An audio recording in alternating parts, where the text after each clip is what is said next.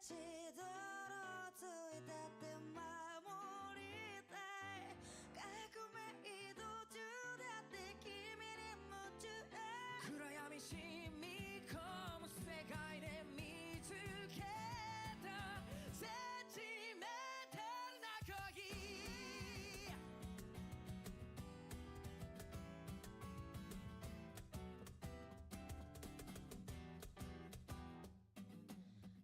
甘くぬかるんだ眼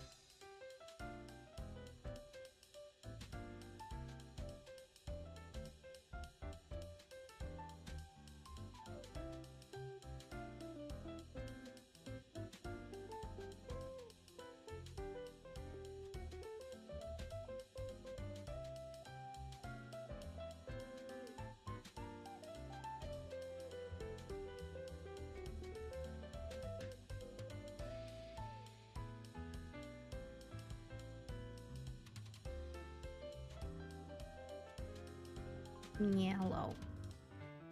What day is it? Tuesday? Yeah, it is Tuesday. Okay. Happy Tuesday. Hello. Let me fix this. This tracking is a little bad.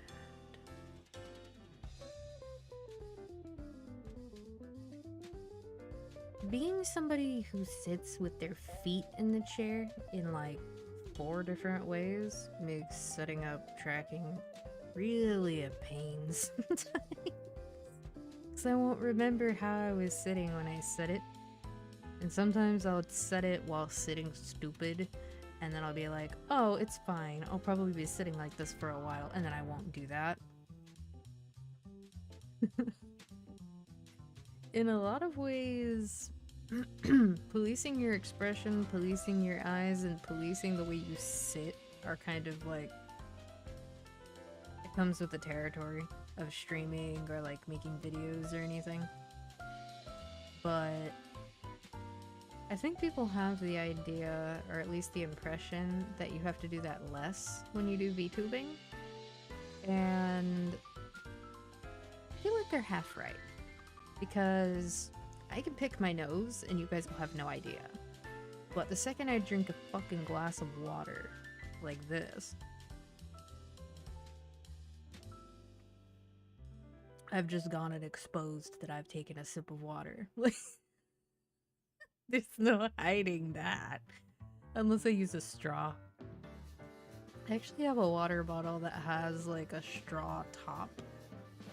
It's like one of those flippy ones, but I've had it for so long that I feel like the top of it will never truly be clean again. So I don't use it anymore.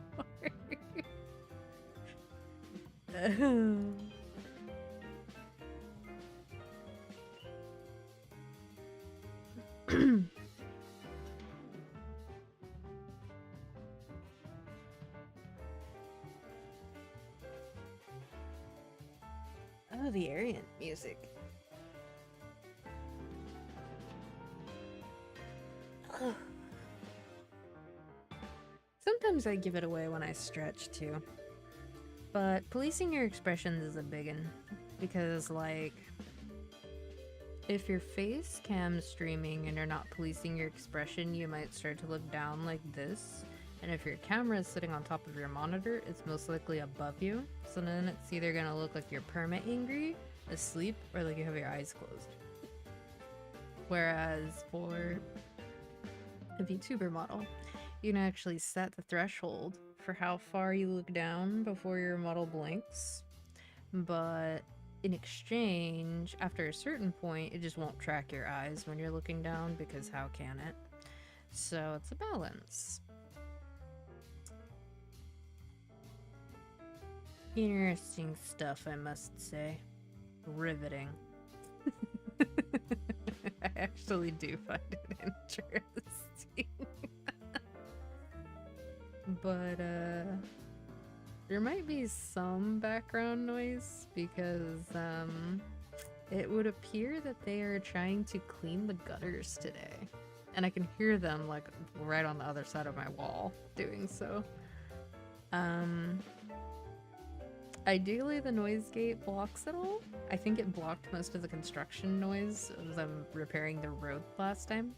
They seem to be getting things kind of in ship shape. I wonder if maybe they have an upcoming inspection of some sort, or if this might just be one of those times of year where they get to renew a lot of leases.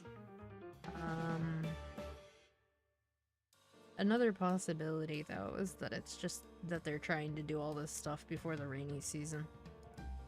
Which,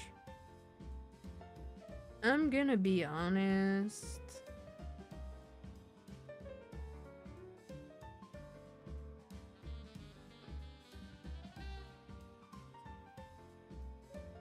I think that's fair, but at the same time,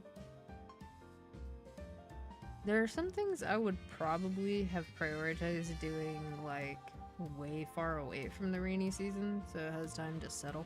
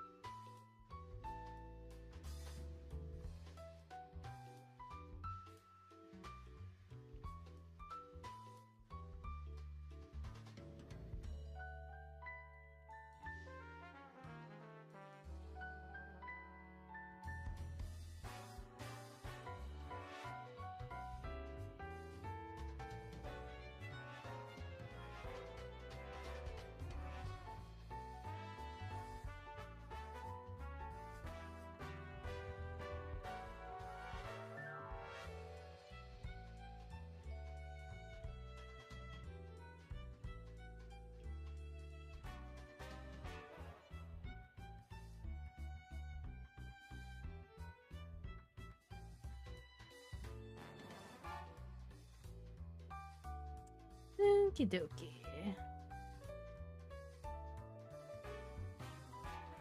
I was debating whether or not I wanted to do... Well, okay, want is a really strong word, actually, but... I was debating whether or not I was going to do the haunted house daily. I probably should. Actually, no. I will just do the remaining kills for this first.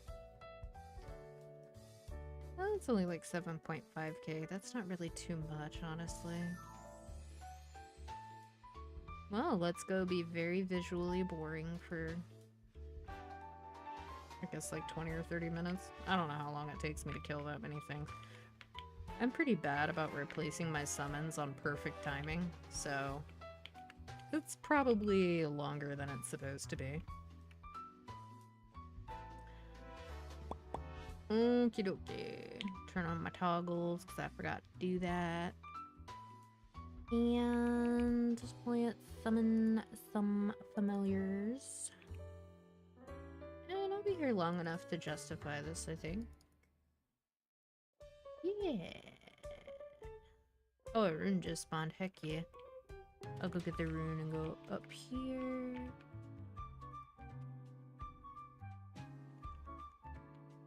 And I really need to start using these VIP boosters. They keep giving us so many as of like the last couple of events, and I keep just not using them. They're giving me too many. I can't possibly hold all of these EXP items. And it used to be that I just didn't use them because I'm not usually motivated enough to grind, but the current EXP curve feels fine.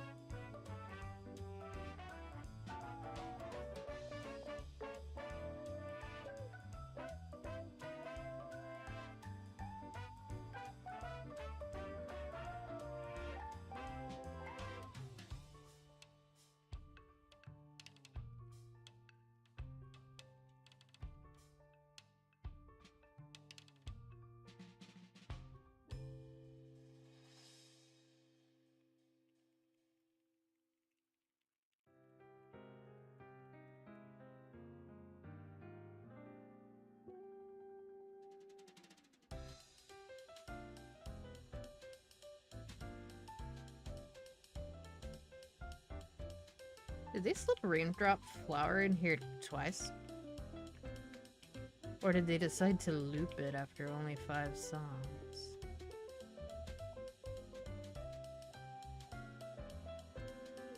Not that I mind Raindrop Flower.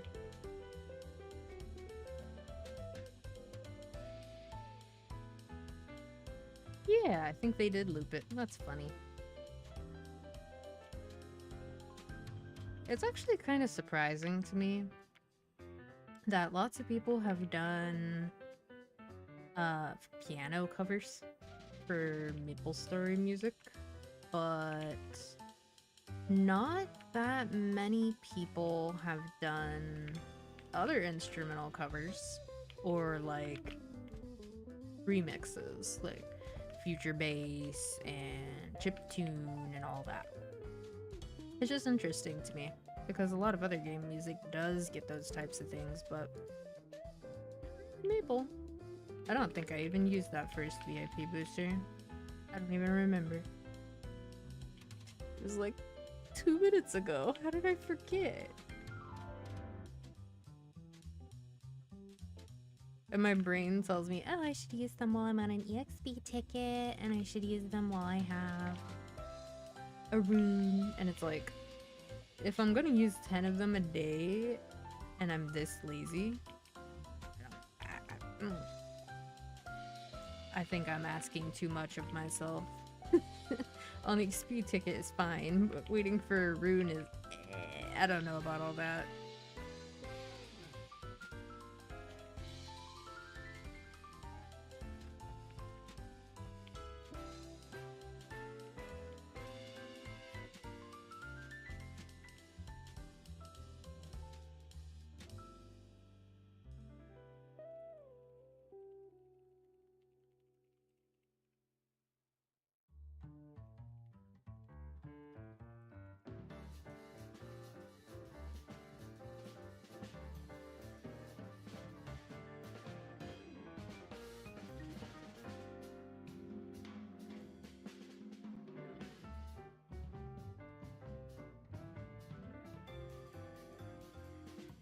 Yeah, they definitely looped it. That's funny.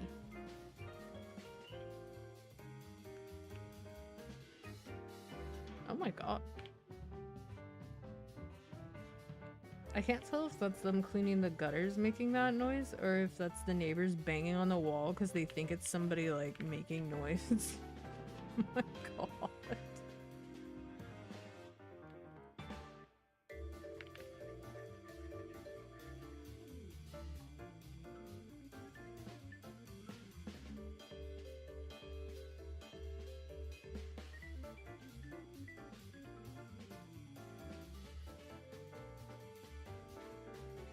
Ooh, Notestone. I still don't actually know what character I want to give Notestones to now.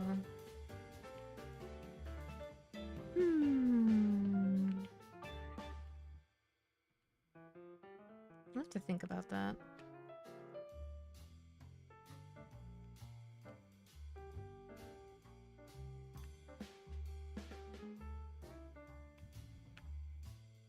Oh my god, they're so loud.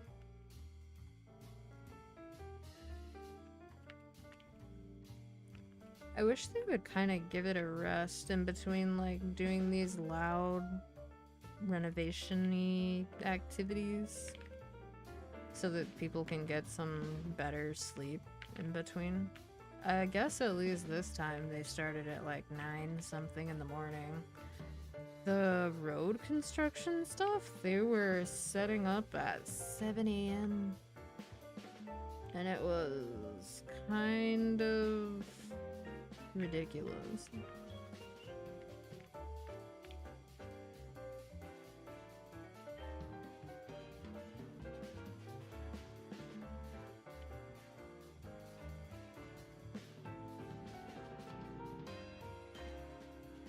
This octopus is one unlucky motherfucker.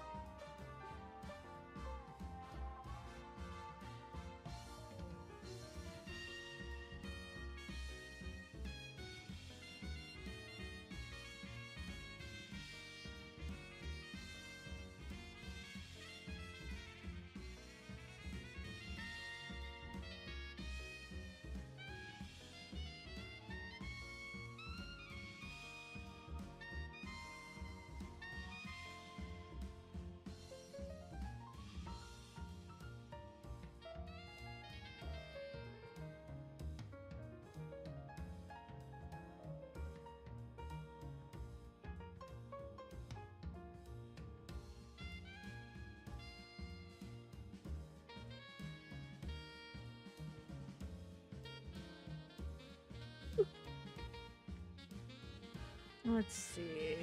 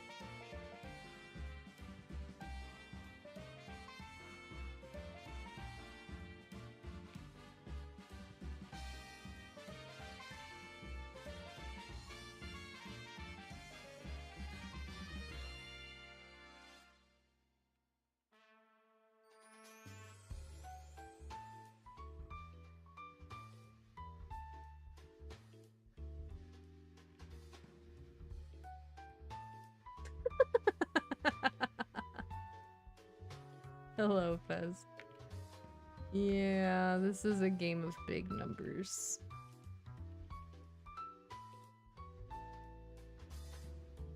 There is an event reward for killing a certain number of enemies per week. So I am just cleaning up the last bit of that. And I'm just sort of teleporting around picking up all the items because my summons kill things. So like this kills this whole side of the map. And then this kills almost all of this side of the map. And then I have a thing that if the thing detects that there's still things alive in range of other skills, it'll zap them. Kind of like a chain lightning effect. It's pretty peaceful, pretty mindless, very easy. Granted, this is still considered more active than what some classes in this game do. At least for leveling and farming, bossing is a bit more involved.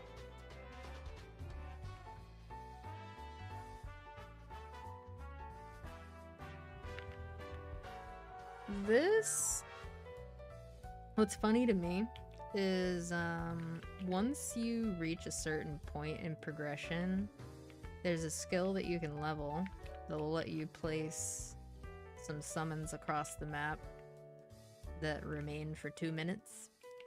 And as long as you have something that's like actively attacking, the summons will keep hitting. So there are people, like I knew there were people who played like gacha games and stuff while they were killing monsters in Mushroom Game. But recently I have heard tell that there are people playing competitive FPS on the side while they're doing it too. And I'm just like, I couldn't do it. I was the kind of person that I couldn't like alt-tab at the beginning of League matches back when I used to play League of Legends.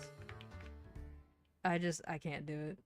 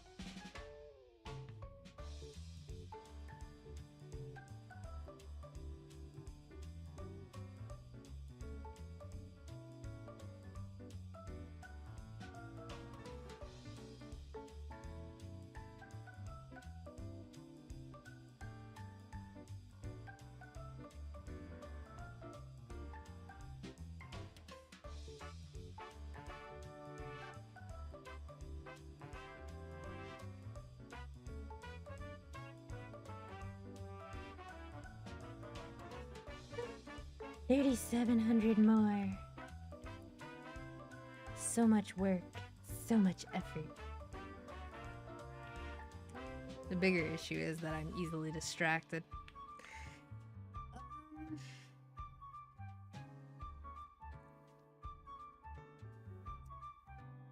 Although, strictly speaking, I don't really even care about the last kill reward all that much.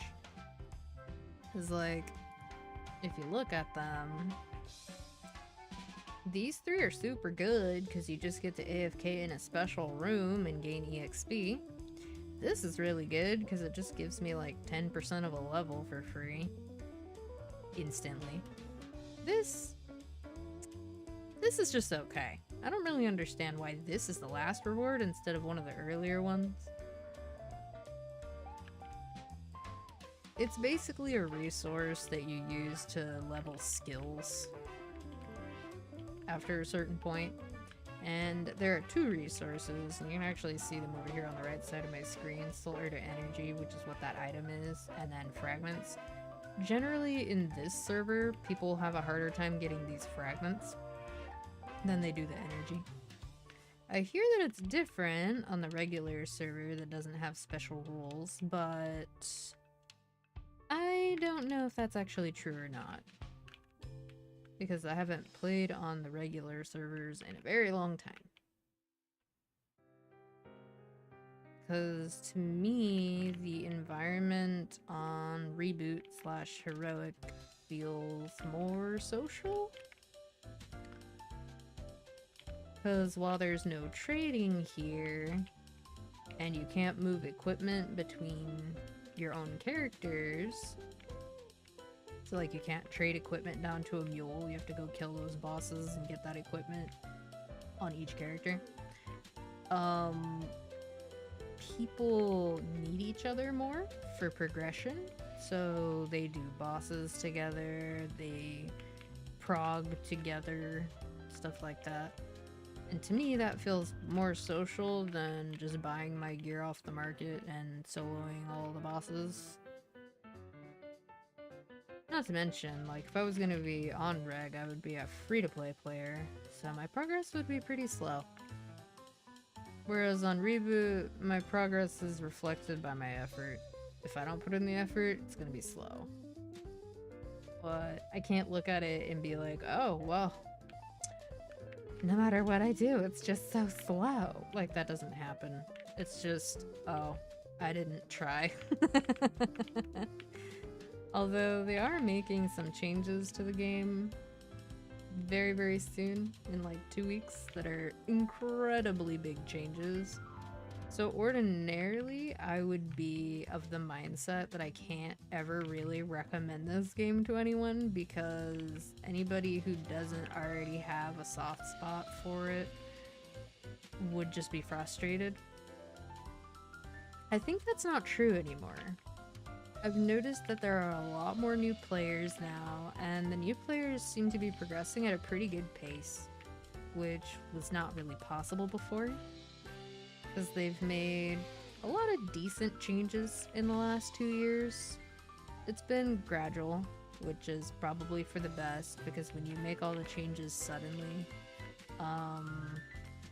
sometimes they don't stick, and also you don't know how everything's gonna interact with everything else. So they've just been slowly and steadily making the game more convenient and more player-friendly to some extent over the last couple years. There are still some changes that are a little bit late from other versions of the game, but they announced some really good stuff like 3 days ago that have to do with basically reworking progression, and we don't have all the numbers yet on like how long these new systems are going to take to be helpful. But we do at least know that they are happening, and they are happening soon, so we'll have answers to that very, very, very soon.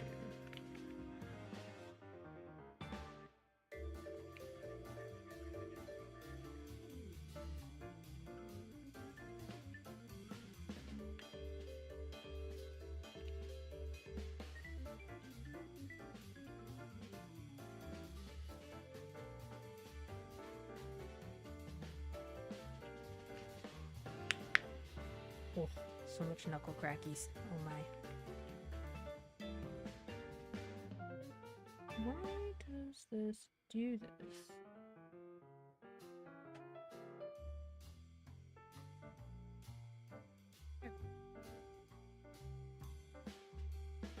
On the other hand, I've also played 6 new games in the last week, so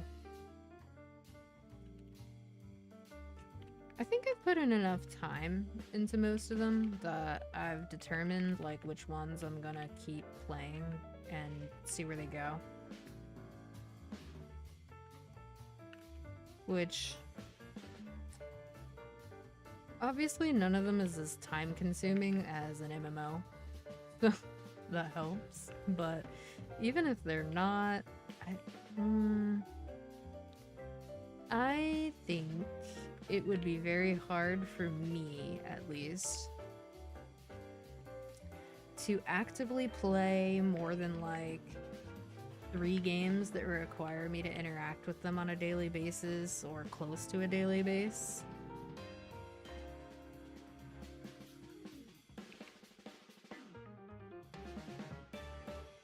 Like I'm actually starting to really feel like games that have no recourse for if you skip being a daily player are some of the more disrespectful of your time. Especially if they have maintenances at inconvenient times. But if you take, like, for example, Wuwa and any other game that is a gacha game set up around the, like, 160 currency per pull, which is also what Hoyo does. You get however many you get from your dailies, and then you get however many you get from whether you own the pass or not, and it adds up to between like 15 to 20 extra pulls a month, which doesn't sound like a lot, but when a patch contains like 80 pulls or so, and you might have access to all those pulls and you might not, because some of them might include in-game modes that don't favor characters that you have, 15 to 20 extra pulls makes a really big difference in terms of how you approach who you pull for and stuff. Especially if it's a game where, like, pulling the weapons is really important. On the other hand, games that are more MMO-like, where you're mostly getting perks or cosmetics for your money,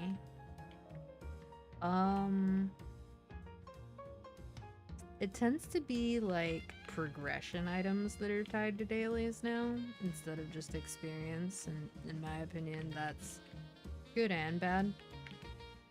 This game is moving towards turning dailies into weeklies, and it's gradually done that for a while now. It's actually turning the most annoying daily that it has into a weekly in 2 weeks, so we'll see how that goes. On the one hand, though, it's a daily you can only truly get all the rewards from on one character, but having it be a daily means that you can alternate which character you do it on. Having it be a weekly means that you probably can't do that anymore.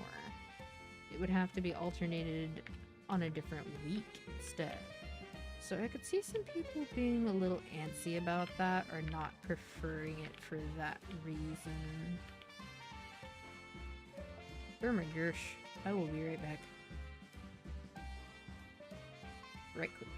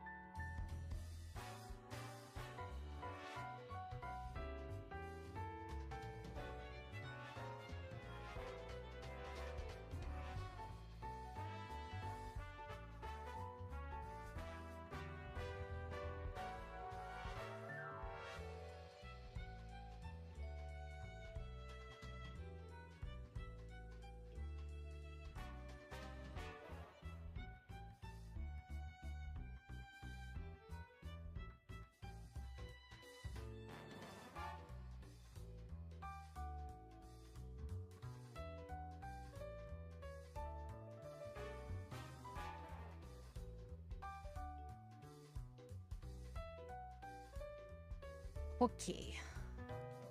Oh my, just in time. Because you can stand AFK in a map for a little while, but a little monster will spawn. And if you're not actually there and attacking, it can kill you because it disables potions. Anyway, my stomach is very, very angry today, so I may have the occasional BRB. Hopefully not, but if so, they will likely be very sudden. He's just a little guy. He's just doing little guy stuff. But also he's an asshole and must die.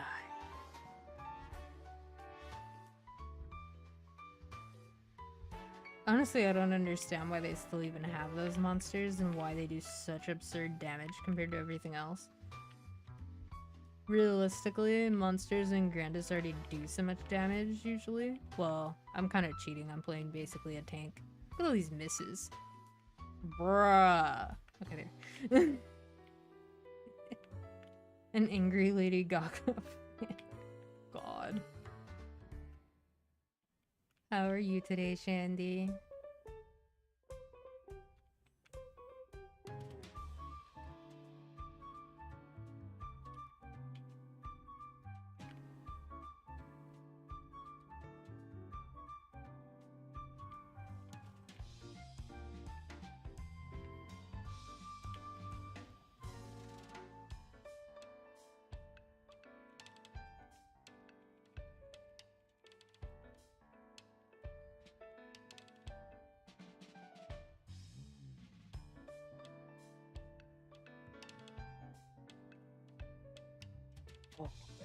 Tamales actually stay really good in the freezer.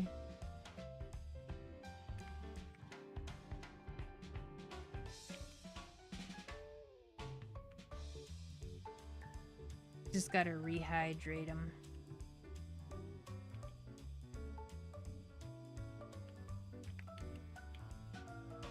When I was a teenager, I got really spoiled on the fact that where my mom worked for like 2 or 3 different jobs, there was a tamale lady who, I feel like anybody who's experienced having a tamale lady nearby knows what that means.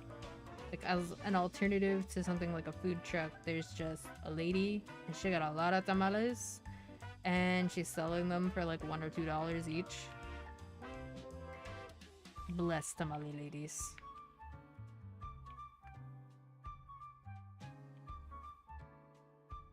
That's how you know that, like, they know what they're doing. I've never met a tamale lady that didn't make a dope fire tamale.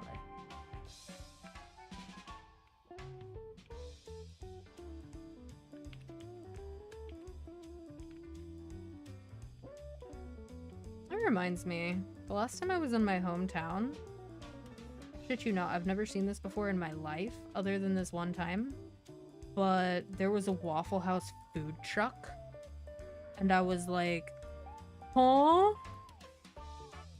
They were parked downtown next to a craft beer bar, and I was like, that's a really smart place for a Waffle House.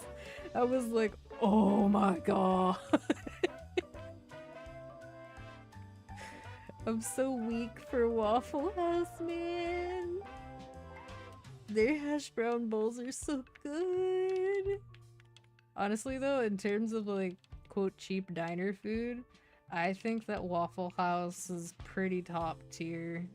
It of course depends on where you live, but the Waffle Houses in my hometown were good. The ones in Atlanta were pretty good too when I lived there.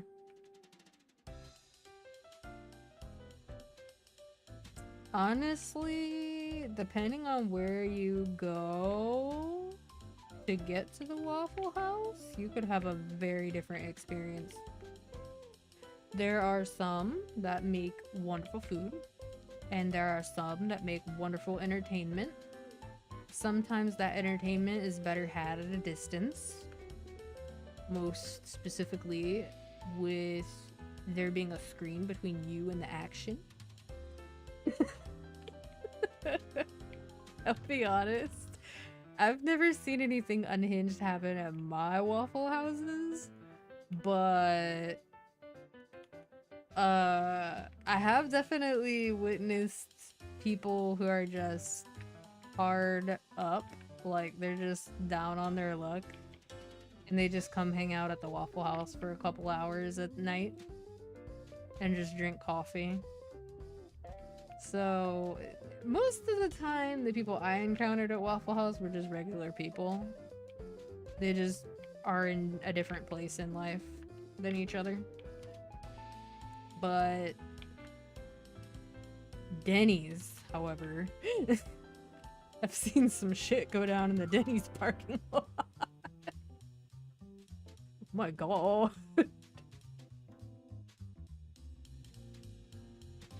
Waffle House is one of those places I kind of wish would expand more, but there are some places where I think it's just too expensive for them to operate their business model. There was a place when I was in New England. I think it's called Stacks. I think it was in Maine. So it was one of those days where I went to Maine to do DoorDash because DoorDash in New Hampshire was kind of not great sometimes. It was so good. Like, we waited forever to get the pancakes, but when the pancakes were on the plate, they were really good. They were so fluffy.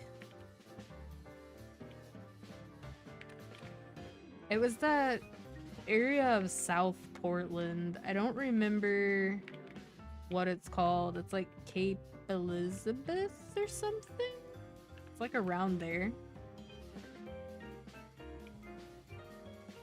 Very pretty houses, but very expensive.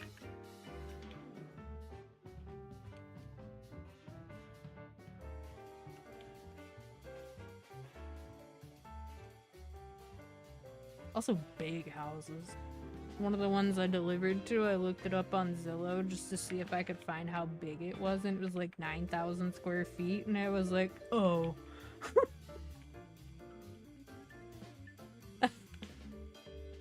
That comes with a few extra expenses, I feel like. So true. Honestly, it depends. So, like, living here in, I'm like, what, 2.5 hours away from the water? Living here is starting to be the same price as living on the actual coast, because there are people who've decided they would rather live here and commute to the coast. So you would think there would be a high-speed rail between here and there, but there is not. There is a rail, but it is not a high-speed rail. It's just a regular Amtrak. And it takes like 3.5 hours. I've taken it before. And as far as commuting goes, it depends on exactly what time you leave at, but it can be as short as 2 hours, or it can be as long as like 5.5 if you left at the wrong ass time. So I don't really understand why people would be willing to live this far out. And still pay the same price. And it's not like people here have like a yard for the most part. There are people who have yards, but like those are people who are buying houses, not the people who are like renting sleeper studio apartments and stuff. It's just weird. I mean, there is the perception that there's less crime here, but I think that's just people being prejudiced against inner city life. Like how people have this idea in their head that the suburbs are inherently safer and better, even though you're basically paying a premium to live in an inconvenient area that's not near any of the shit you want to go to. It's basically guaranteeing that your neighborhood will never be walkable. And for what? So you feel safer going for a walk to nowhere? It's... I understand the benefits, but like... I don't think they're worth it.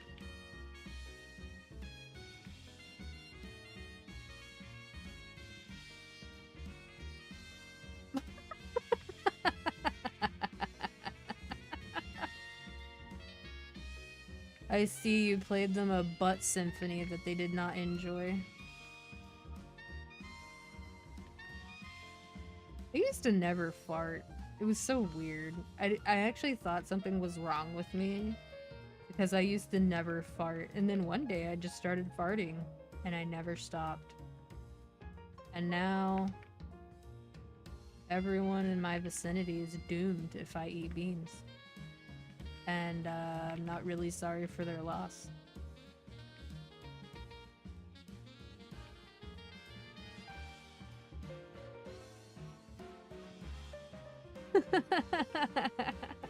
That is a really funny typo. Yeah, I think people have this perception that just because something is a city and there are more people there, that the percentage of crime is vastly higher. But the reality is that most violent crime is committed by people you know. And in small towns, people tend to know everybody, or at least a lot of the people around them. And when it comes to non-violent crime, there are more people, therefore there will be more non-violent crime, like people breaking into each other's cars and stuff. But percentage-wise, it's not extremely high a lot of the time. It's just like more people live here, therefore there will naturally be more people who do bad things. But there will also be more people who mind their own business. It's like back when people were trying to compare which country was fatter between the United Kingdom and the United States. And the reality was that at the time, technically the UK was fatter than the US by like 2 or 3%. But if you're comparing directly how many fat people are in each country, and it's roughly a third in each, a third of the United States is 100 million people. A third of the UK is like 20 to 25 million people. So obviously there are more fat people here in the United States. That's just how it is. It's a bigger country. And both countries being compared to each other actually makes a lot of sense because the UK and the US have a lot in common when it comes to diet. And food convenience, food availability, reliance on carbs to fill out our diet if we're not super well off, that kind of thing. And the fact that it is as close as it is between the two should actually be a data point worth looking at. But people were too hung up on the idea of, wow, there's 4 fat people in the US for every fat person in the UK. Like, that's not how you read data.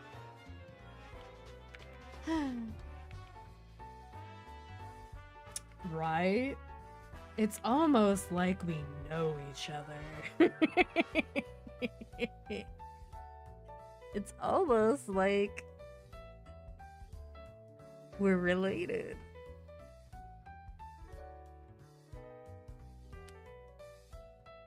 That's true. I would say that reporting is very selective for basically everything. And what I think is kind of crazy is like there are actually fewer reports covering things like instances of school violence, despite the fact that it's a pretty prevalent issue. Not just like things involving guns, but stabbings, bullying that results in a person potentially losing their life, or like becoming permanently disabled, that sort of thing.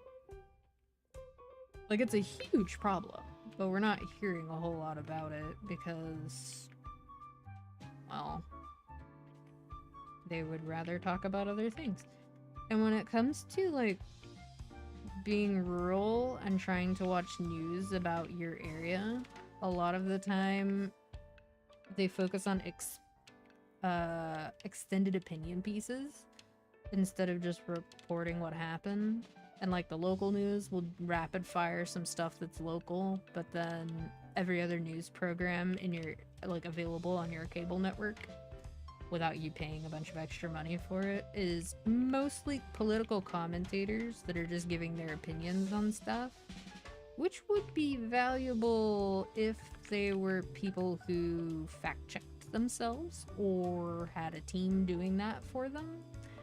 But they'll say anything, and that's pretty dangerous. Words have a lot of power. Especially first impressions of a situation, a group of people, or even just a single person. It's very hard to change a person's mind, and it's not really productive to approach a conversation from a place of trying to change someone's mind. It's in fact a lot easier if you instead talk to them, find common ground. You don't agree with them, like you don't lie about your beliefs, but you don't use those as a reason to not engage with them. Instead, what you do is you get them to know you a bit, and then you stand by your convictions. And then they see what kind of person you are, and what you believe, and why you believe it. And that requires human connection, which is something that we don't have as much of now. And people can be very intense, so it's not really a huge surprise that that's a really expensive thing to do sometimes. Like, I'm glad there are still people who do it, but I 100% understand why we can't all be that person all the time. Oh, what's this?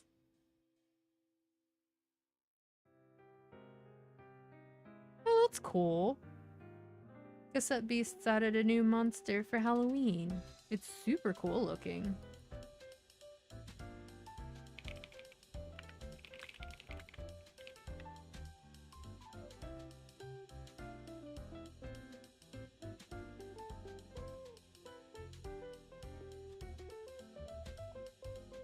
That game had really cool looking monster designs, like, in general.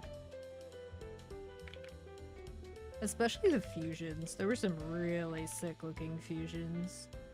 What an ambitious idea for an indie game.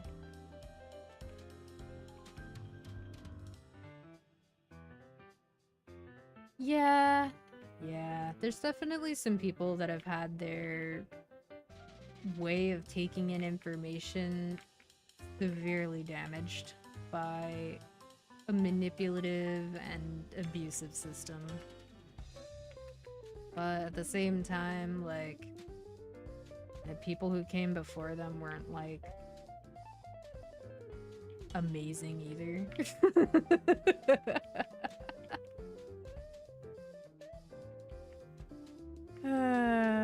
We just have to hope that the pendulum swings hard enough in the other direction that it gets better. But to be honest, if somebody's going to be unreasonable and they're saying something that's, like, obviously false, like, you know it's not true, just shame them.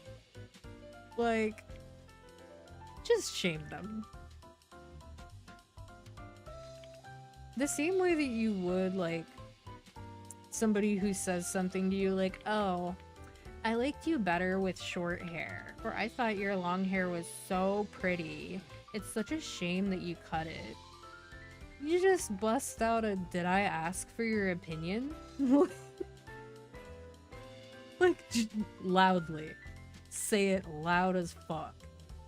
Like, draw attention to it, make it awkward, embarrass them. There's a chance that they'll escalate it, but most people will learn that you are not to be messed with like that. Now, granted, there are some situations where it's not always safe to do that. I would never advocate for someone to do so if they could potentially be harmed for it. But let's say that you're at work and it's a coworker and there's other coworkers around. They've met this person, they know how they are. Just embarrass them. Just do it. It's worth it. The same thing with if somebody like approaches you and says something inappropriate about your beliefs or your views, like, it wouldn't matter whether it's like a political view, a religious view, or anything else really. Just, if somebody is not minding their own business and inserting themselves where they don't belong, just embarrass them.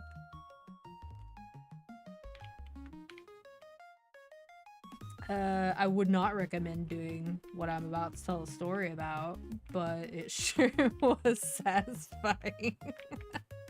I told this story a long time ago, so it's been kind of a while.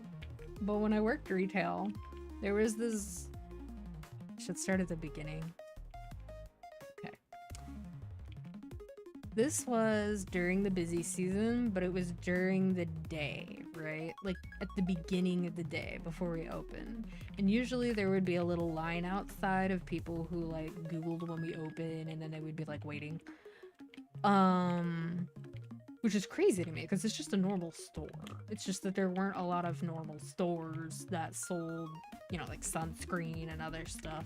And nobody wants to pay the convenience store price for sunscreen. Holy shit, it's already so expensive. Like, if you slap a convenience fee on it, it's so much worse. But,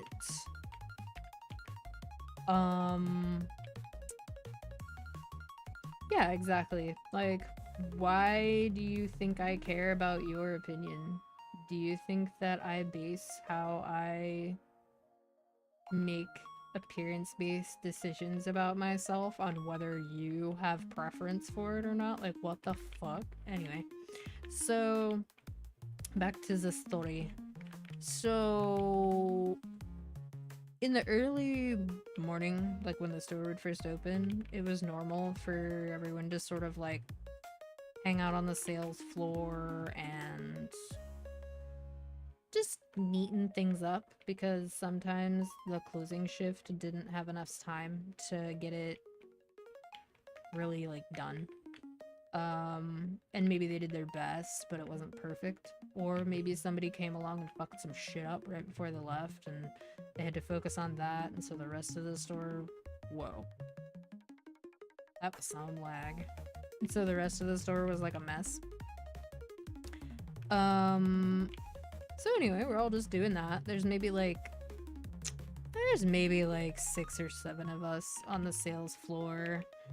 And this was a day, I believe someone had called out.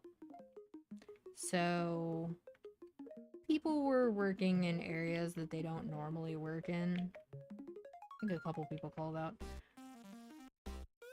And the only manager who was on staff that day was...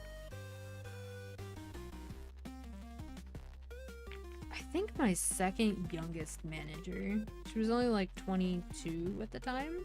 She was much more responsible than any of the other 22-year-olds who worked there, but she was still just 22. So even if you are a polite person and respectful and have good sense, it's pretty given that your life experience is still that of a 22-year-old. So for her, this was scary, and I understand why it was. Anyway, so this gentleman walked in, and he was looking around, and as I was putting some stuff on, like, a fairly low rack,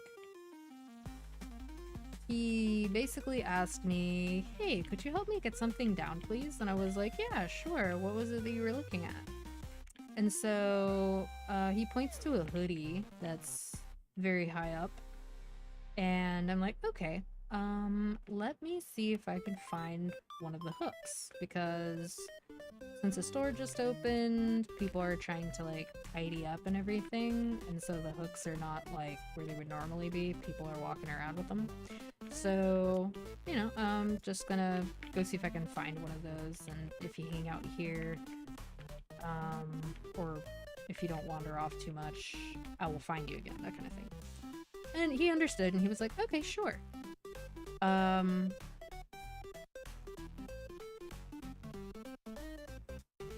think what I had said at the time was, like, if you wanted to go ahead and look for the other things that you wanted to pick up, I can meet you back at the front of the store to pull it down for you. Something to that effect. And he was like, oh, great, sure. So he goes and gets, like, his sunscreen and stuff. And he's wandered off already. So I found a hook. Because there's only 2 in the whole store. And it's a 2-story store. And I'm upstairs. So I've just gotten the hook, right? And there's this lady downstairs who's staring right at me. And I'm like, okay, so she obviously wants something from me, and I'm holding a hook. So logic dictates that what she wants is probably something up high. So she called out to me, and I walked down and I said hello, and I asked her if there was something she needed that I couldn't hear over the radio when I was upstairs. And she instead kind of talked about something unrelated. So I was like, empathetic. I think she was talking about, like, how things were on the beach or something. So I was sympathetic, but I was kind of scanning for the gentleman who had originally asked me to get him something. And she commented on me looking around. I wasn't moving my head or anything, and for the most part, I wasn't super obvious about it.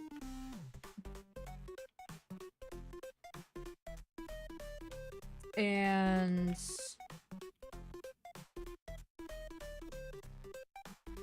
basically, she decided to walk away after a little bit. And what I had said to her before she did that was, you know, oh, I'm just keeping an eye out for a gentleman who asked me to pull something down from a high place for him. Don't worry, I'm still hearing everything that you're saying. I just have to do both because that's my job. And as it turns out, the gentleman in question walked up just a moment later after she had decided to walk away a little bit. And I was like, oh, hello. Like, oh, hello again. Did you still want that hoodie? And he was like, yeah, I think so. And I was like, okay, great.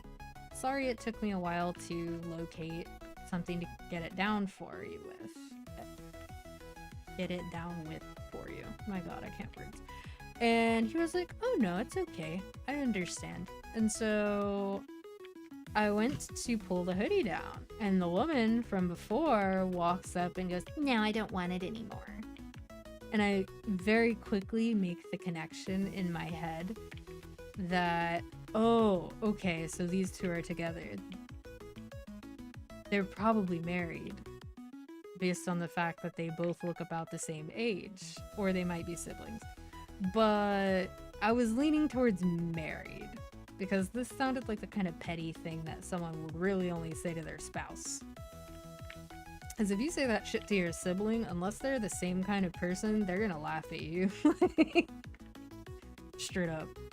So she gets really huffy about it and crosses her arms and is basically acting like a toddler. Mind you, this woman is in her 50s. Visibly. So he never told me that there was something she wanted from a high place. She actually never told me that there was anything she needed at all. She just launched into complaining about how some beach worker was acting on the actual beach, which, from my understanding, they were just trying to do their job and collect trash. And I think they had just politely asked her to not do something because it's harmful to the wildlife. But I don't remember the details anymore. I've actually blocked out a ton of things from that job.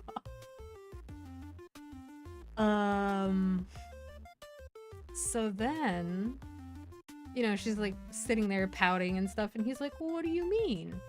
And she was like, blah, blah, blah, something, something. She was so rude to me. And I was like, hey. Like, I'm just standing there. It's a Saturday morning, 8 in the morning. These people are most likely on vacation. I have no idea how on earth she's decided to like wake up and be this rude, but you know, whatever. So he tried to get her to talk about it and she was like, no. And then she goes, I'm gonna go wait in the car and you better not buy it. So I was like, blink, blink, and he just looked at me and was like, well, I got, well, like he couldn't say anything because he'd be in trouble, basically. So he just gave me a look like, I'm sorry for wasting your time. And so then he goes, he gets his other stuff, he goes up to the register and whatnot. And by then his wife has re-entered the store. She's standing in front of one of the doors, like inside but blocking the door visibly. And she is complaining to anybody she can possibly get within earshot about how I was so rude to her and ignored her and only talked to her husband and all this other shit. I'm actually at the register right then covering for somebody who needed to, like, a bathroom break. So I'm only about like 10 feet away from her. And she's talking loudly enough that I think people 50 feet away from her can hear her loud and clear, even over all the chaotic noise that happens in a touristy store. So,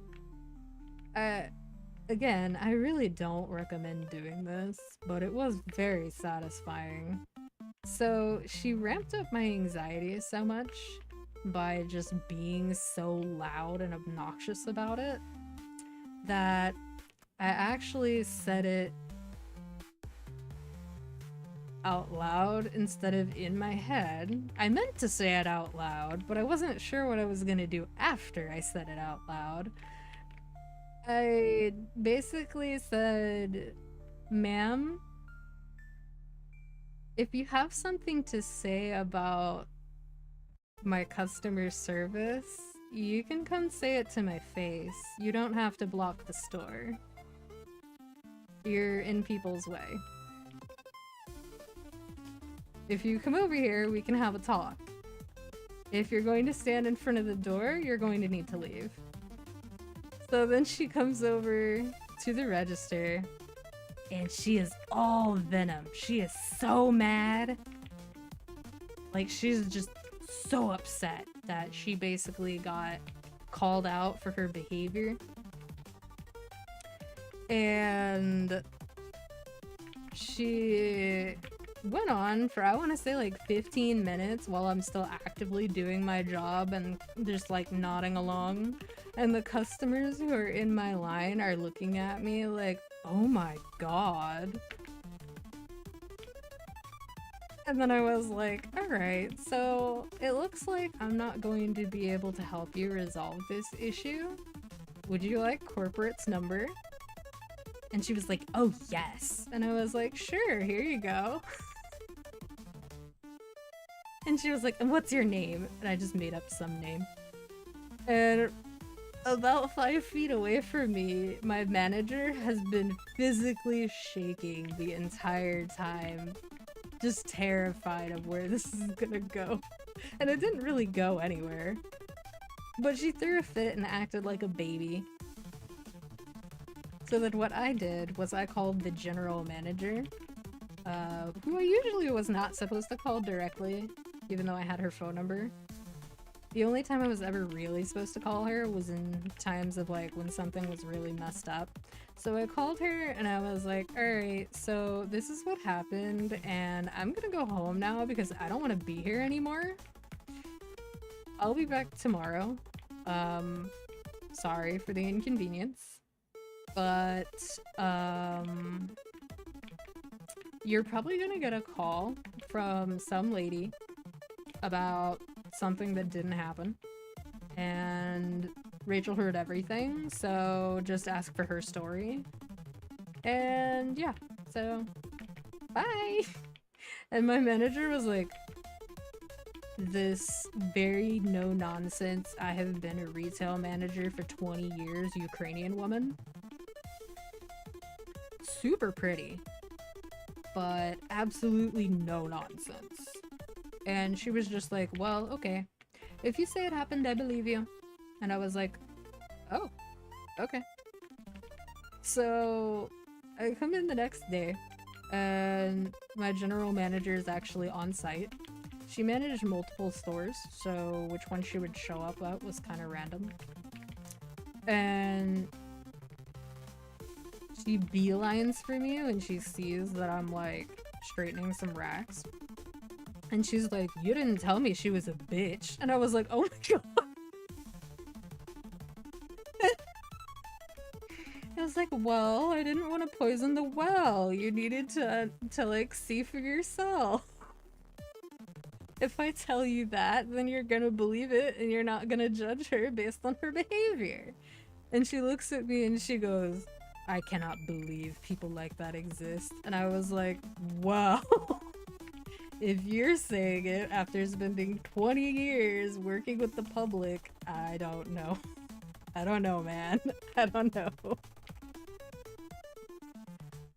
I have lots of goofy stories from that job, but that's still one that honestly still kind of pisses me off.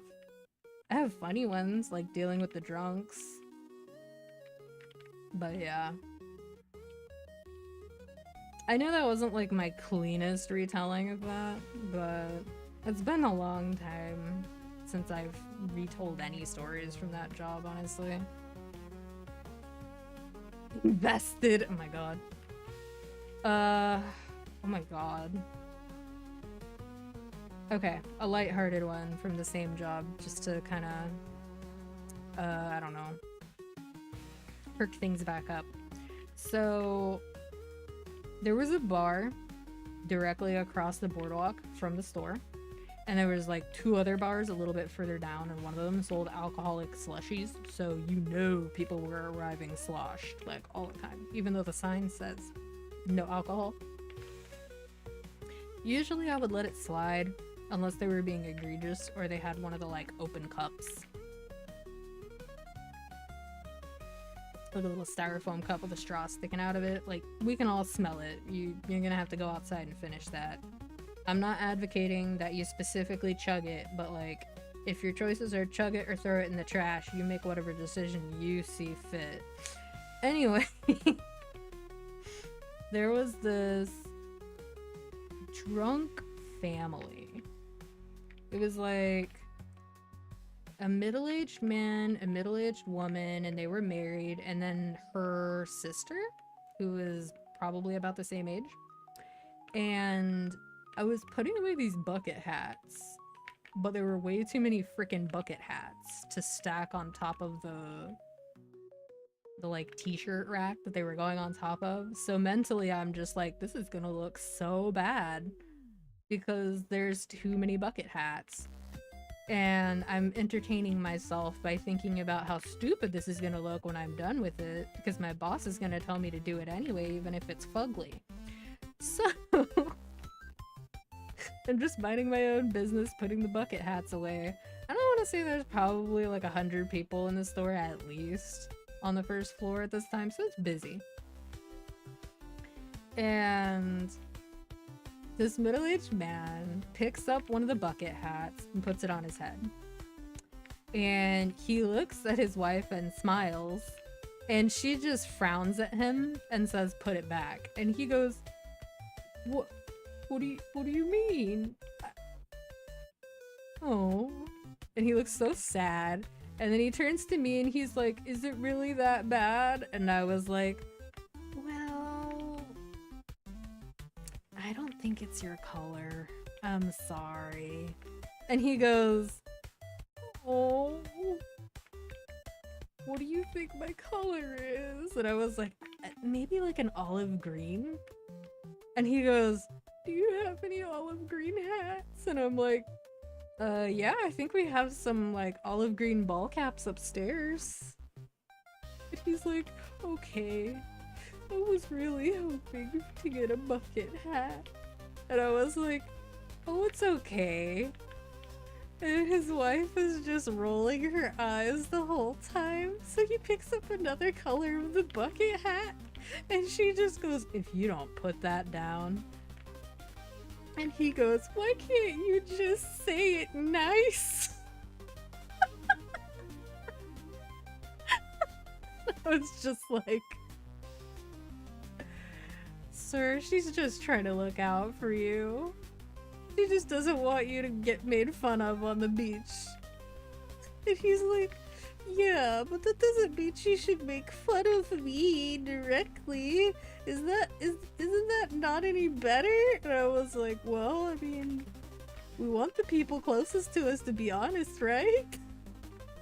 And he's like, "Yeah, I guess. But sometimes I tell her lies to make her feel better."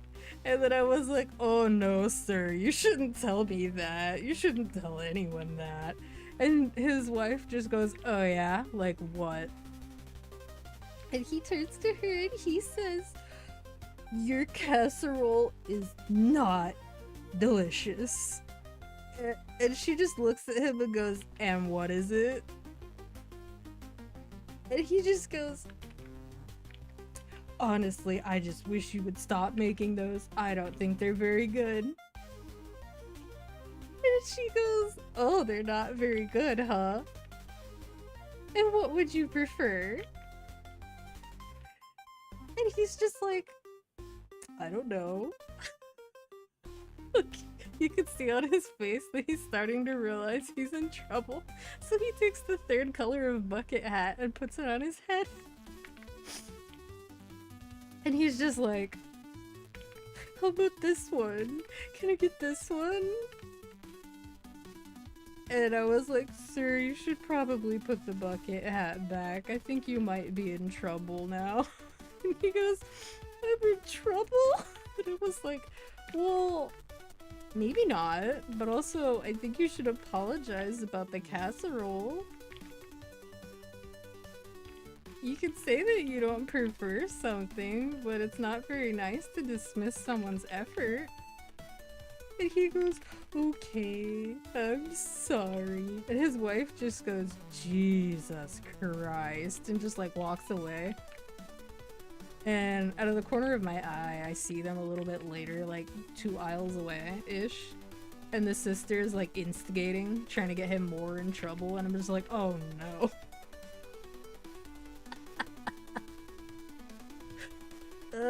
The majority of the time, though, the people who are drunk show up so drunk that you have to kind of treat them like children.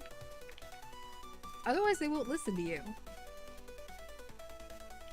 I've told this one many times before. It's like a really small, short story, but I was at the back register, which is the one that faces that bar.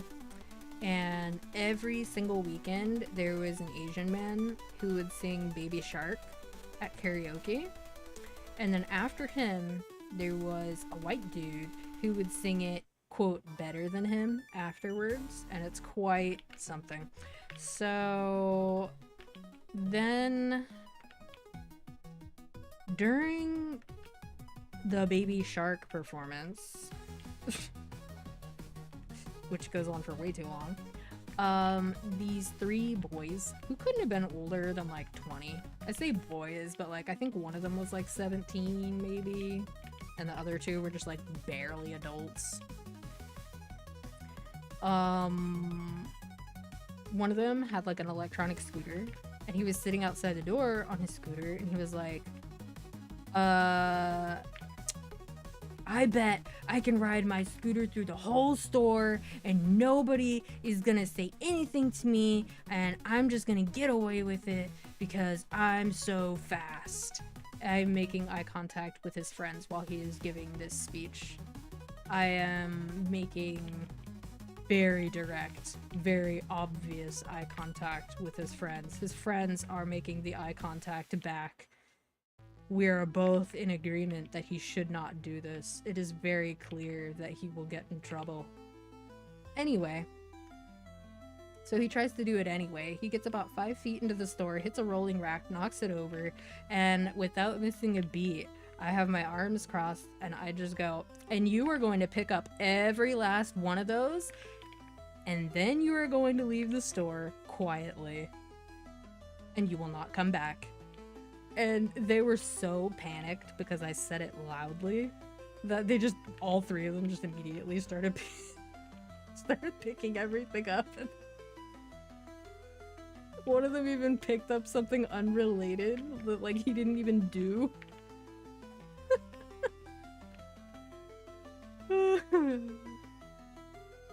So funny. People are hilarious.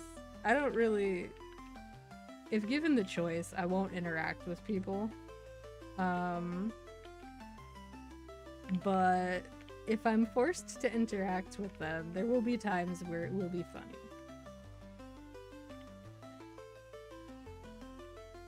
I'm kind of split in terms of like whether or not I want to work in retail again or service. Part of me is like, no. Another part of me is like, well, I wouldn't really mind being a barista so much. Not necessarily like a Starbucks sort of barista. Not that there's anything wrong with being a Starbucks barista. I just feel like it would be a little too busy for me. Especially with people ordering really complicated TikTok drinks. Like, I feel bad for their staff. But, like more recently with the like say his name thing, that was so petty. Like how many of the people who were trying to get service workers to do that, how many of them would have said say their name about like anybody else who experienced gun violence, people who were traumatized or killed by it? Like, it's so petty and one-sided. Some self-righteous bullshit. But anyway, they don't get paid enough to deal with that kind of thing, honestly. But more so what I mean is like maybe a quiet hipster coffee shop where you have a little more time to take someone's order and like you're in a position to actually give them a recommendation because you're not trying to bust through a big ass drive-through line at the same time.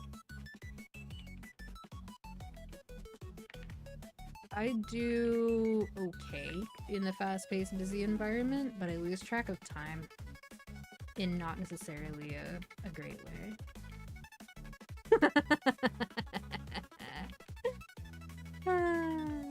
If you're lucky, maybe I'll remember some more later.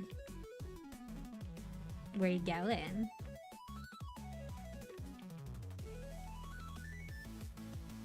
I'm such a distraction.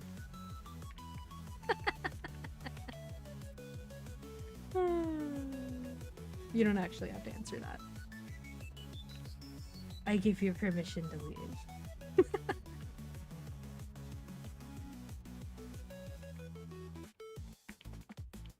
Oh man. Oh. Now for the people who don't have to go anywhere, I did just remember a very bizarre person who used to call in to customer service during the very brief period that I thought that I could be a call center worker before I learned that I cannot, in fact, be a call center worker. Oh, look at you. Very proactive. Well, I hope that it goes well.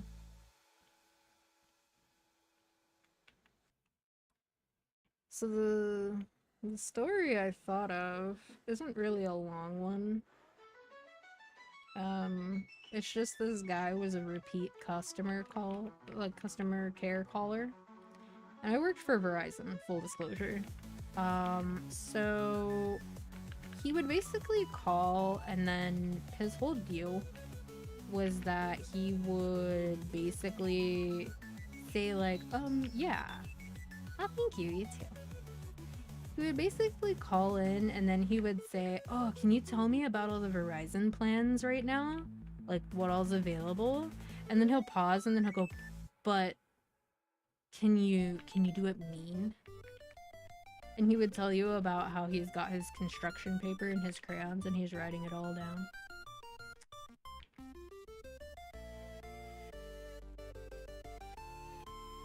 It was, silly. Still better than the people who call customer care just to like jerk off to someone's voice. And the very first call that I ever got working at that job, see, they always said it was super rare to get a like an emergency call or anything like that, but right out of training, the very first day that I was supposed to take an actual call myself, I got a domestic violence call where someone told me that they had locked themselves in the bathroom and they couldn't seem to get through to their local police office, like their police department, because, you know, they had an ongoing case and they were supposed to call, but they forgot the number. Or it wasn't going through. And so, because of Verizon's internal policies, I wasn't allowed to tell them that I could see the number they were dialing was wrong. But I had a feeling that that was the case. So what I did was I got one of the 3 people on like the premises who actually had the ability to Google something, because I wasn't allowed to do that. And I was like, hey, so this is the situation. I think this person's probably dialing the wrong number. I have no idea how I'm supposed to be able to tell them that without telling them that I can see the number they're dialing, which they told me explicitly not to do. So can you do me a favor, Google the actual phone number for the police department that she's trying to get in contact with, and then, like, I don't know, can I just ask her, like, hey, is this the number you've been dialing? Like, I was trying so hard to work around it.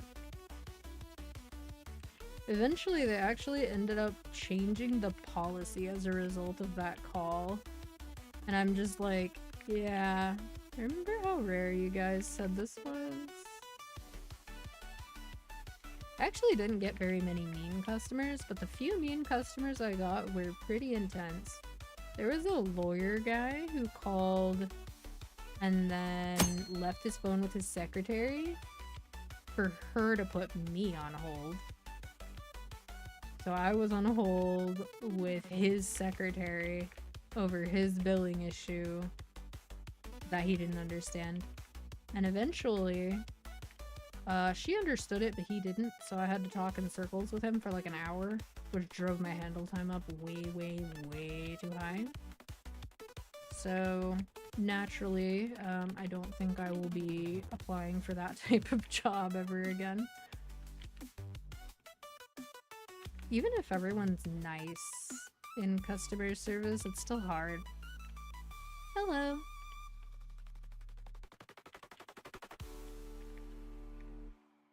It's also, like, criminally underpaid for something that is a skill that not everyone has. Like, not everyone has the patience, but also not everyone can create a positive experience for people.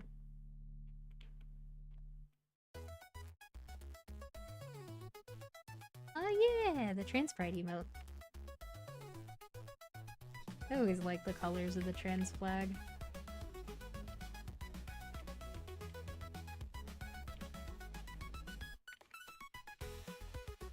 Even though, like, I guess we're kind of like past the whole pink is girl color and blue is boy color, but I think those colors look nice together. I also like the NB flag. I feel like they both turned out real nice.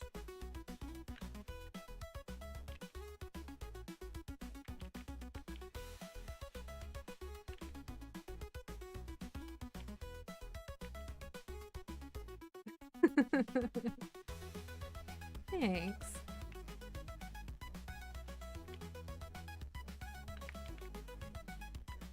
That is actually one of the more frequent comments I get. If you can believe that.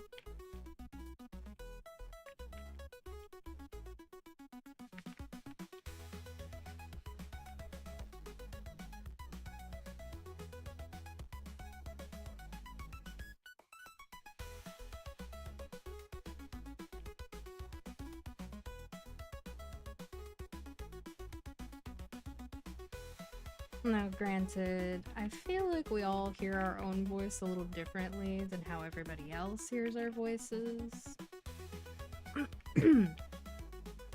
For me, since I've been sick lately, my voice doesn't sound very smooth. But I'd imagine it sounds smoother on stream than it does in my own head.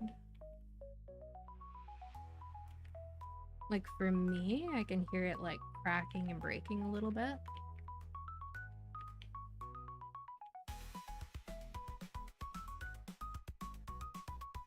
But if I go back and I look at my VOD, that's usually not really the case.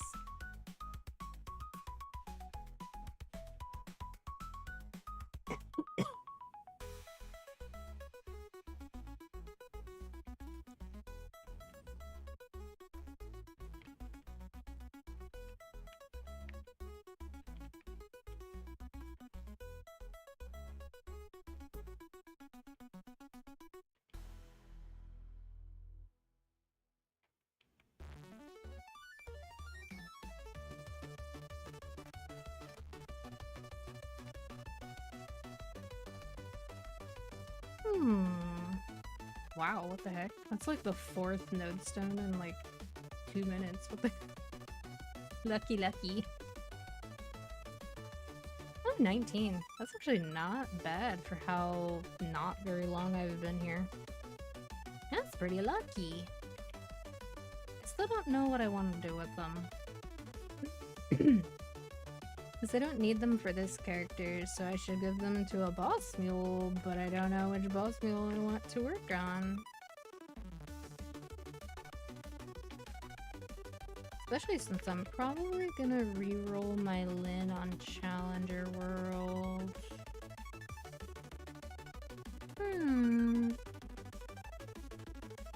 Oh, another node stone. What the? Bruh. So many node stones.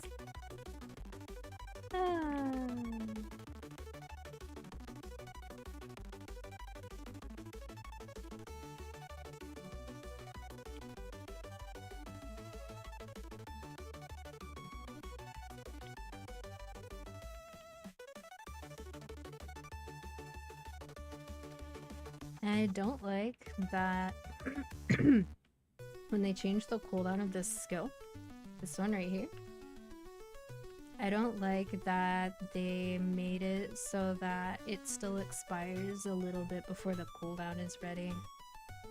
It's annoying that they did that. I mean, I do have a filler skill to use in between, but I feel like they should have just made it 100% uptime.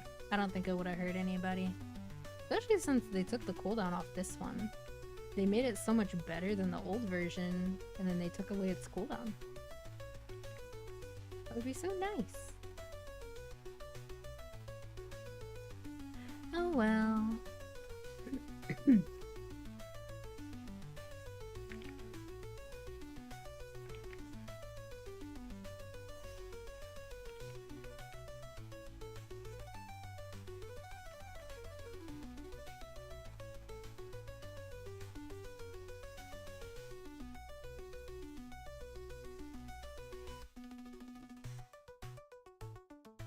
Although perhaps I should have said 안녕하세요.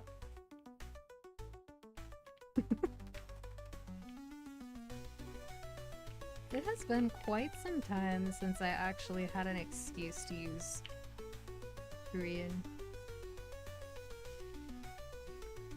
I did used to play the Korean version of MapleStory, so I used to have more excuses to practice. No, not so much. Sometimes reading game patch notes, maybe.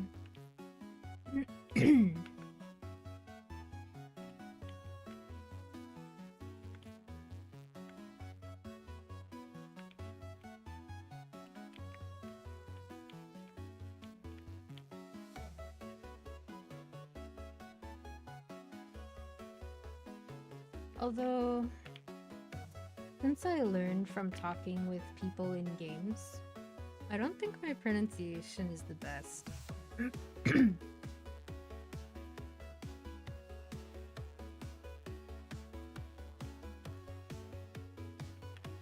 Because people talk differently when they're talking casually or when they are using like shorthand for games.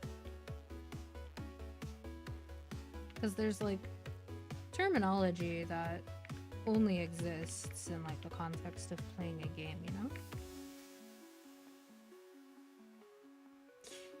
I want my auras back. I know how you feel. They have done a lot to make the class feel better with incremental changes, but it's still very weak. In terms of the damage chart, like for a very brief period, we were up. We were big ups. But they've been gradually nerfing the support because the Korean MapleStory community is very vocal about how they feel about support classes. So a lot of classes that offer support are having their support reduced. So it kind of takes away from the identity a little bit, but the personal damage has gone up in response. It does and it doesn't. So like, some aspects of new BAM look really good. But there are some skills that don't look as good. Like, this got kind of remastered because of Hexa. Finishing Blow. But in my opinion, I don't think that the remastered Hexa Finishing Blow looks that cool. It doesn't have the same impact as the old Finishing Blow animations did. But they increased its range, but they didn't increase the number of targets it hits. Why did they do that? Yeah, ordinarily I have to turn the animations way down to boss. I have them up more right now so I can see when my summons expire. I would say most classes you feel like you have to turn the animations down to boss. And yeah, Bishop is still pretty top tier. That's the one support that they're hesitant to nerf. Although, in the current KMS update, the one after the update that we're about to get, they did nerf Benediction, like just straight up take 10 seconds off of the duration. They didn't compensate them anywhere else in their kit for support. They did give them more, basically more solo damage in the process, but yeah, so that was interesting.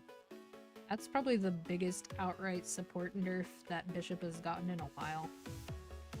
That said, bosses being 3 players late game is also a pretty significant nerf to Bishop.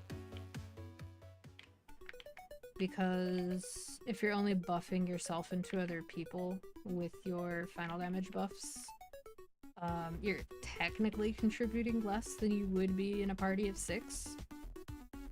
Whereas Lynn just buddies up with one player in the party and pops Awaken. Depending on the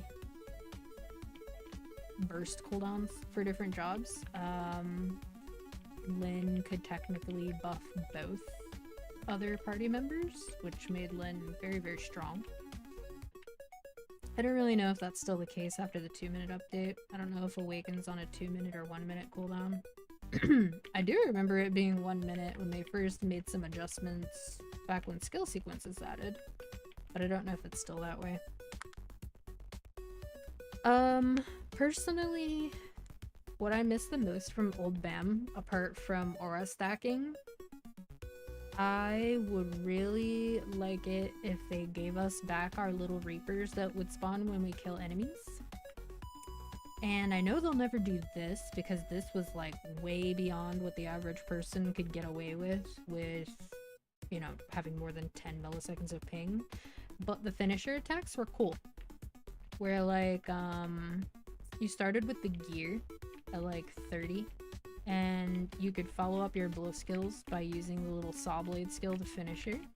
And then later, this skill, Sweeping Staff, or Battle King Bar in KMS, it used to be that you could use that the same way.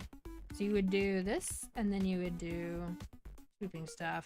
Let's see if, there we go, it's up now. You would just finish with that, and you would just keep going back and forth. Yeah, they actually made BAM teleport client-side now, so it feels great to use. That's one of the things that was 100% an improvement. And like, I can teleport multiple times, I can change directions, I can go twice in the same direction, I don't need a platform. Like, it is the best teleport in the game. Like, bar none. It is very much the best teleport in the game. And there's some people who don't like teleport and who will never like teleport. But to those people, I say if you're gonna play a teleport class, pick this one. It's so satisfying. It's such a great movement tool. And the other classes that have similar movement, like Hoyoung and Hayato, etc., they have like a bunch of different skills that they have to use to achieve that level of mobility. Not BAM. You have all this built into just one skill. It's so good. That said, like, obviously there are downsides, but I think the aesthetic and the teleport are probably why new players would pick up this class now. Yeah, I think the bind skill is part of why this game went in the direction of burst and bind, or bind and burst rather. They were for a little while veering away from it, but I find it funny that the 2-minute update turned everything into a 2-minute or a 1-minute burst class, which is a page straight out of 14. But in Maple, it actually makes boss design less restrictive, whereas in 14, it makes boss design more restrictive. So, it is what it is. Like, for example, Slime as a boss, has like a 30% final damage reduction at all times, unless you've just completed his test, which he does every 3 minutes. So because there were 2-minute, 3-minute, 4-minute burst classes, Slime was just a really crappy designed boss. And it still feels kind of crappy now that everyone's 2 minutes, but it's less crappy than when there were 200-second jobs where we would just barely miss the window. I felt bad. I would say that felt worse than 4-minute, because at least the 4-minute jobs still had like a mini burst they could use in between. It's just not good. Granted, the state of the game as a whole is considerably better and about to get better than it is now in 2 weeks. So as long as they keep making changes in that way, I think the new players that joined during the summer events will probably stick around. Like, they're pretty big changes, I would say. Oh, 100%. It's becoming a lot friendlier in terms of progression, and to be honest, I feel like it needed to be, because we were in a position where the community had so many people that were so bitter over other people's luck that it just lived rent-free in their head. And the game itself is designed around that, and that's specifically to get people to spend to progress, but in global, the server where you spend to progress is not the server that has the majority of people on it. It's the server that you spend a lot of time on, and you might get what you want. So it's like, you kind of do have to treat that differently than the way that KMS is currently going. Oh, 100%. They're gonna hate it even more after these changes. Like, the vocal high-spending minority of KMS is what got KMS Reboot closed. I still think it's so duplicitous that Changsuk, who is the person who was ultimately behind Reboot's creation in the first place, took away part of Reboot's final damage buff right before they added a brand new boss at high end because of pressure from KMS players. And then, in less than a year after that decision was made, he also made the decision to close Reboot, calling it a failed experiment. I was like, alright, look, I know you have shareholders to impress, bud, but holy shit. Like, at least wait for people to forget what you did first. Now, I will grant, KMS has made some big changes since closing Reboot, like Magic Wand and Miso Cubes and that stuff on Reg. And GMS Reg is particularly jealous of these changes without necessarily understanding all the implications. So, the changes that KMS got only work because the population on Reg is huge. The GMS population on Reg is not big enough to sustain those changes. There will not be enough things on the market for you to continue as is, basically. So, when you think about it, even for Reg, they're gonna have to adjust some of those changes. But the bitter that I was describing before within the community, the bitterness, it's something that also exists between Reg and Reboot, but Reboot doesn't really have animosity towards Reg. Reg just has people who are frustrated over feeling like the game isn't changing fast enough, whereas Reboot admittedly does have more patient players. It is kind of the nature of the server that you kind of have to be patient in order to progress. And that's not really me saying that Reboot players are better in some way, it's just that people who are more patient tend to be attracted to the Reboot model more than Reg. But anyway, What I dislike seeing is when reg players are so frustrated that they misrepresent changes that were made in their benefit as basically saying that GMS has only made decisions that benefit Reboot ever since doing Go West. One of the weirder arguments that I saw in one person's thread was, oh, well, Reg doesn't care if they add new familiars that are higher leveled. That's only a reboot thing because we can just buy stacks of familiars on the market until we get what we want, and it doesn't matter which familiars they are. And I was like, okay, you know how much people pay for a gain of like 3% IED or like 1% extra attack or magic attack, right? Let's just have a little look here. This is why adding higher level familiars is good. This is Arcus. This wouldn't have existed without people asking for higher level familiars. And look at that, it has 2 useful stats. If you wanted 1% magic attack without that, where is it? Where's the Aqua Road badge? There it is. This thing. This thing was one of your best ways to get it. Not only is the second line on it useless, it also requires that you get a Seraph card. And Seraph, the card for Seraph does drop. It's not a booster only card, but it is such an obscenely low drop rate that it's really not pragmatic to go farm it. And so no one does.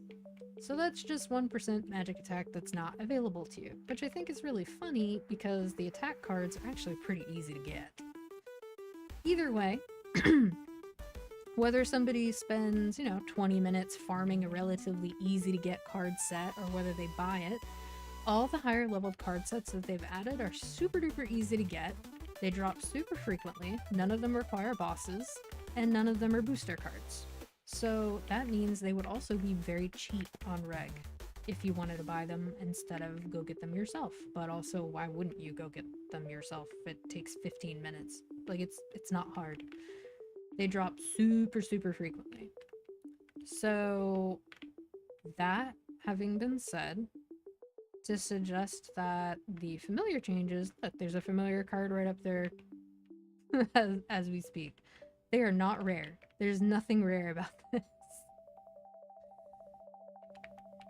I have killed over 5,000 of Seraph and not gotten a card for it, comparatively speaking. So, like, just so we're clear here, that is a very hard card to get.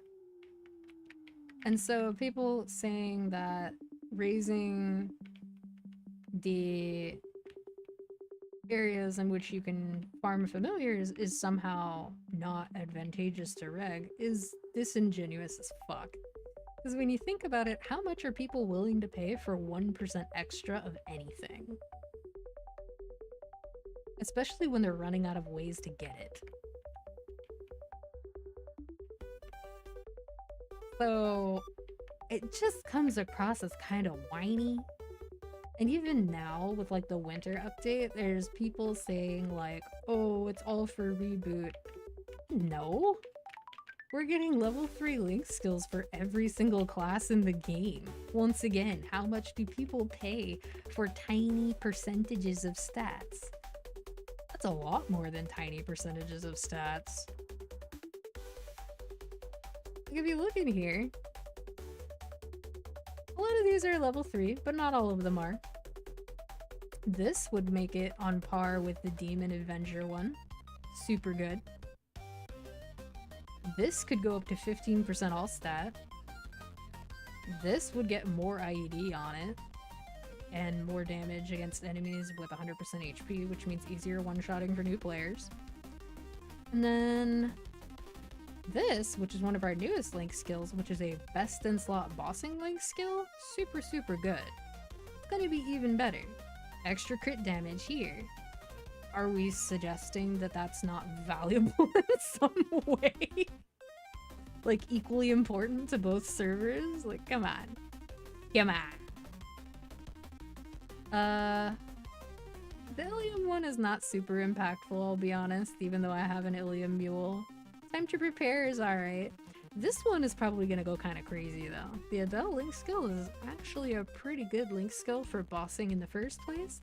Raising it though raises the minimum boss damage, and then obviously it goes up the more party members that you have, and it buffs your party members, which is really cool. So it's just, personally, I wish they would increase the amount of link skills you could have equipped as well, but whatever. I'll take what I can get. These are free stats. They benefit anybody who's new to the game, or mid-game, or anybody who's trying to transition from one phase of the game to another phase of the game. Like, it's not hard to understand, I feel like. Another thing that's quality of life is these little bags. They're going from being able to have 5 of them active at once to 10. Everybody's inventory is going to be so much more manageable. Like, admittedly, yes, Reboot having to hang on to a lot of spares of items was part of the reason why people's inventories were chaotic, but that doesn't mean that Reg server wasn't holding on to like a bunch of old event items, and they have scrolls which take up inventory space as well. And souls take up a fuck ton of space. Like, I don't even know where the soul bag is in my inventory. I used it and then I forgot about it. How is anybody supposed to look at this mess and just instantly know where anything is unless they lock it? Hey, wait a minute. Where did my little octopus go? Oh, I claimed it. I claimed it because it hit level 7. That's the first fucking time any of my octopi have hit level 7. It took me the whole event. I already got the medal and everything. Stingy. I was not about to roll for a chance at 8. If it were this one, I wouldn't care. True. There just need to be better ways to manage your inventory. 14 has actually only increased the inventory space one time. It increased it one time, and it was to the armory chest. Because they were like, oh, we have more jobs now, so you have more stuff. It wasn't enough. And then they have the problem of they condensed all the gear sets down to 7 types. Bending, striking, maiming, scouting, aiming, casting, and healing.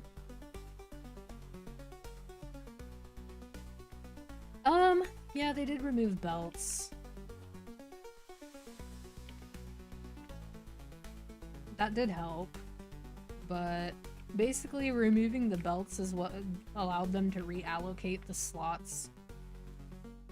I think that was what they said when they explained it. But 14 is like held together with staples and glue. And considering that it's been that way for like 13 years, I would say they're still doing alright. But it's very obvious that they're expending a lot of their limited resources on the graphical update stuff. And they were also expending a lot of their limited resources during Endwalker, trying to make everything up to Endwalker be soloable because of duty support. And then there was Final Fantasy 16, which they swear up and down didn't affect development, but we all kind of know it did. Especially when, like, it's the same composer. So we know that there were other people who were also either pulled directly from 14 to work on 16, or were working on both at the same time. I'm a brokey. I don't have a vac pet. This map actually isn't that terrible to loot, but I can only really play this way because I have class summons.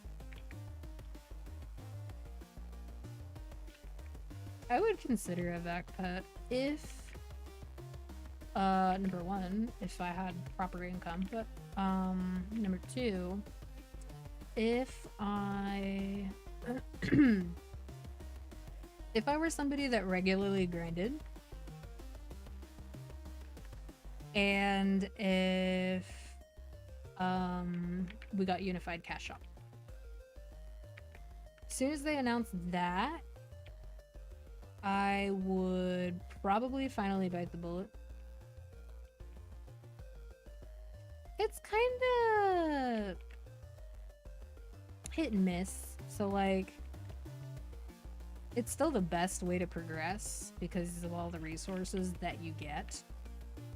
But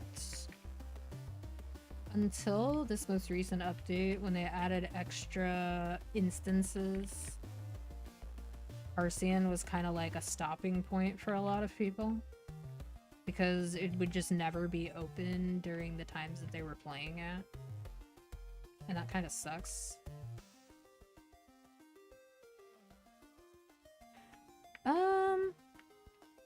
What's kind of shifted again?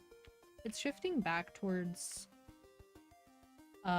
grinding because the way that most endgame players are looking at it now, if you boss mule, you make money, but you don't get any of the other stuff for developing your character. And you also don't get the stuff that you would need in order to develop more alts either. So people are more on the side of advocating for actually level grinding. That plus bossing FD for your level. But grinding itself has changed a lot. The loop that I used to enjoy with BAM for grinding was always the telecasting with Aura Scythe. This shit. In terms of like really late game grinding, after they reworked BAM, took away Union Aura, slapped a cooldown on it, and then sold it back to us as a 5th job skill. Yeah, I'm not bitter. The smoothness of doing this with 10 attack speed was so nice. But now I'm kind of like too lazy to do that. But it genuinely was very unique. And people talk about like, oh, it hurt my hands or whatever. It never hurt my hands. BAM never hurt my hands. Ilium hurt my fucking hands. Bossing on Ilium with my nails being too long at the time was horrible. I hated that. It actually, like, it didn't give me a cramp, but it didn't feel good either. Like, it wasn't great. Ooh, free pizza. Hell yeah. Yes. Yes, they did. And I think that was the right move. I think making Soul Janus available to everybody was the right move, but at the same time, if everybody's gonna be equalized in terms of leveling and, like, farming, they need to take that one step further and start equalizing classes at bossing. No more, oh, this class is good at mobbing, so we'll tax their bossing. No more of that. Let people play their dogshit classes all they want to, make them all viable. It's okay, Nexon, you can do it. Of course I say that, but KMS is more balanced now between the classes than I think it's ever been. So, yeah. They kind of are. But that's what'll make it so much funnier if they actually eventually patch out Demon Slayer's teleport farming. Like, guys, you can literally just press a button every minute or so on some classes, and like, it's not crazy. It's not hard. So like, why would we attack Demon Slayers for their bullshit farming? And yet.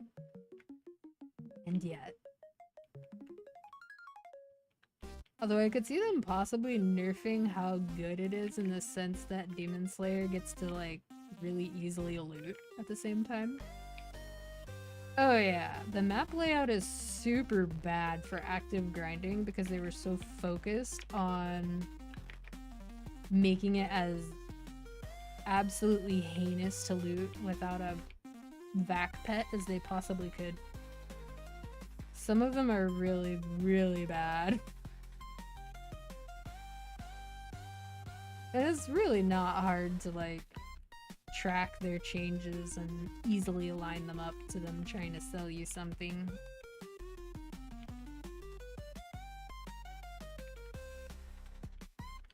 It's also super funny that they doubled down on selling lots of Luxana tickets right before they added extra instances to Carcian. You know there were people during the, like, last couple events who decided they were gonna Luxana their way past Carcian. Oh, 100%.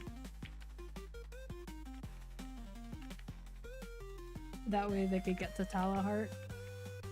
I wonder if the people grinding in Talahart noticed an uptick in people in Talahart after VIP Sauna, or, well, Lux Sauna. I would imagine the answer is yes.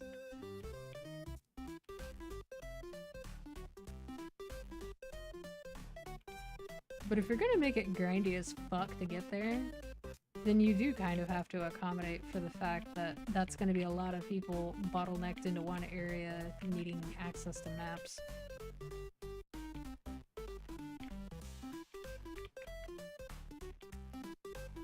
But they'll never go back to party play, so that's kind of how they have to do it. There are some classes you can still grind really comfortably the old way. Lynn is actually one of them.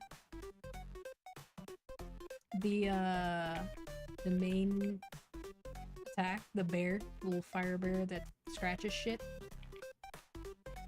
The 6-job version of it is actually so big that you can grind in the grandest maps the way that you would have grinded in, like, non-KMS maps before. So, like, Mysterious Ghost Ship 3.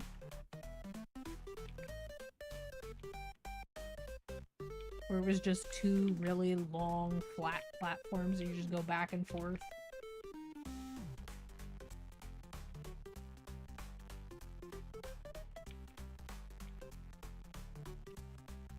I wish they would give us all those regional areas back.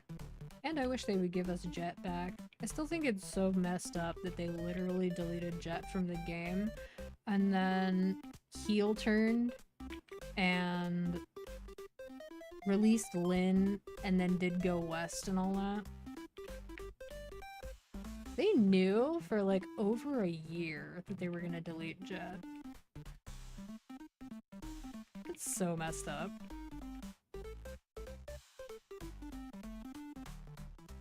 Yeah, that's because the Korean MapleStory player base is all about solo story.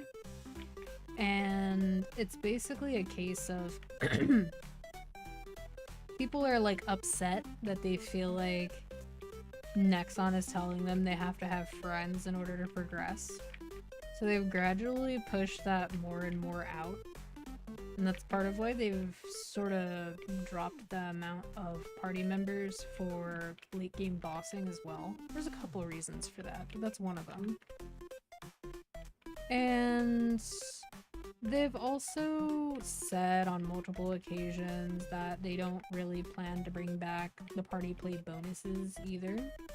Because, quote, KMS doesn't like them. And it's like, well, KMS originally liked them. And also, KMS and GMS are wildly different. That's why I said that I feel like Reboot is more social than Reg. Because in Reboot, people actually need each other to progress. You can do solo progression, but the majority of people figure out pretty quickly that solo progression is harder than it looks. And they're going to hit at least some point where there's a wall where attaining the stats to do party play for something is a lot more accessible than doing everything solo. So for a lot of people, until pretty recently, that was C10. Although now, recent events kind of put you in a position to be able to solo C10 if you got hands. So like, Challenger World 1, it really wasn't that bad to solo C10 on the, like, gear that you were given. Some classes needed a couple upgrades, but for the most part, it wasn't too bad.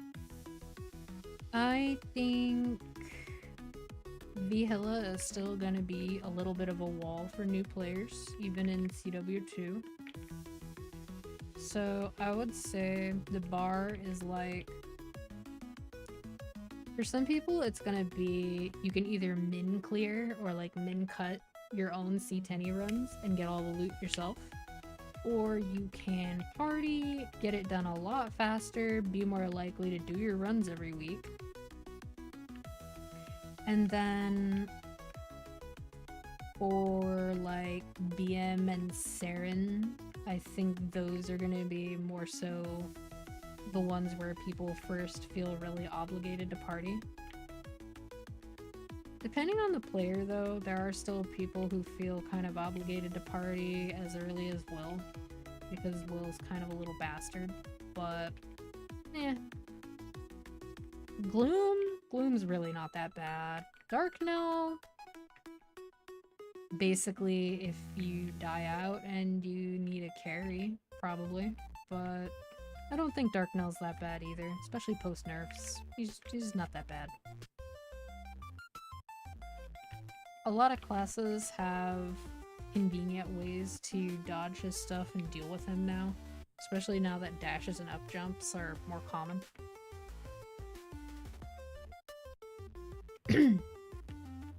But Vihilla, there's really no getting around that you have to actually learn her mechanic, like her death mechanic, and dodge some of the damage that you would take, outside of having 3 large solo healing familiars, which are 15% each, so ticking for like 45% of your health. Then you can ignore her mechanics for solo, but you're probably gonna have to do them at least sometimes. So learning to have judgment on when you should drop is actually kind of important.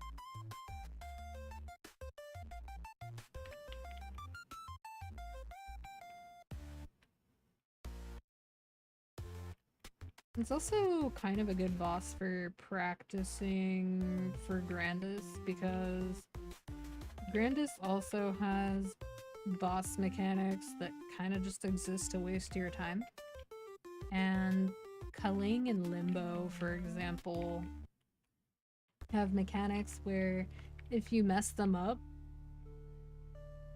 you kind of just have to restart. It's not like you die to damage, you lose because you didn't do the mechanics.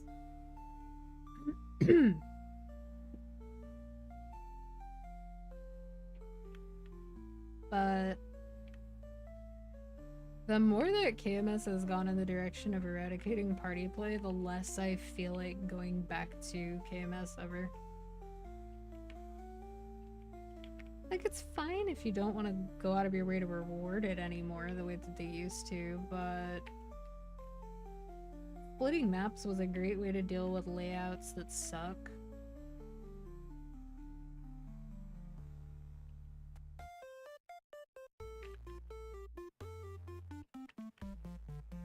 It kind of just is what it is. I don't think I'm gonna raise this last octopus, man. I don't think it's gonna happen. I think I'm way too lazy for that. I feel kind of bad for the cute little octopus because somebody went to the trouble to make this little guy super cute, and everybody hates him because they just had to go and make an event using this cute little guy. And they had to make it basically a star forcing event. And star forcing frustrates the shit out of people. So this cute little guy, people wish horrible things, but this cute little dude, it's just so sad. Man, fuck that guy. He called me a failure. I actually do have inanimate object empathy, so I actually do feel kind of bad. Which is very inconvenient. For a lot of my, like, general feelings about stuff. Hi, Red. What's up? I'm actually kind of jealous about your Hornet badge, because I didn't know that that was a thing when it was going on. But then again, I wouldn't have been able to subscribe to anybody for it anyway.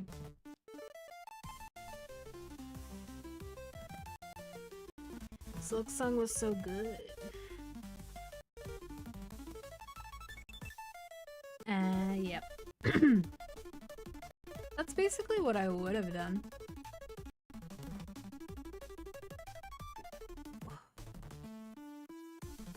It's just lame that it was only for 1 week.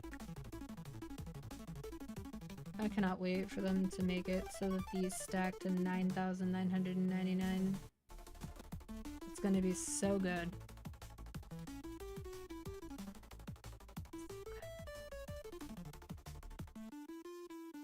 That's so many node stones. And a mag pot.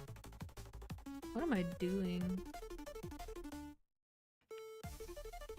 And I have all these strawberry tickets.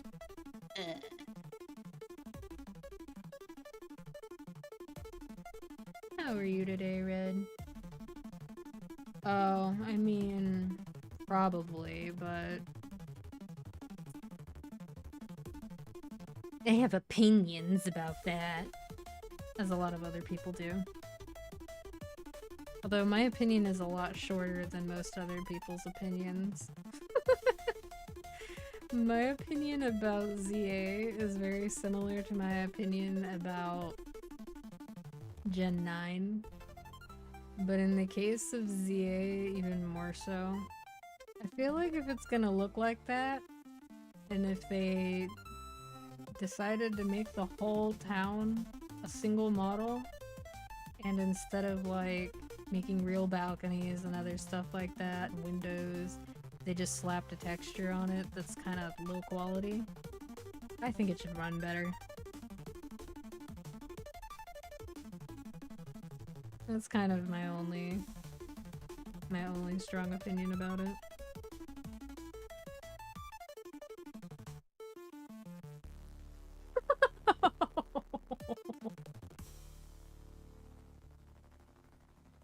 Well, if it will help you feel better to talk about it, you may. That's true. Not only do they have assets from the same, like, console generation that they could reuse, it's just... I understand that certain things just won't happen in the Pokemon franchise, like voice acting and stuff, but sometimes they will make one little aspect of one of the games super high quality, or they'll make a really good gimmick, and then the rest of the game just can't keep up. And it was forgivable up through about Gen 7. Like, Gen 7 looked great. It was frustrating that there was a cutscene for literally every single thing. Like, somebody could just breathe or take like 3 steps and there would be a cutscene. That was a little much. But I think the music was good. I think the art style was good. I think the overall gameplay was good and it was received well after a while.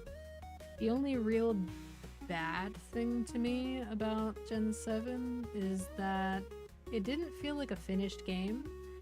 And then they released Ultra, and Ultra didn't do anything to make it feel like a finished game. It just changed some of the things that were good about Gen 7's story and made them worse. I mean, I'm sure the gameplay was an improvement, but the story changes are not popular with me. I thought it was cool that they didn't try to redeem the big bad in base Gen 7. But, oh well. The only big issue I had with Gen 7 performance-wise was how long it took for Z moves to load. And it wouldn't tell you that they were loading, so it would kind of just look like your 3DS was bugged out. They didn't learn anything from that either, because Gen 9 doesn't use load screens for half the time that it gives you a black screen either. Oh. Yeah. Yeah. Well, that's rude and shitty. I too would probably use spite to motivate myself to do my own thing. Perfectly valid. Let's see how. I could do bosses. Or I could use those things. I'll probably use those things first. Yeah.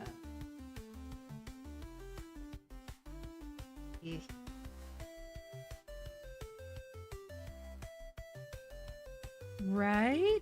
It's a weird thing to do for something that's supposed to be a flagship title that's locked to one console, though. I would love to be a fly on the wall to hear why they decided to do that. It might have been due to misinterpretation of feedback about Scarlet and Violet's pop-in, pop-out issues. But there were many reasons why Scarlet and Violet didn't feel polished. My personal opinion is that even though Gen 8 looks better in terms of like performance and stuff, I think the game tends to look blurry, and that takes away from it. And then Gen 9 doesn't even look like a Pokemon game. But neither of them performs super well. Although it really feels bad for Terra battles in 9 when it feels like your turn has been skipped for like 45 seconds while it catches up to everything else. I kind of figured it was a shared living space situation. I understand that feeling. I have, at many points in time, felt like the only solution to the thing is to just get through it and leave and do my own thing. But of course, it's not always an option right away. But that doesn't mean we won't get there, right?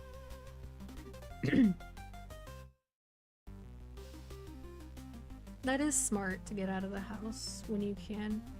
I don't currently really have a good way to do that, but even if I did, I think the issues here are less a matter of I gotta get out of here to breathe and more like the situation needs to not be in a deadlock anymore. Although, I do think my mood was better when I was able to do things like that. Mostly because it got me thinking about things that were not my situation. So true. So true.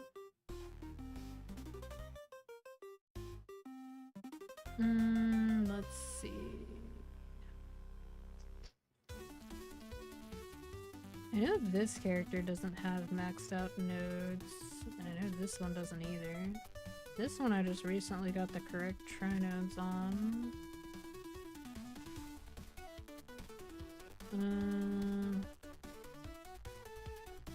This one would make use of them too.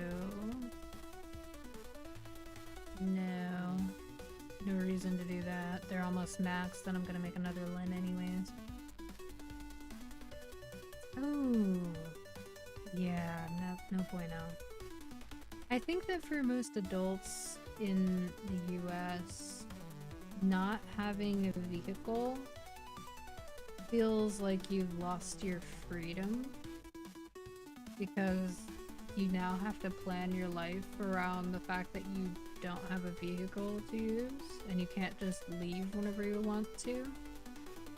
As somebody who hasn't driven actively in several years now, I've just gotten used to it.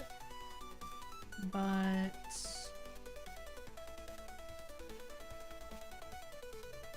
sometimes it throws me for a loop when I'm like, oh, well, you could take the train instead, when they're talking about like traffic. And they're like, well, I have to have my car and my stuff and I won't feel right without it. And it's like, okay, but it's for like part of a day. Like, people are so unwilling to give up that little bit of perceived freedom, even for just like a few hours. Although, on the flip side, if I were going to like an event, like a social event, I would always take my own vehicle if I had the option to, because I want to be able to leave when I want to leave. If I want to be gone early, then I want to be able to do that. If I want to stay later than the people I came with, then I want to be able to do that. So I think that's like the one big area where I completely understand specifically wanting to take your own car. But taking the train doesn't prevent you from doing that. Riding with somebody in their car does. So it's like, yeah.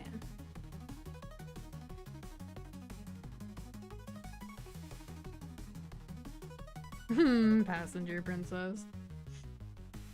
I'm not a very good passenger princess. Especially nowadays that most cars have like Android Auto or something for directions.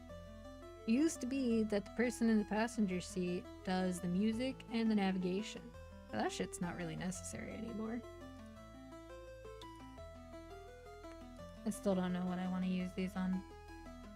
They're not like a super scarcity, so I really don't have to feel like they're important or anything. Oliver, that was loud. Don't yell at me. You're so cute, sir.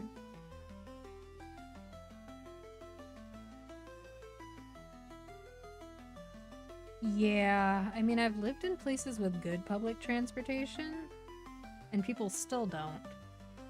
But I've also primarily lived in places where the public transportation stops at 5 or 6 p.m. and it's like, guys, the reason your ridership sucks is because the people who are broke and have to take the bus or have to take the train need this shit to be available during the shifts that other people don't want to work. So, like, it's gotta be a case of you have to be available for things like third shift, or like to at least be able to get people to work if they work overnight. So like 10, 11 p.m. Even if you stop running at like midnight and then you start again at like 5 or 6 in the morning like Los Angeles, that's good enough. But they're basically missing out on a lot of potential ridership, and a lot of people are missing out on potential employees for those shifts because of that in those specific types of towns. I wouldn't be surprised by that. Twitch is Twitch. How dare you expect this website to function the way that it says it's supposed to function?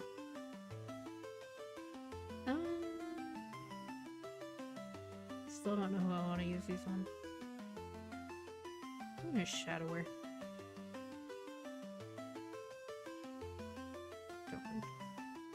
Wait. Did that already reset? No. It was this I was talking about. Okay. Okie dokie. Let me switch over to shadow. Had an existential crisis again. I couldn't decide what I was gonna do. Even though I had literally just decided a minute ago. Oh man. I like Shadower. I enjoyed a lot as a boss mule. But very briefly, KMS was like, hey, so what if we removed weaving on Shadower? And I was just like, I hate that. Don't do it. Fuck you. But apparently people complained a lot about a lot of the changes that were made in that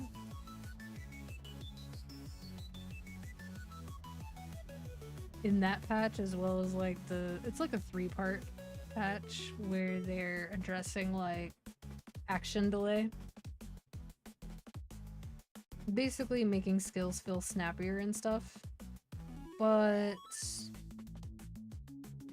basically, I would say like for every one job that was happy with the changes that were made to their job, 3 more were unhappy. That's bullshit. 99%. Whatever. Anyway. So there are some of them that they're gonna revert. But, some of them are pretty big changes, like removing dragon veins from Lara. I kinda get why they would do that. But you can't really do that without giving the job something else to have their identity built around. And it didn't really look like they added anything in its place. Ugh, see all these boss souls. If I could just put these all in a bag every time. On every character, that'd be great. Same with all these fucking recipes. Recipe bags are great. Alright. I'm gonna put my tired self into the V-Matrix menu. What do we got here? Good, good, good, good, good. No, bad. That's a waste. That's also a waste. Okay. So, get rid of that, get rid of that, get rid of that. Get rid of that because that's maxed. And get rid of these.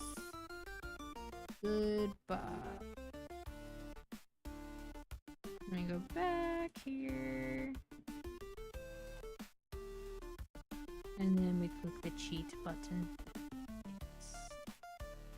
Well, sometimes they give, but I would say that KMS has been on a bit of a tear lately. Like,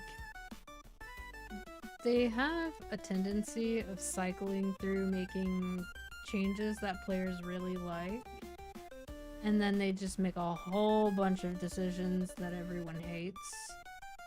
But then they turn around and make another decision that people like so they can get away with the stuff that people hated. In Global's case, they're testing the waters for how to monetize GMS, and they've made some very strange decisions in the process.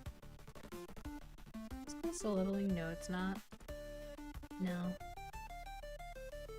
Lame. Oh my god. None of them are close to leveling. Ordinarily, I would not really craft boost nodes on a character, but that's true. Shadower has, let's see, 9 potential skills?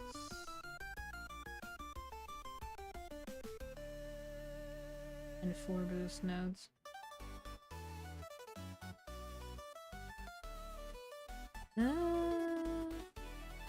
Kinda worth it, but kinda not. Probably better that it just crafts Sonic Blow. If they were like significantly lower leveled, like if they were like lower than each skill being boosted over 40 naturally, then I would do it. Because that's necessary for 6 drop skills. Why have I not applied these 5 points? Or 10 points actually. Oh, because everything sucks. Shorter bind cooldown. More will skill damage. There. Hooray. I do need to re-gear this character at some point. So that I can actually do stuff again.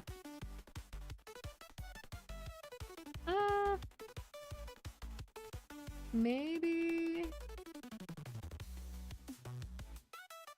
for the sake of... Oh, I see what I did.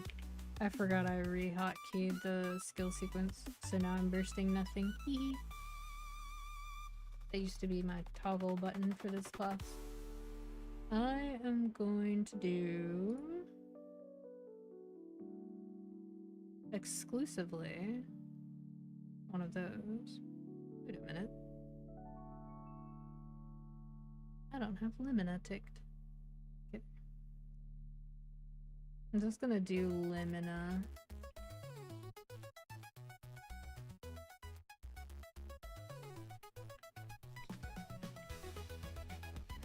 Ew, my shadow is so weak. This is what I meant by I have to redo its gear. At least this character has a unit damage skin. The BAM still doesn't have one. At least it's just 100 things.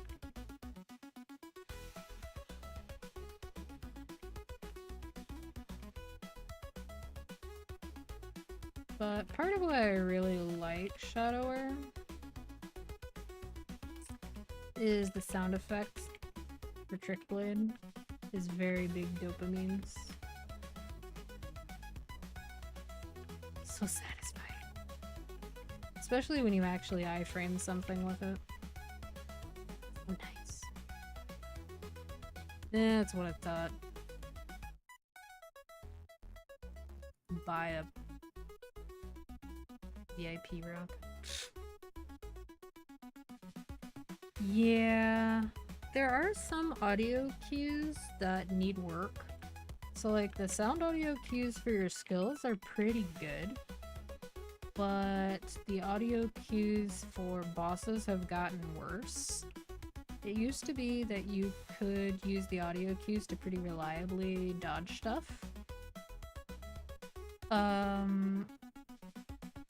My understanding of the more recent bosses is that's not so much the case.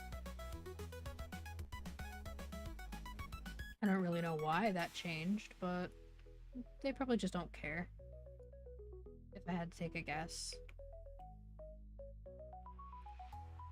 If I keep spoon-feeding this character event rewards, I might get it to 6 drop before they change it. Nexon, please do not change Shadower. You can nerf it a little, but don't change how it feels to play. That doesn't feel necessary to me. Speaking of which, I think I had a... yeah, I have one of these. I'm just gonna use that.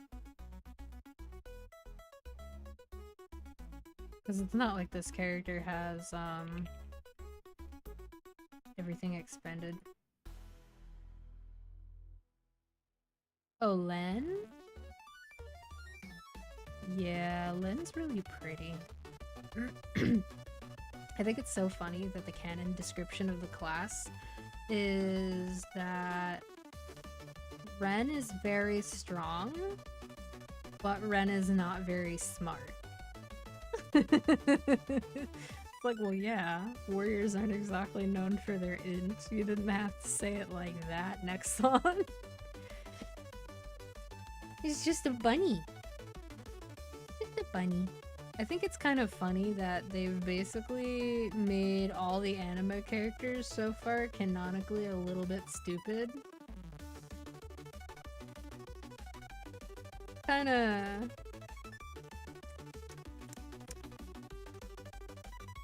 feels a little targeted, Nexon.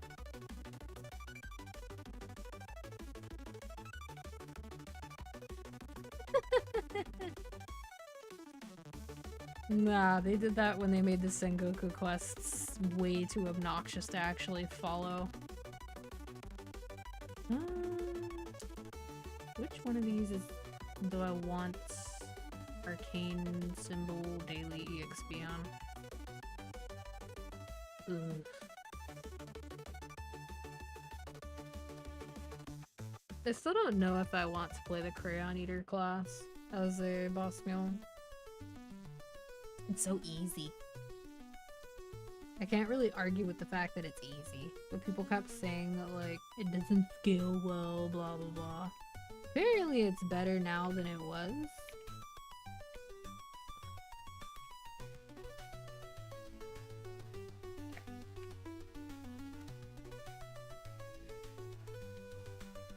As far as warrior up jumps go, I really don't think that this class has a terrible up jump.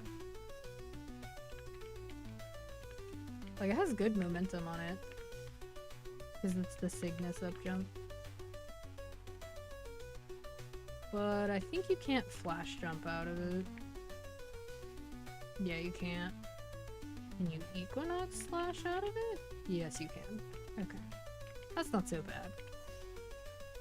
Equinox slash is a really interesting skill because as far as I can remember, ever since they reworked this class, you can use Equinox slash to animation cancel anything. So ordinarily this dash is kind of crap, has a delay on it.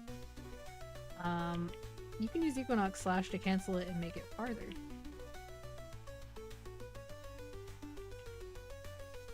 And it's considered a teleport, so mechanically speaking, super useful. Is it more useful than having a 2-minute iframe because you are playing Dark Knight with a lot of buff duration? That is very much up to the individual, but in my opinion, it's pretty good. You can use it basically whenever you want. Oh god. I've never even tried BM.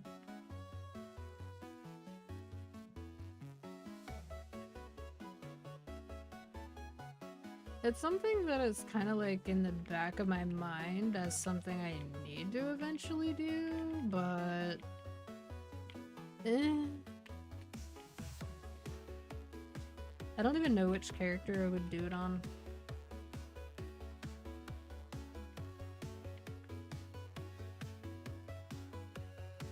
I'll have to take my time to actually learn it, because I never have.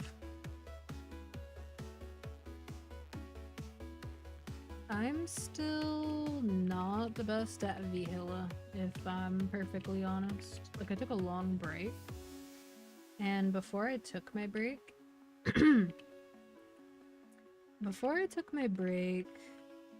the game was still kind of at a stage where you had to be pretty juiced to solo C10E, even though now it's becoming more of like a late early mid game thing to do, especially with event rewards, because like 30 mil combat power can take you pretty far now.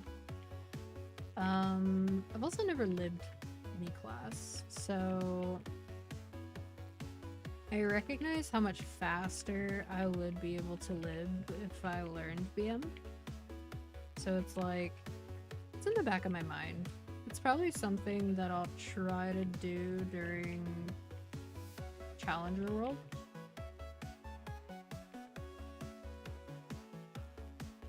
I don't have the best hands though.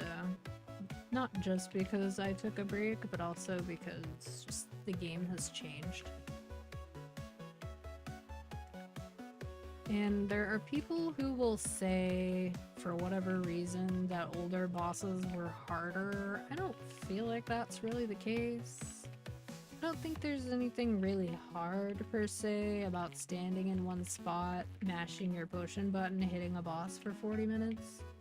But I will say that it was stressful. I will say that it was not very fun. and I will say that lagging felt real bad. But I feel like with Arcane River onward, they've favored a style that at least has like little mechanics and tests or like a gimmick per boss. And that means that some people are gonna find certain bosses to be worse than others. And some people are gonna really like one boss and hate another one. And that's fine. But it's not like Pink Bean and Horntail felt super different from each other. You just stand there and it takes fucking forever and the status effects are awful. Like, status effects are not a substitute for mechanics. I'm just gonna say it. Nobody likes damage reflect. Nobody likes fucking weapon cancel or magic cancel. No one likes that. No one likes reverse controls. I've never met anybody in the history of this video game who thinks reverse controls is a fun and cool idea. Like, not even once. That's never happened. Even in other games that do it, like Sketchies, picking up the reverse controls sketchy substance is just awful. No one likes that. Hello.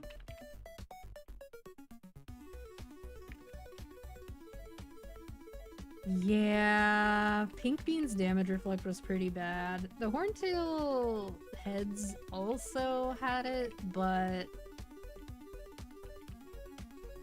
you know, the other component of it wasn't even a mechanic. It was basically a money sink.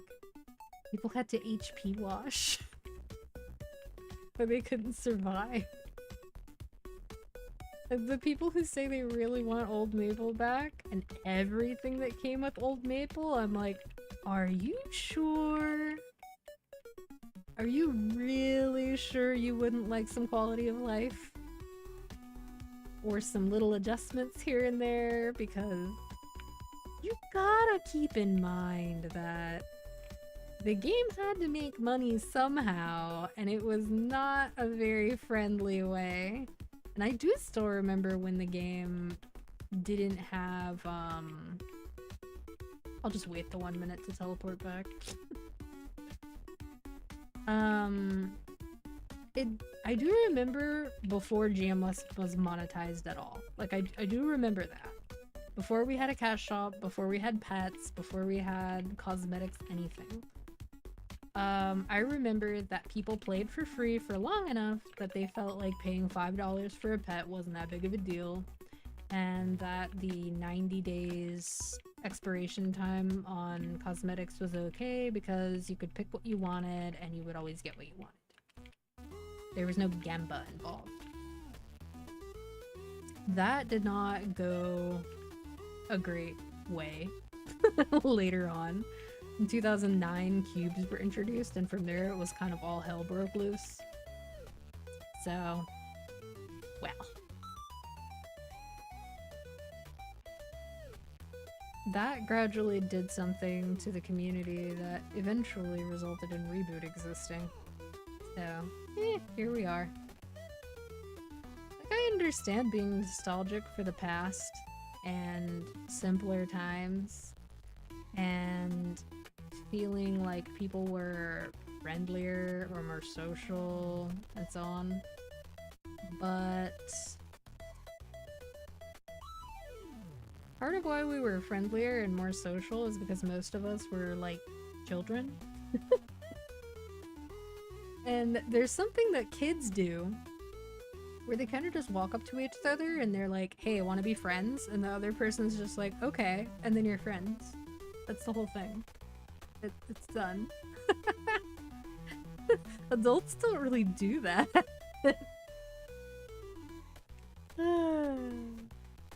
That's true. Pink adventure capes, brown work gloves, orange work gloves.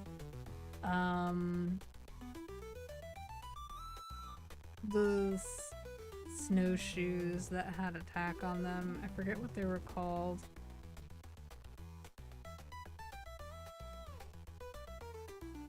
Yeah, that's the one. And then later it got worse with like more intense gacha, and there were the gloves that have the little lightning bolt on them. It felt like Storm something, I don't remember. I remember, yeah, Stormcaster. I remember seeing a video title on YouTube recently in my recommended. I haven't watched it, but it was literally titled something like gloves in maplestory used to be overpowered and weird. And honestly, yeah, that's super accurate. Basically, what attack your gloves were was very important to where your character progression was. Because, you know, you wouldn't replace the gloves all that often. You would only replace the gloves when you could afford a higher attack one. Whereas your weapon was a different matter.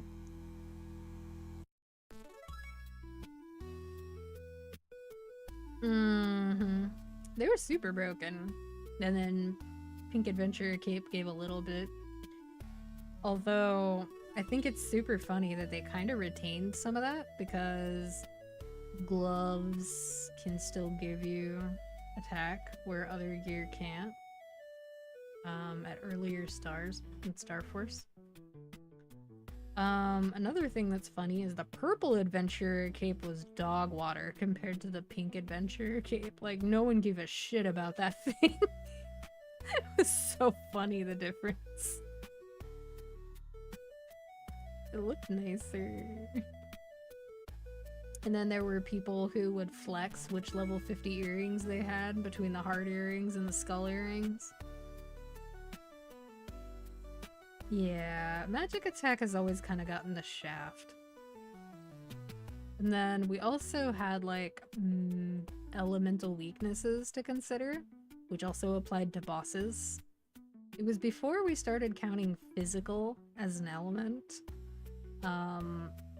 So certain classes had a pretty significant advantage at certain places, and certain classes would train in maps that were garbage for other classes. That wasn't entirely a bad thing. It gave the game flavor. It's just when they don't take those things into account while making updates that it was kind of bad. And I get why 14 doesn't do elemental weaknesses, but it's kind of disappointing in the overworld.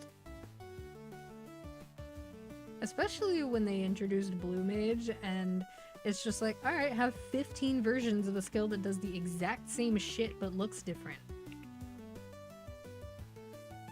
I get that you can only add so much for Blue Mage, but come on. This is really showing the wrong part of your game. It's unfortunate.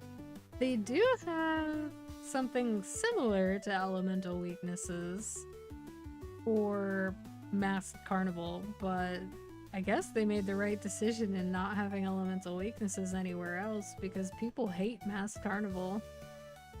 I thought it was okay, but a lot of people really hated it, apparently. Probably because the solo boss challenges were hard, and you couldn't really have somebody else do it for you. Like, I get that, but also...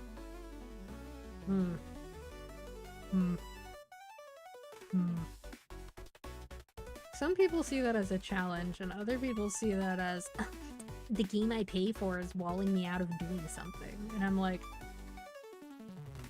do you get mad when you buy a single player game and there's like a side boss that you can't beat? Like, are you upset? Do you wish the game could be $3 cheaper because you can't beat one of the bosses? I don't think that's how this works. I appreciate that Yoshi-P did say that he understands that they've focused too much on removing stress from the game. I think removing stress in the form of making content available is a good idea. Like, not having to go through as many hoops just to unlock it, but making the content itself have no stress is definitely not a good idea. Same with simplifying the jobs. Like, we could have... If they had listened to Western feedback at all during that period, I think they would have heard loud and clear that people did not want the game to be simpler. But they don't really have any defined way to receive specific feedback from from North American players, and that's very apparent. They did used to have CMs that posted in the NA forums and stuff, and while the official forums are not the best source of feedback, it was at least something, but now there's no presence and hasn't been for like years and years, so I kind of agree, but also I think at this point he's like, he finally got off the board of directors and he doesn't have to like make decisions for 14 while trying to advocate for both 14 to be the best version of itself and also advocate for what's going to benefit Square Enix the most. That's kind of a conflict of interest when you think about it. Like that does not result in making a better product.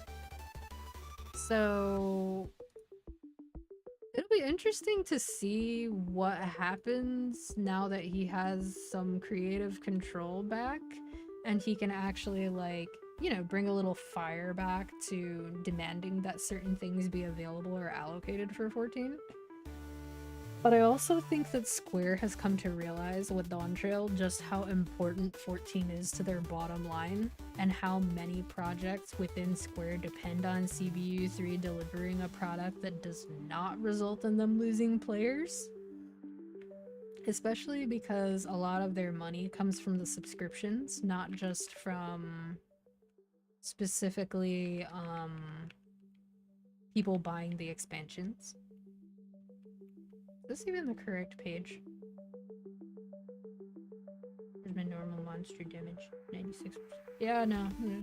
My AB is just really fucking weak. Okay. Great.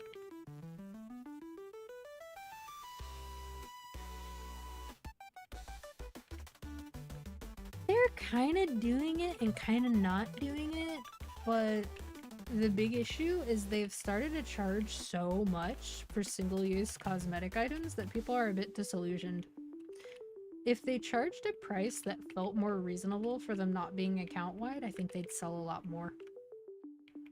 Like when 14 first launched, when A Realm Reborn was new, not 1.0, but 2.0, they didn't have a Mog Station store.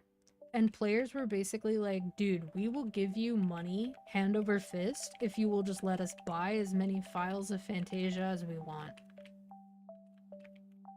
And Yoshi P was like, that might not be the best idea, but I'll look into it. So then they gave us 3 different options. We could buy 1, 3, or 5 of them, and then they changed it to 1, 5, or 10. But you could only purchase each option 1 time, so there was technically still a limit to how many Fantasias you could buy. And the player base was like, what the fuck? Why would we need more limitations? Like, we said that we would buy as many as you are willing to sell us, so why are you doing that? And Yoshi P was like, well, I see that might not be the best plan. Like, he was hesitant. Visibly hesitant. And then he was like, okay, so he took off the limit. And then they started doing stuff like selling mounts and selling a few simple outfits, like the maid outfit. And they also started selling dyes. And then weddings. And then they finally started selling old event items 1 year after their release. And I think that selling the event items is really smart, but I also think that the players would be happy with a little bit of goodwill with certain event items just being available every year on top of whatever's new. Like right now, they could really use some goodwill, so doing something like that would be very popular.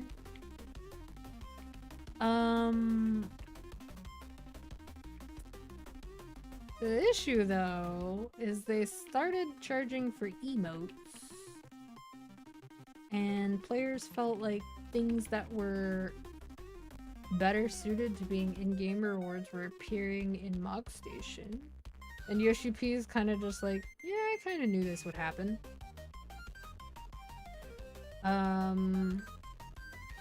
But initially a lot of the things were not account-wide.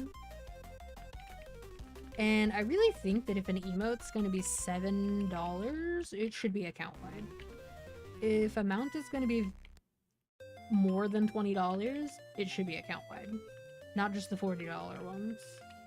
And if you're gonna charge $22 for an outfit, it probably should be account-wide as well. And it's like, who are they even trying to fleece by having it be character only? The only people who might buy something multiple times like that are role players. And the role players have kept the game active during some of its lowest activity points. They also helped make it boom with the venue scene throughout COVID. So throw them a bone, in my opinion. They already buy story skips and level skips for their alts, so that they can RP in whatever venues they want to and access all the housing districts and stuff. Like, do you really have to also fleece them for the same outfit like 8 times? Not only that, they're also paying a standard sub instead of an entry sub. So like, you're already getting more money from them. And you're probably getting more money from them on retainers than the average player too, because most of them probably have bonus retainers as well.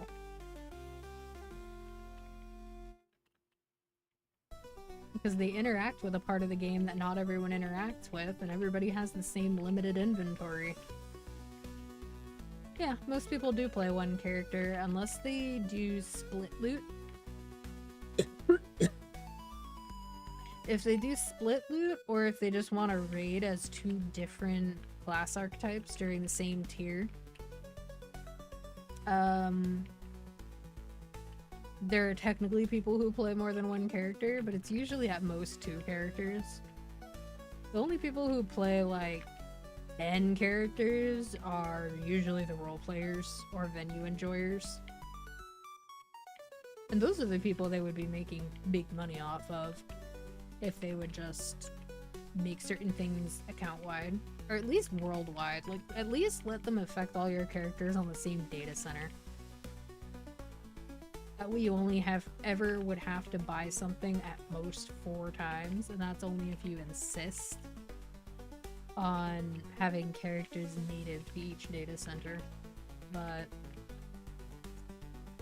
yeah, it's just, I think $22 for a single outfit is kind of ridiculous. That's getting into territory that free-to-play games would get into. But yeah, I get why people are upset about it, and on top of that, NA Mog Station doesn't get regional stuff the way that the other versions of the game do. So like, China and Korea get cool stuff like the lotus flower and the little moon mount, and then we have to wait like a year for them to even decide whether or not they're giving it to us. But NA doesn't get any exclusive things for the other regions to be jealous of. It's literally the CN team and the Korean team that are just designing high quality shit for the Mog Station, but then in order to get it licensed over for NA and JP and EU, they have to go through a process. Anyway. Cycling cosmetics wouldn't be terrible. There's also the option of having like a cosmetics battle pass where if you wanted every event item that you've ever missed, they could just have you earn it through that. And then if you don't do it in time, you just renew it. Like, people would at first be like, ew, because they wouldn't know if they're gonna escalate it or not, but if they just left it at that, it wouldn't really be that big of a deal. Maple has an issue where they do limited time availability cosmetics and they have expiring stuff. That shouldn't happen. It should be one or the other.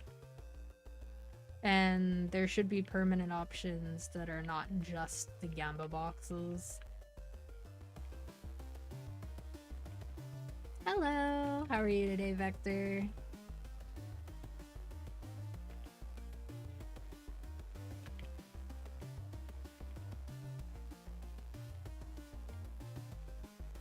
Yeah, but KMS has had permanent NX since the very first time I played KMS. It all was permanent. The prices were slightly higher, but it was all permanent. Even the transparent equips.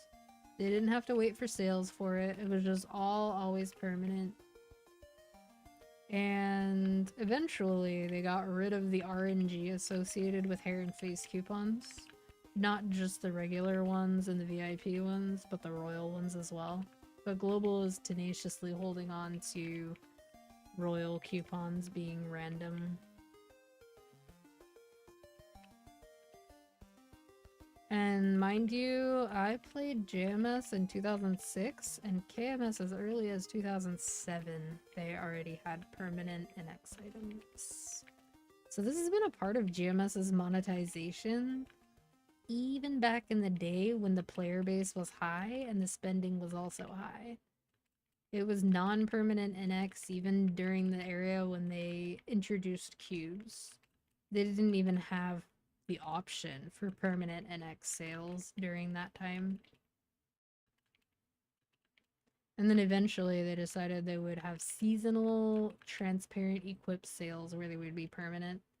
It's good that they finally added them to the reward point shop, but they do need to add pet skills. They need to add pet skills to the reward point shop. Because adding the pet snack and adding a set of free pets wasn't a bad move. But it's a tiny bit disingenuous because, you know, people go, oh, I can get a pet, blah, blah, blah. And then they realize they need the pet skills or the pet is kind of useless. And then they don't have any other way to get them besides spending. Or, in some cases, for more dedicated people, they will put in a minimum of effort on reg so that they can sell event items and other tradable crap for Maple points and then buy things that way. But there are some things you cannot buy with Maple points. There are some things that you have to buy with an X. And whenever they release those passes, a lot of the time those passes are NX only. Not all of them, but some of them. I think the Jenny pass that KMS got is actually NX only, which I find really funny since you can only have one per account. We still don't know if we're getting that for what it's worth. I actually would kind of prefer we didn't get it for CW2. Good is good. Glad to hear. I am on the opposite end where I am sleepy, but I want to change my sleep schedule because it is so frustrating that it has been bad for like I guess like 2 weeks now. It's been not great.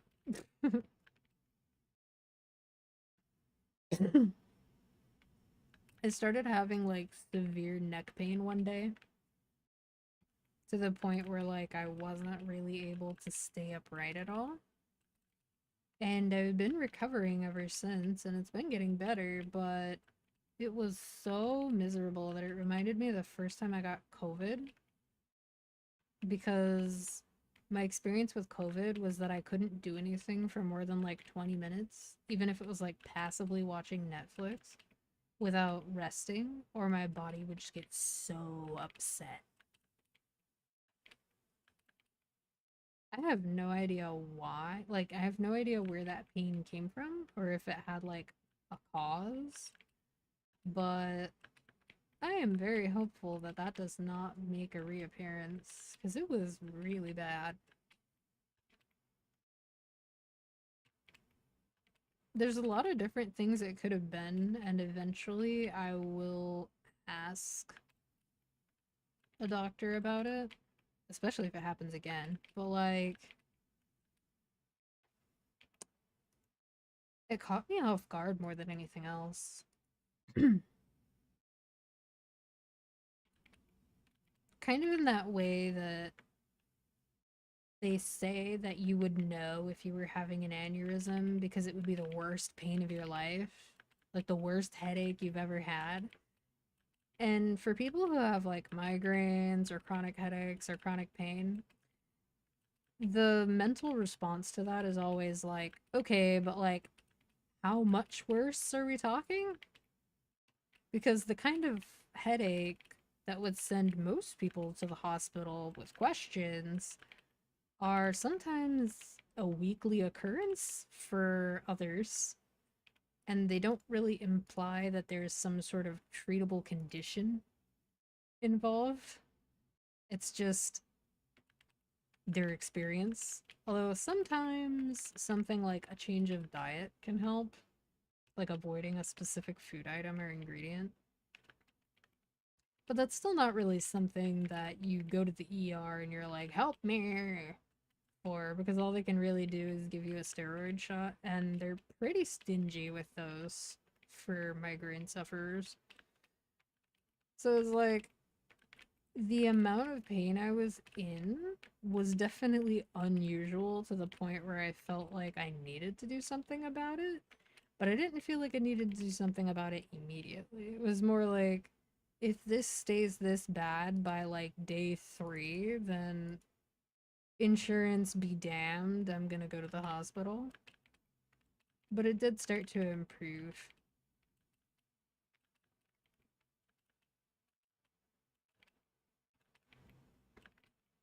fortunately.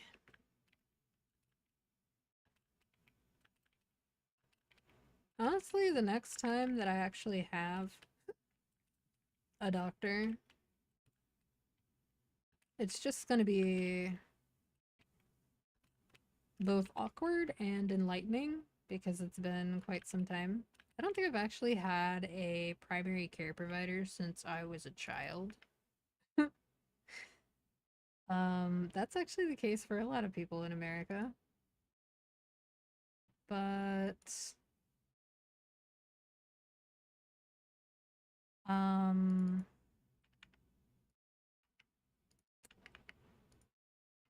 just like all things considered, I'll probably learn several new things about why my body is annoying, and it'll be fine, presumably. But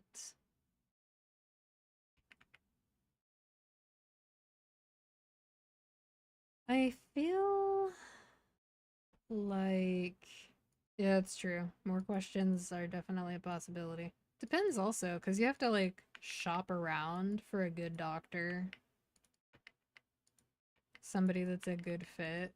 And with chronic pain, you have to find a doctor that doesn't dismiss your pain, especially if you're perceived as female. The second you say something like, oh yeah, I'm experiencing severe abdominal pain, they just go, oh, are you on your period? When was your last period? It's probably just your period. And it's like,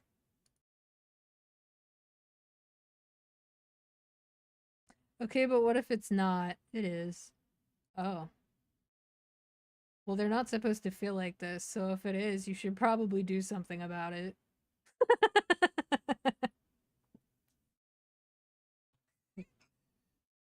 Oh, you are so smart. I'm so glad I asked you. Like, what the fuck, dude? I had a big scare in 2018. Hi, Oliver. Where I passed out on the stairs of my apartment building, the interior stairs. It was like a 1930s Great Depression era building, so these were just like low quality wooden stairs. And it was like 2 flights of stairs per floor, so it was like the kind that kind of wrap around. Oh yeah, I had one of those creepy birdcage elevators. It was great. But yeah, I passed out, hit my head, got a concussion. Somebody else who was leaving the building around the same time as me saw slash heard it happen, freaked the fuck out, called an ambulance. And when I got to the hospital, when I woke up, the nurse calmly explained to me 3 times because I was concussed that if I hadn't come to the hospital for an unrelated reason, that one of my kidneys would have failed within like 8 to 12 hours. And I was like, oh, why?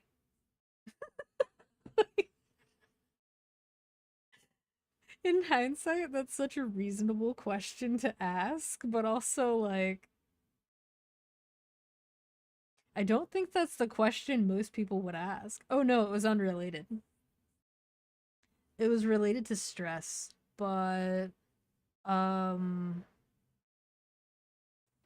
if I hadn't had the concussion, or rather if what had happened that led to the concussion didn't happen, then I wouldn't have gone to the hospital.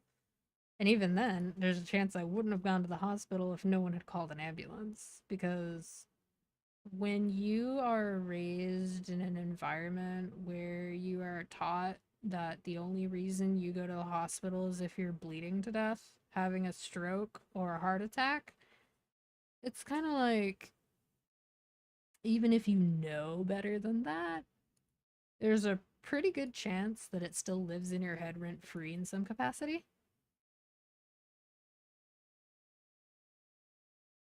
And that's not a very unique case. There are people who are not raised in like single income households or single parent households who still grow up with that mentality instilled in them. It's pretty hard to break, honestly, even if you understand the value of preventative care. And then you're also just like not used to the medical profession as a whole, like being on the patient side of it, so it's also just hella awkward. It is. And it's a shame because preventative care is so much better, but here we are. It's also super sad to me that for kidneys specifically, like we already know that we don't regenerate those cells. What you get is what you get. And we already know that if we don't treat situations involving kidneys, that losing the kidney is pretty serious, on top of the fact that it's not usually just one that's affected. And then dialysis just sucks. And there's a possibility that some healthcare systems would deem a person just not able to get on the donor list. So it's like, you would think that for situations like that, we would have some preventative care, but the majority of people can't afford it. It is wild. There are also people who pressure their family members, even though their family members might not even be a match for them. It's just, it sucks. Both sides of that situation suck. I have had 3 friends who are under 40 who have experienced dialysis. which is crazy to me. There's almost no situation where that shouldn't have been preventable at some point if we had better preventative care. But it is what it is. All three of them are still okay, but like, man, it really sucks to have to go through that when it was avoidable. um,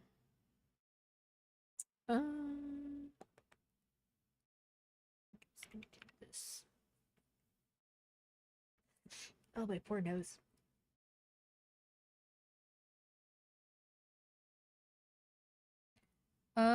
My kidney did not receive permanent damage. It was just functioning at 40% of its capacity.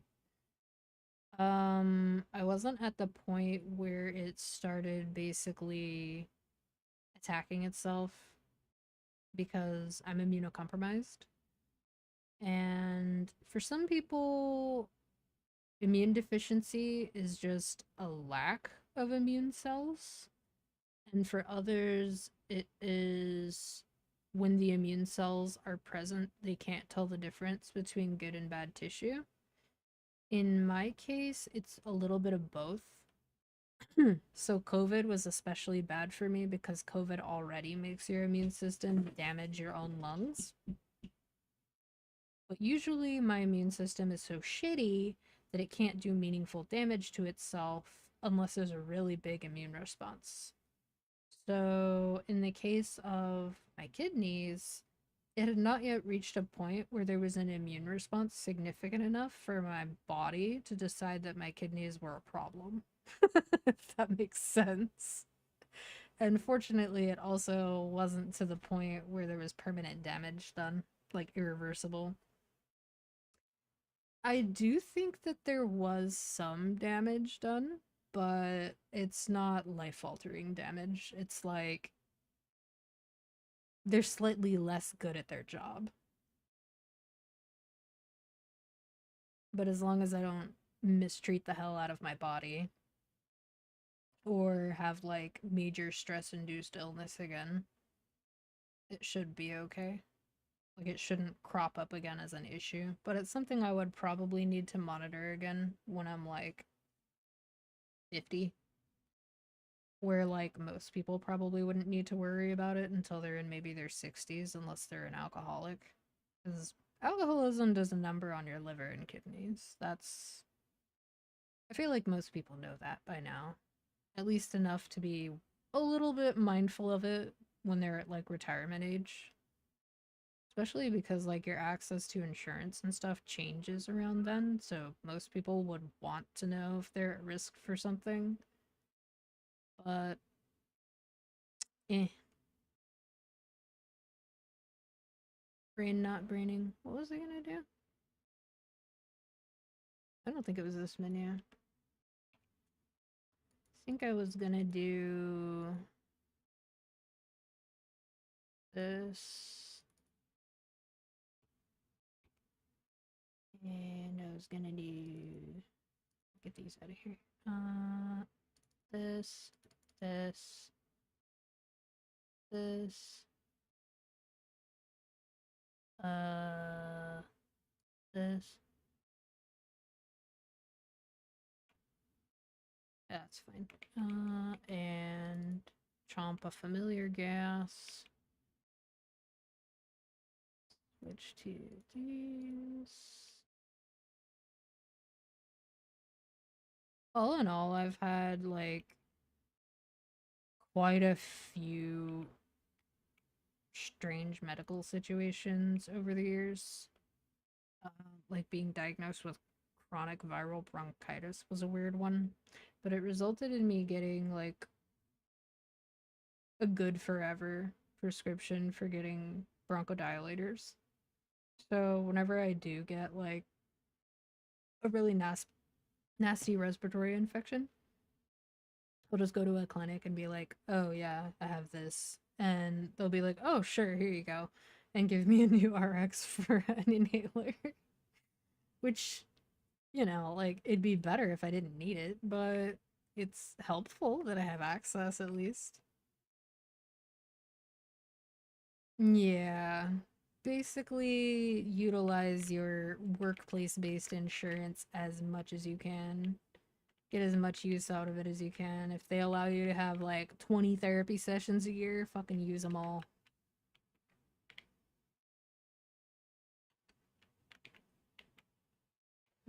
Mm.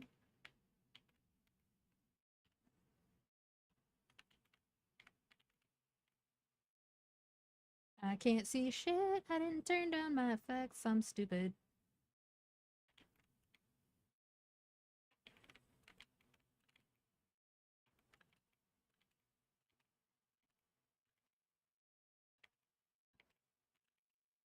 What did I name it? I don't remember.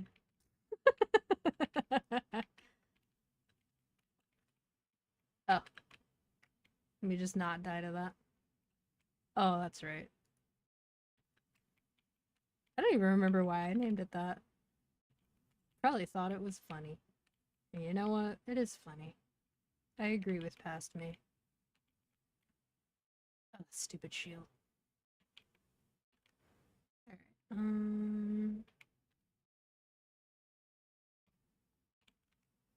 Oh, of course I got hit by that. There we go.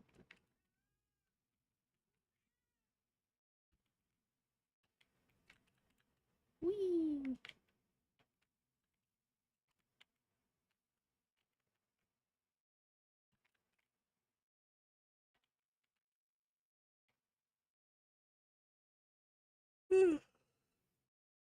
For the longest time, I was too lazy to do hard Lomian. Although, to be fair, uh, at the time that I was too lazy to do it, it would have taken me like 20 minutes, which is a little bit ass. Almost first time. Oh my god.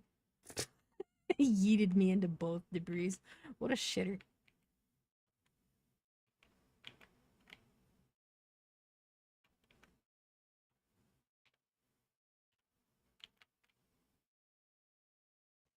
What a shitter and a bully.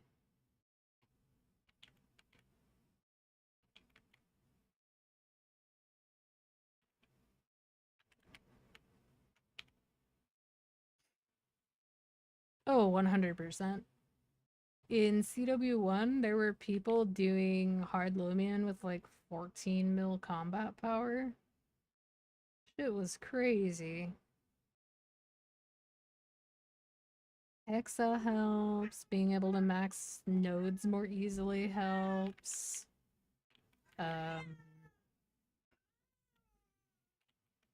Legion got expanded to 42 characters instead of 40. Ah! Better link skills exist. Absolab and Arcanes are easier to get. They're gonna get even easier soon. Pitched is gonna be more accessible soon too. Which feels kind of weird to say.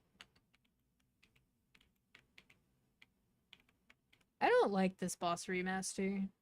I know that's not an uncommon opinion, but I really hate Lotus. I liked old Lotus better. With his stupid purple balls. His bullshit floor laser that was super obvious. It was fine. Ooh. It was awkward.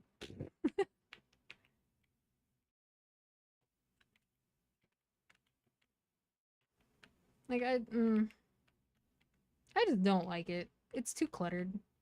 I understand the mechanics, they're fine. But like ideally you want to hit him with his own attacks and not get hit by them yourself, but it's too much screen clutter. Even with the changes that they've made more recently, I think it's just too much shit. Just too much shit. Oh, I forgot my final damage skill. Oopsie. Get bound, loser.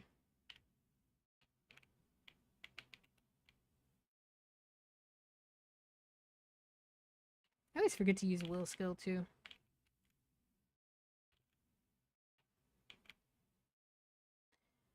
And I don't play around this upper left spot as often as I should either. I actually play around the lower right more, which should be more so reserved for like as a last resort.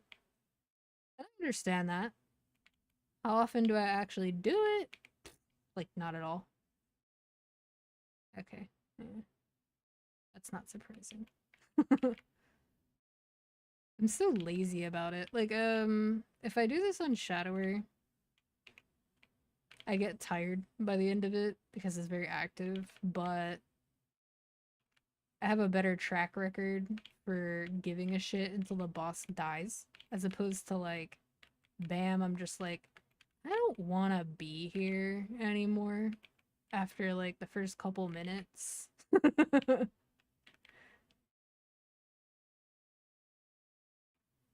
Like, it's not even a long, hard Lotus, and I could have done it better. But I just don't like that boss remaster. And I don't think that's gonna change. Kind of a bummer, because, like, I used to not dislike Lotus, but it is what it is. I think if they're gonna remaster other bosses, that's fine. Just don't turn it into a cluttered mess. 401. Who's ready to not see a berserk? Me, I am. Oh, 3 coins. Sick.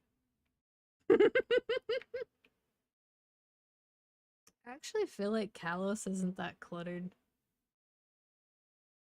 Like, just looking at people doing Kalos, it doesn't look as cluttered. Lotus is cluttered, Will is cluttered, especially in phase 1. Lucid!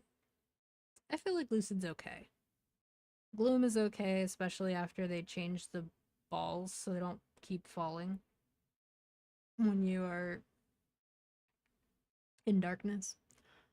Vihilla is very cluttered. For me, it's hard for me to see her normal attacks sometimes through the strings.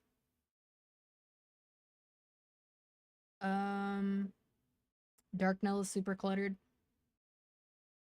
Theron is not exactly cluttered so much as just I find yellow to be hard to look at.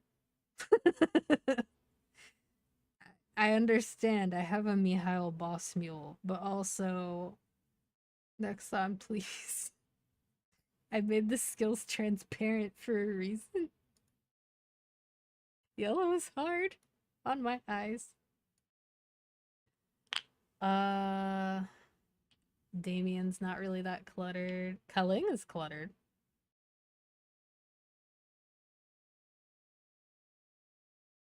I don't really know about Limbo or Baldrix. I don't really look at them. But I do think it's interesting that bossing parties in Maple have like a dedicated person for callouts for Kalos, Kaling, Limbo, Baldrix, etc.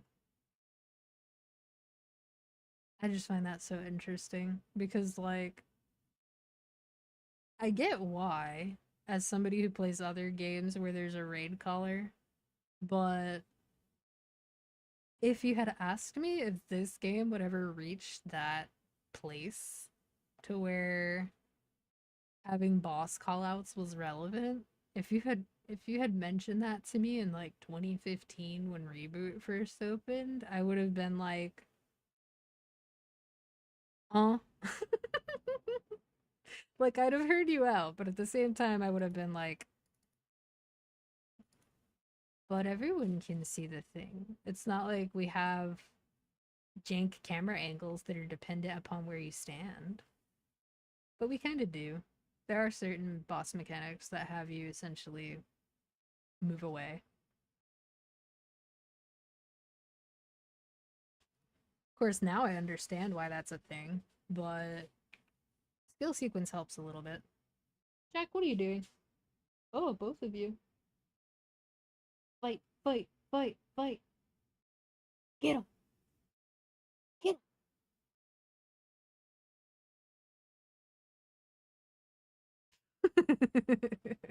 Cats are fake fighting.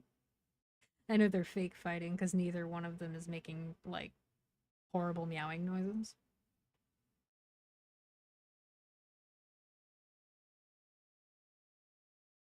If you're gonna instigate it, back it up. Don't be a weenie. Coward. Now he's looking at me. I think Oliver's winning the fake fight. Hey, Derry, what's up? Jack keeps doing the thing where he like postures like he's gonna slap the shit out of Oliver, and then he keeps like not following through. So I think he's losing. Because you know you gotta have follow through. Otherwise, nobody's gonna believe your threats anymore.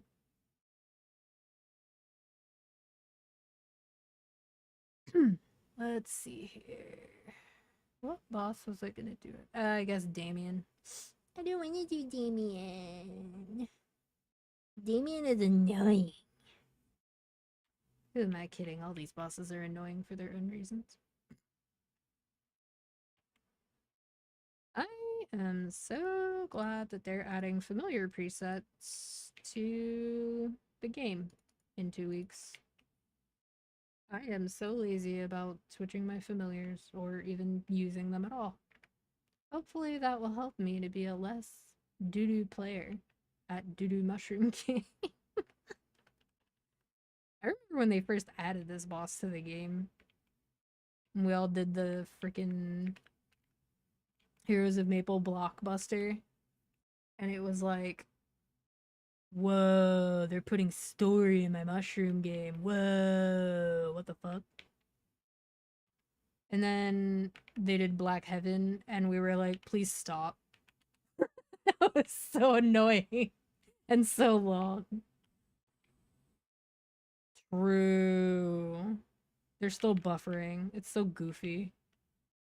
No, sir, I would prefer if you didn't dash through me, thank you. The real reason to play Battle Mage.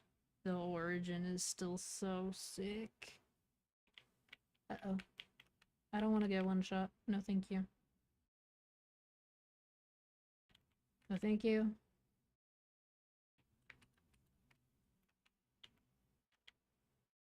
And that's why Bam Teleport is goated. I didn't get hit by the hand or the stupid burning sword floor. Although Mihail can actually stand in the burning sword floor and just repeatedly parry it. It's super funny. Oh, fuck you. Fuck you. Oh, you dick.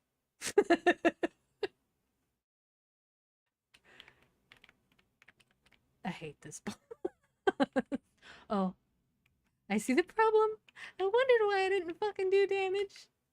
Well then. Well then. Nah, I don't want to be here. I'm gonna do it over.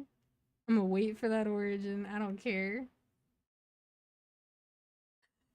I don't care if I have to buy a new serums. Ugh. Speaking of not mushroom game, I have played 4 new. Absolutely not. Disgusting.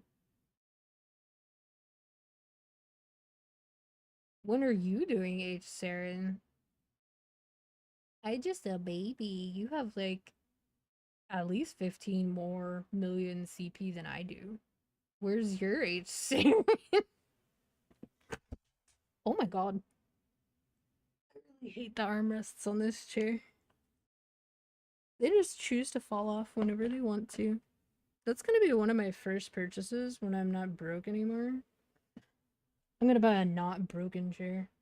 I don't know. I know Corsairs that are happy. Because they don't know what they're losing. They don't know what Corsair used to be. They don't know about Gaviota, dude. They don't know. If they don't know what they lost, they're happy. I miss Fake Shot so much. It was such a cool skill for the game during an era when you could go to super high leveled monsters as long as you had the accuracy. You could just go to the Temple of Time at like level 70 and kill level 140 mobs. No problem. On just a baby Valkyrie, which is what KMS called third job for that. Valkyrie and Captain. So much cooler than Outlaw and Corsair.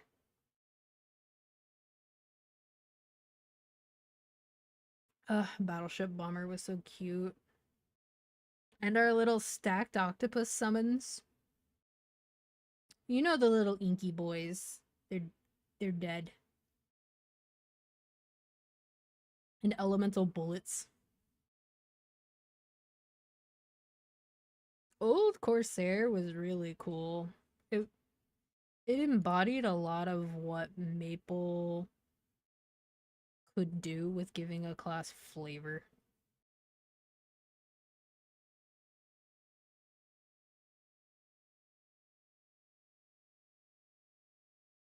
Mm-hmm.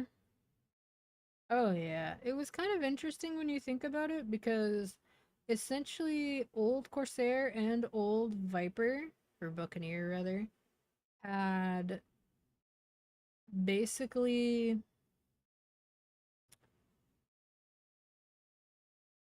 each their own transformation. It's just that Buccaneers was more obvious. Fake Shot was a better CC, but you see the Kent's parties spamming Frost Bullet or Frost whatever. It's not Frost Thrower, but it was basically an ice flamethrower. It was very stupid. You could just never take damage and kill the shit out of your platform. It was great. Pretend Ice Mage. Great. I enjoyed partying with people I didn't understand.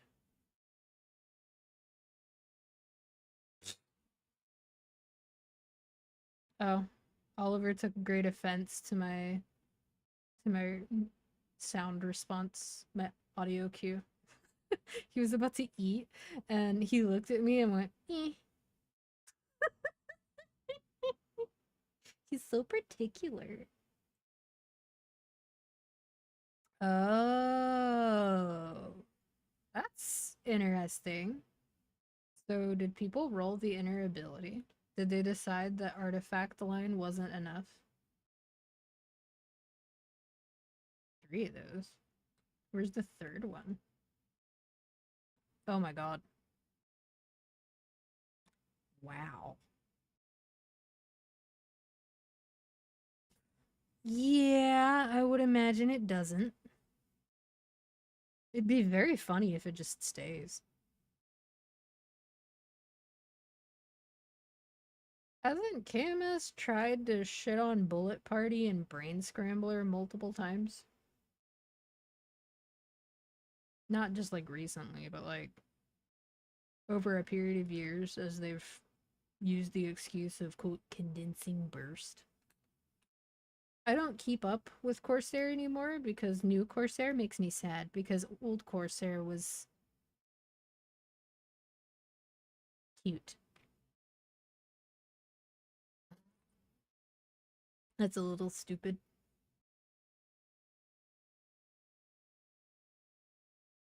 Almost as stupid as me going in to fight Damien with the wrong equips page.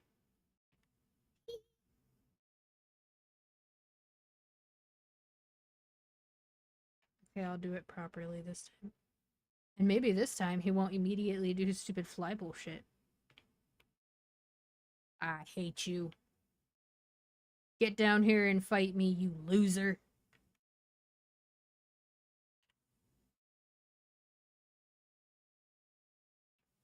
Get in the corner. There.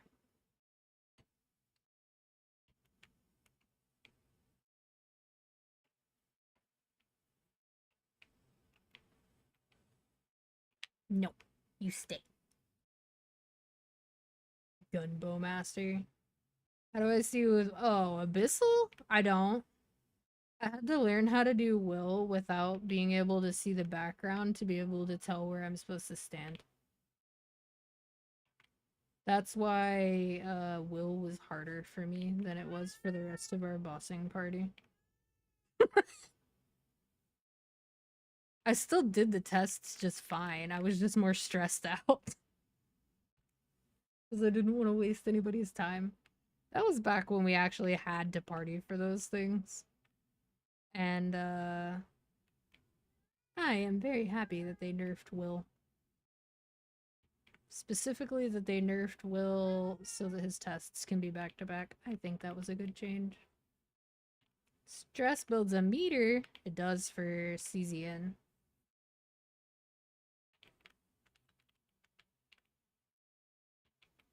Yeah, but sometimes having a breakdown makes you OP. That's what my video game taught me. I'm seriously not used to the 1 minute mini burst. Like, I am losing damage right now.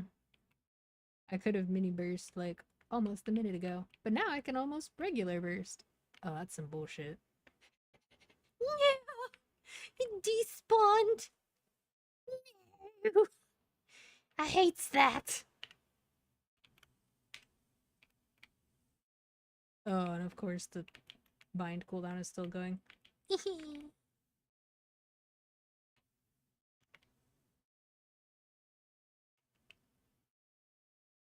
well, that's not gonna work.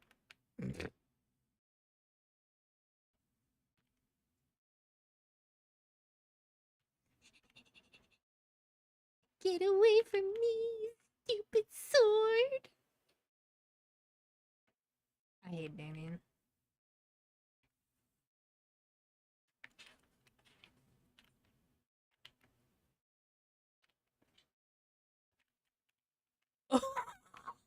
I did not deserve to get away with that.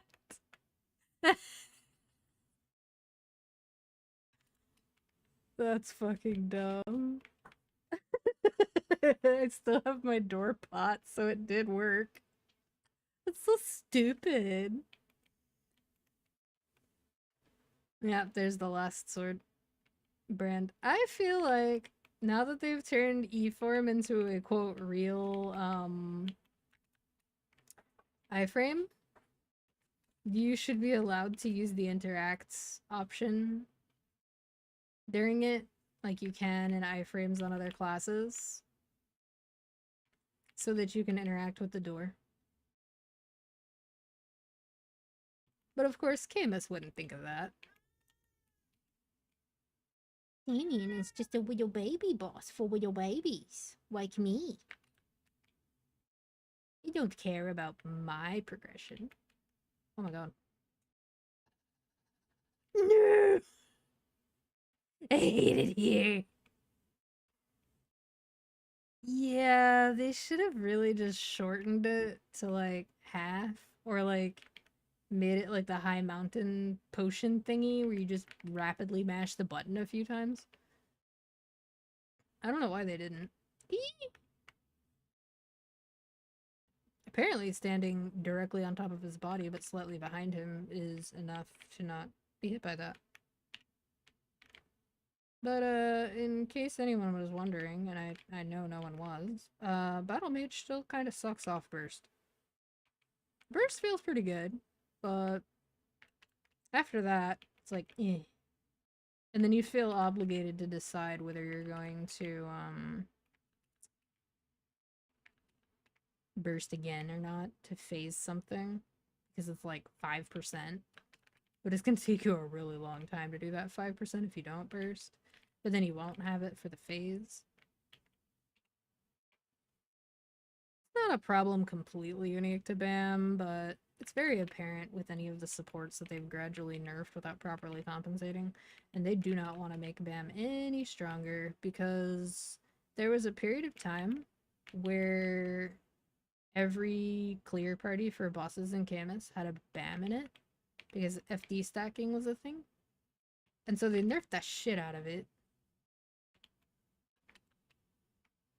Both personal damage and support. And they gave a little bit of personal damage back, and they've given a bunch of quality of life, but it's still really irritating.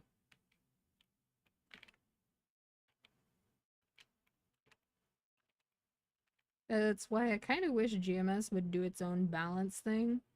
And it kind of is by keeping AS0, but like, it's not the same. Not to mention AS0 benefits a whole lot of classes, some of whom need it and some do not.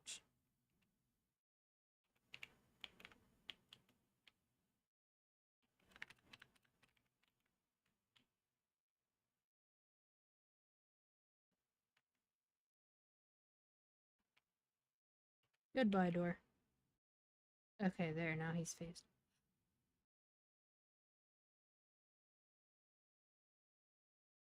Yeah.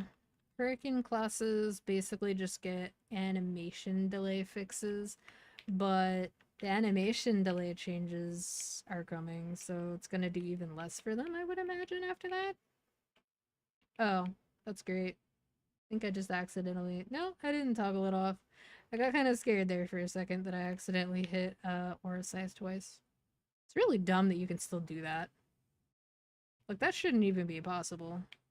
Woo! Tried to be sneaky there, didn't ya? You punk. I have never liked Phase 2 Damien. I think the stupid blue balls are annoying as shit. What?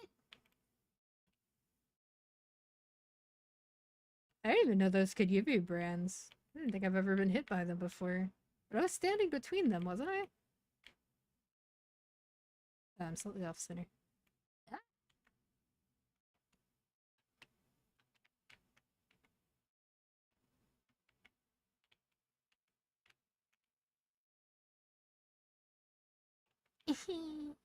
Awful.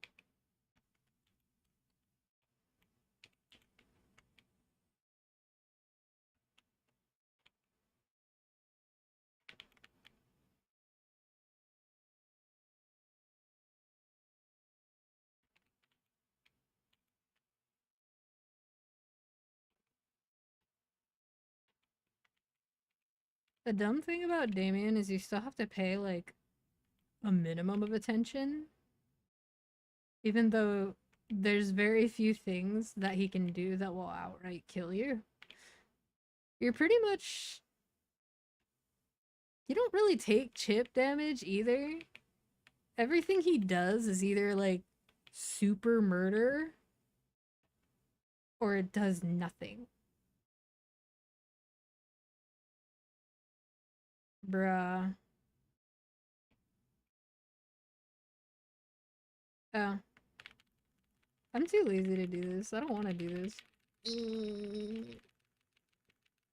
I'm not doing it fast enough. That was almost fast enough. It was one tick away. Oh my god, that's the wrong button. Oh, I did it. Get down here.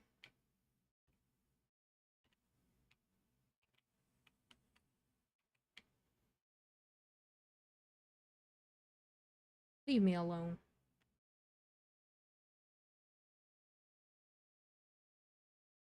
As two blue balls decided to pop out to say hello at the end.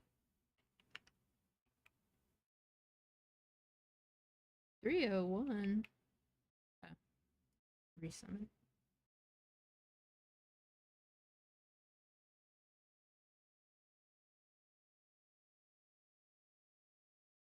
Oh. Duh.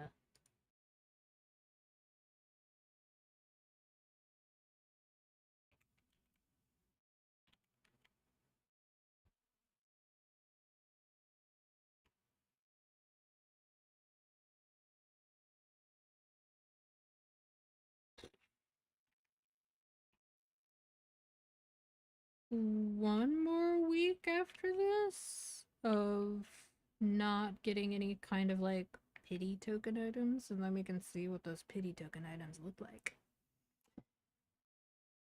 I am interested in what they visually look like and how many of them you'll get and all that stuff, how many you'll need.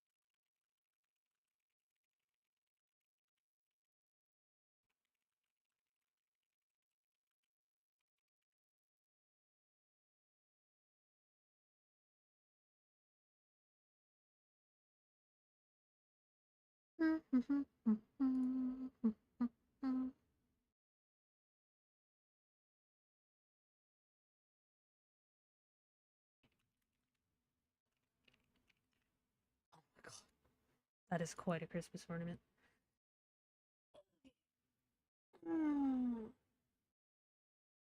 You know, they didn't mention it, but as a part of the Assemble update, which is going to be our winter update, we're supposed to get a cooldown reset room.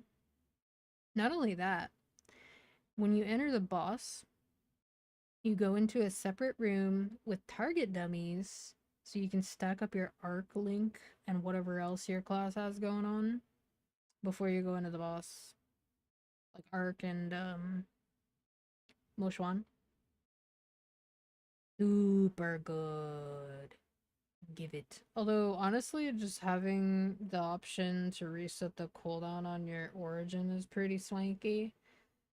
But why are we only getting that in the same patch series that introduced the Ascent skill? Which kind of stops you from having to use your origin for certain bosses? Because you just go in and you nuke the crap out of it. For people who are strong enough to shit on normal Lotus, they could just use the Ascent skill once per once per phase. Like, strong enough to do that, but not strong enough to do extreme. Because the gap between those is, like, huge.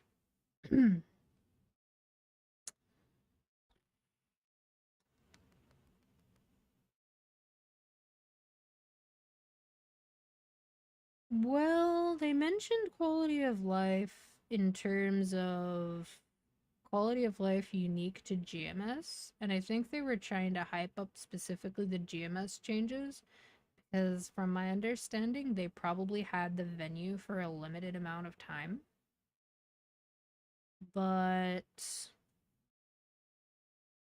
it wasn't very smart for them to not talk about the 30 stars update, to not talk about Magic Wander Miso cubes, and to not address any of those three things properly in the Inkwell notes.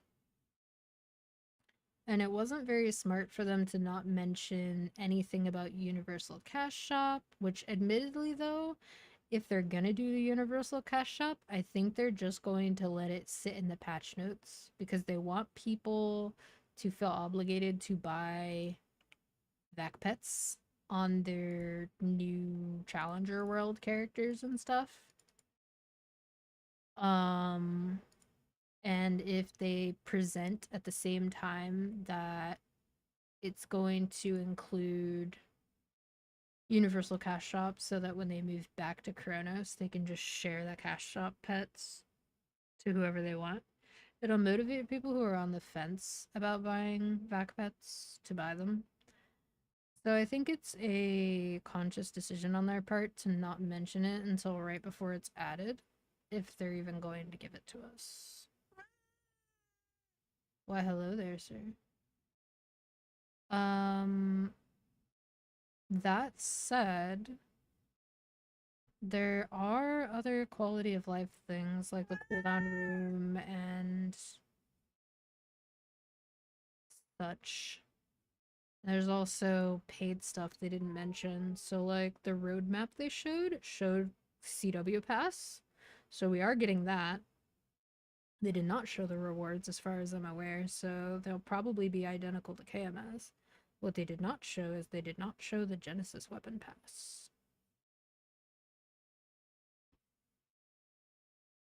I am going to be right back before this boss. Put on some new music.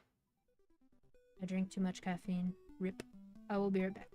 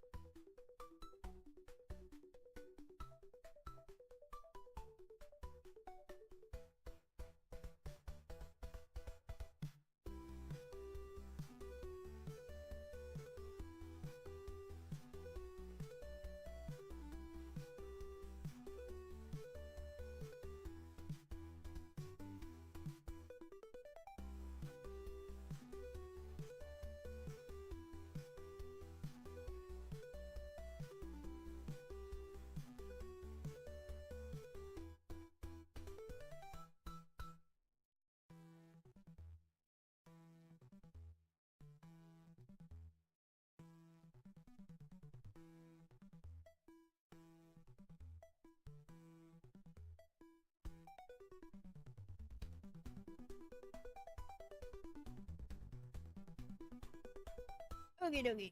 Oh my god. Standing up made me realize that my knee is not comfortable. I did this to myself by sitting like a moron. And I'm gonna keep sitting like a moron, because it's comfortable until I get up.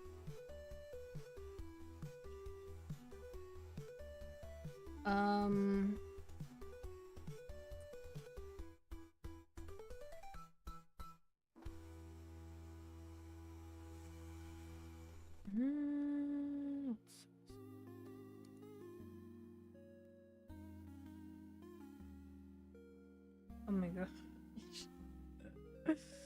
The copy pastas about XYZ boss was harder before whatever update. I enjoy that meme more than I should because people are so... Until that became a meme, everyone who did that was completely serious.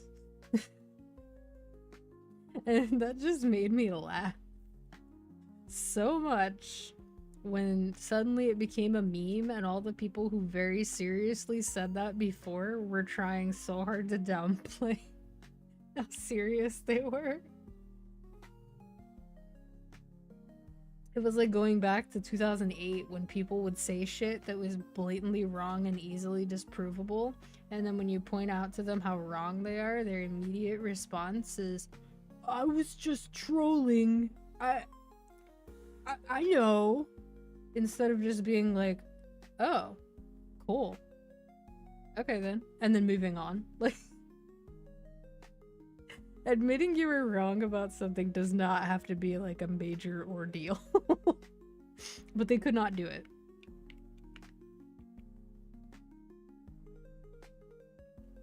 They just could not.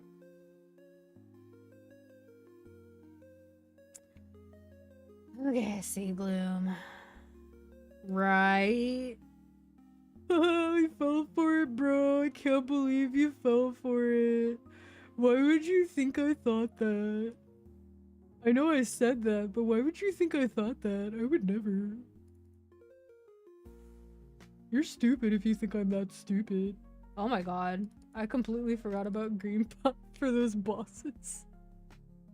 Help, I'm a fucking idiot. I haven't even been awake for that long. I think I got up at like 10:30 p.m. yesterday. Oh my god. Gloom was harder like 2 years ago. What are you talking about? They have perpetually reduced the difficulty of C10 so much in the last like 3 years. But you know what? I still suck at the hag. I'm gonna be honest, I don't even remember if Gloom existed in 2018. Because Lucid was added in 2016. It took them a while to roll out all of C10, and I definitely didn't care about C10 until like COVID.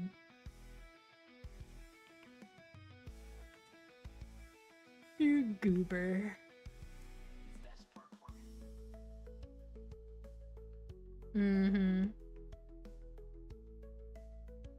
Just like P8S was harder in 6.2.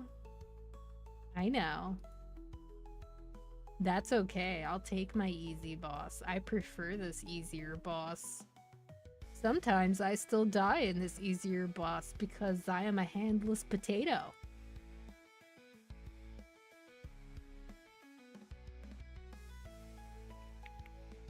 Are these even the right femmes? Did I switch? No, I did not switch. I'm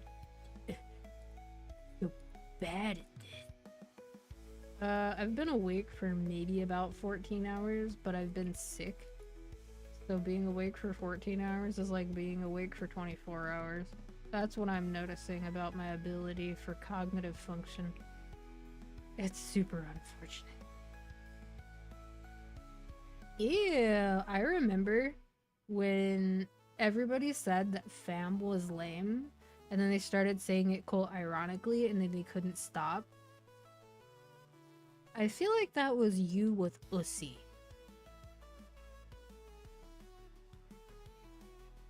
Among other things, but definitely Ussy. I think you reached a point where you could not stop even if you wanted to. Alright. Nobody look too close.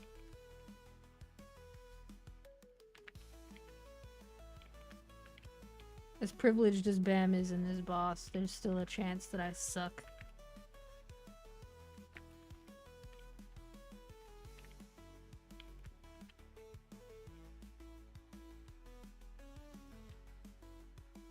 Ooh, tiny lag.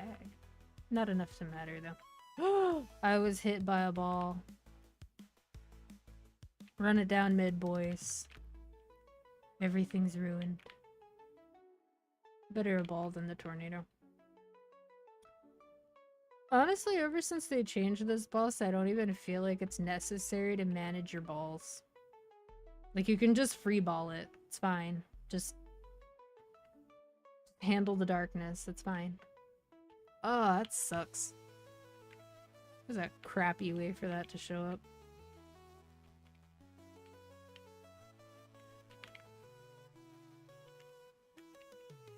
Oh yeah, there's a bit of stutter lag. It's not as bad as when I used to get stutter lag all the time in this game though, so it's like, it's fine.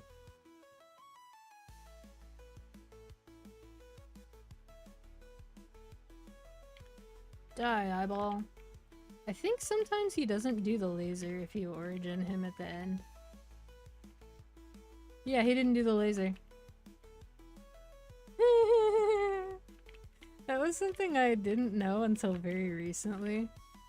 And I was like, oh, why didn't he do the laser? And then I was like, oh yeah, I did do origin. Perhaps origin is special.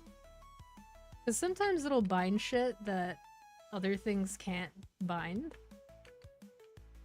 And I think that's how that works. But it was still funny. Because I did not expect it.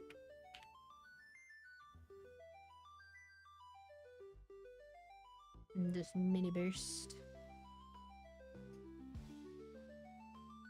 I think the main thing about this boss that gets people is just how fucking long it takes, considering that this boss would not take very long if you were able to hit it all the time. The fact that he only takes like 10% damage for as much of the fight as he does is a little bit unfair to some classes in terms of min clear. But mostly it's just like, the longer you're here, the longer you cannot make mistakes.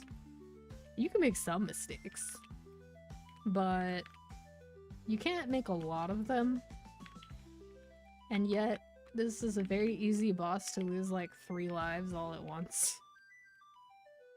And I just think that's so funny.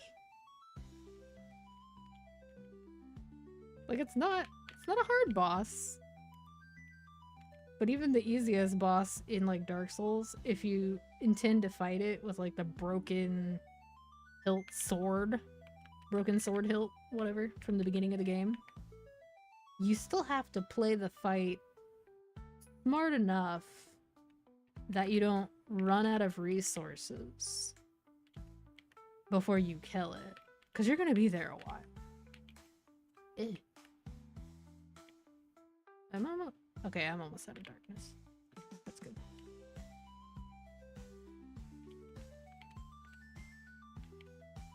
Ew! I'm still gonna get hit. I tried to be greedy so that I could hop down and like do buffs and shit, but nope. That was not worth it.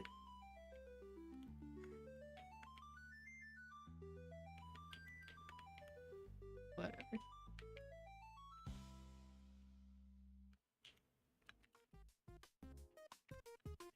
Most people actually prefer to be on the right side for Gloom because melee attacks have a slightly better reach over there. Because it's a slightly narrower gap, I guess, but I learned it on the left and I refuse to change. Because I'm very stubborn about stupid things. But I will say that doing it on the left, there is one benefit, which is that if you fight this boss on the left and you get hit by a stun ball, you are more likely to survive the big laser because it will take you longer to reach the big laser. And so you are more likely to have your stun end before you get lasered. Or you could just play Mihail and use a stupid shield and just stand in the laser and give no fucks. That's also a valid strategy.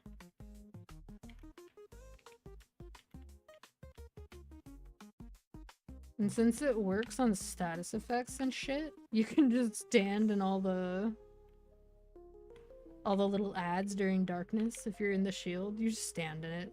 It's fine. Completely non-threatening. It's so stupid.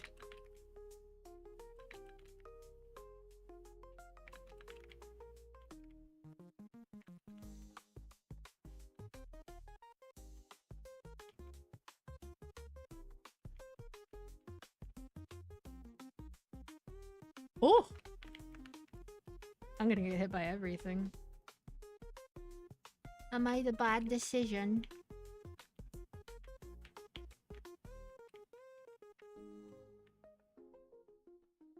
Oh, it's a stun. I dodged it, but it didn't feel good. Better to save burst for the next open. Eee. One thing that it would be nice if they had changed about Chaos Gloom is it would be nice if they had made it so that you could kill those stupid hands on the floor. Because in normal you can kill them. Like, super easily, actually.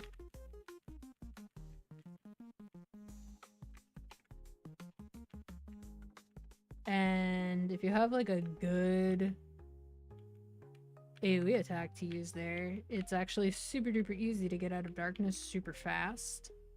That would have been nice quality of life for Chaos, since this is basically a boss that's designed to waste your time.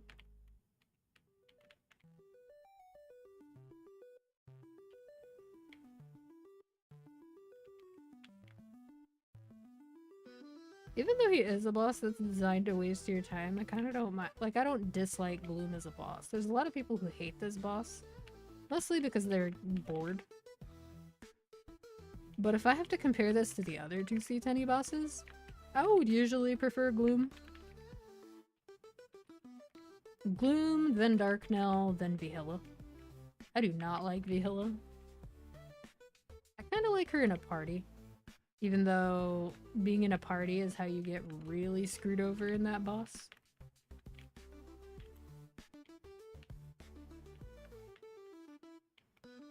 But if I were better at Vihilla, I would probably like that boss because it becomes a pretty easy boss once you are actually very good at her mechanics.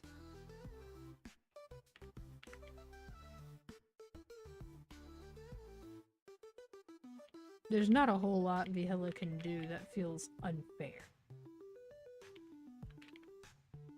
Oh, I have an origin. And I will have a burst for the next open. Exciting. I'm a little... Oh my god, double open. Really? At this HP? That's so weird.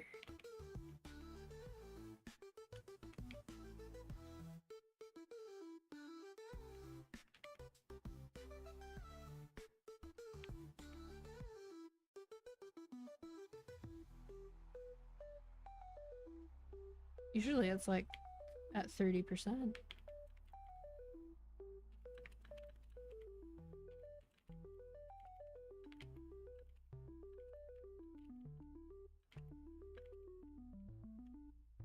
So strange.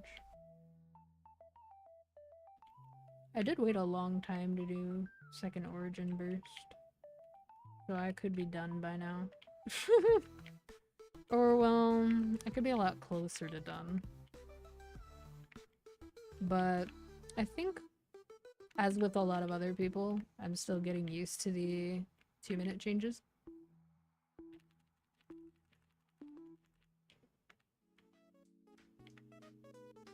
And they line up really weird for Gloom. I don't know why I insisted on hitting those.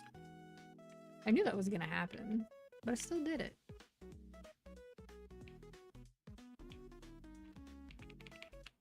Oh!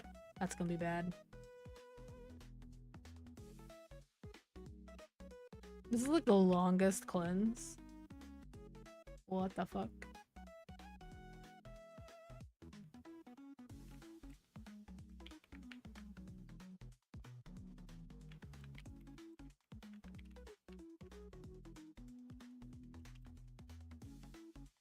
Oh. Awkward. It didn't hit me, but it was so awkward.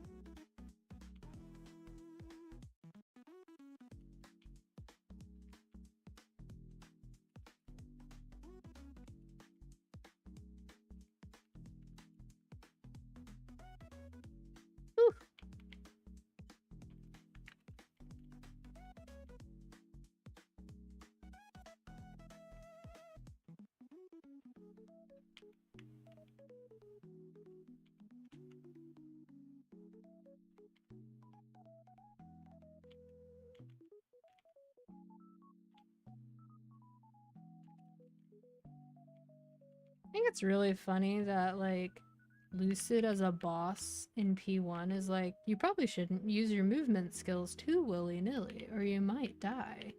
Meanwhile, Gloom, not that long after, is just like, yeah, if you have teleport, you're gonna want to abuse the fuck out of that. This is a boss where I would definitely not prefer flash jump. It wouldn't be the end of the world, like it'd be fine, but teleport is pretty privileged here. Especially teleport with up jump. It's just a really useful repositioning tool.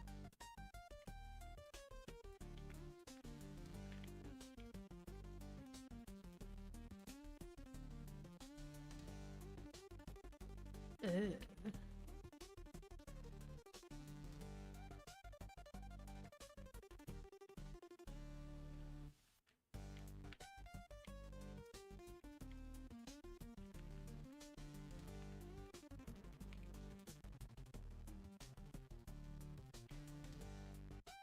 Oh, my blink's gonna come back. That's helpful. What?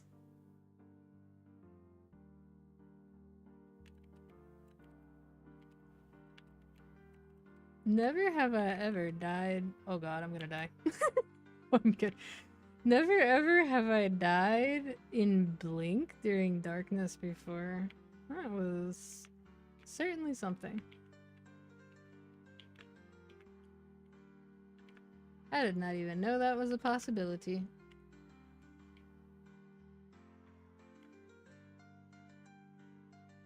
I could have burst there, but I realized it too late. I was too flabbergasted by what happened.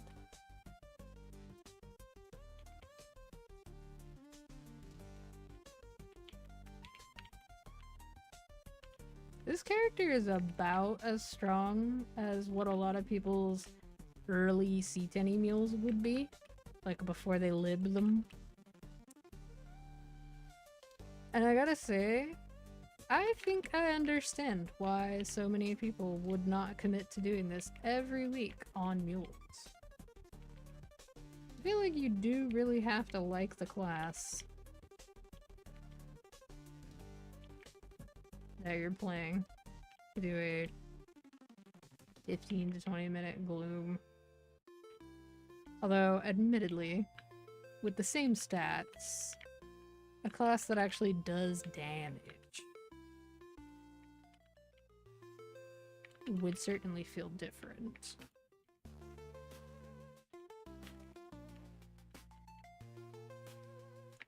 Like, with my same stats, there are definitely classes that could do this pretty reliably in 10 minutes, 12 minutes. But you still would have to spend that amount of time for like 3 consecutive boss fights, which in my opinion is kind of a lot. It's a big ask. On paper it doesn't seem so bad, but a lot of people find that when they actually have to do it, they're not very motivated to do something like that. Please die.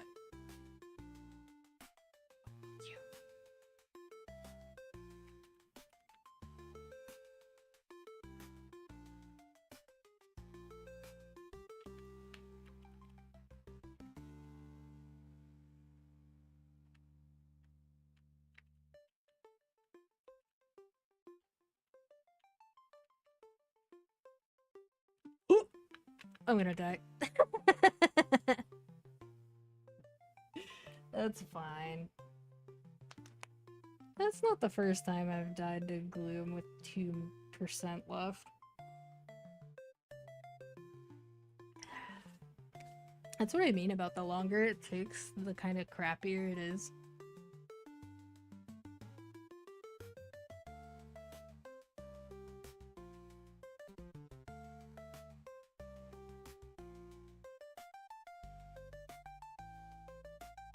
And generally speaking, I don't know how much people would say this for Lotus and Damien now, because a lot of people are very out of touch with what the undergeared and new player experience is. But at least with the Arcane River bosses, it does take practice. Sometimes just with the boss, but a lot of times with both the boss and your class a little bit. Some classes are incredibly straightforward, admittedly. Bam, before they made this altar change, was super weird for Gloom, because you had to pre-prepare your altars for each open. As well as your summons. It's a lot more chill now.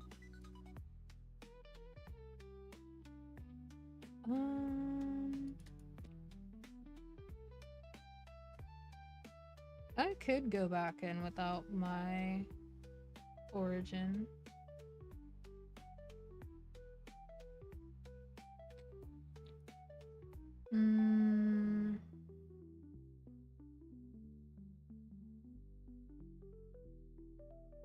When it changes to say 1 minute, so that it's definitely under 2 minutes left, then I'll go.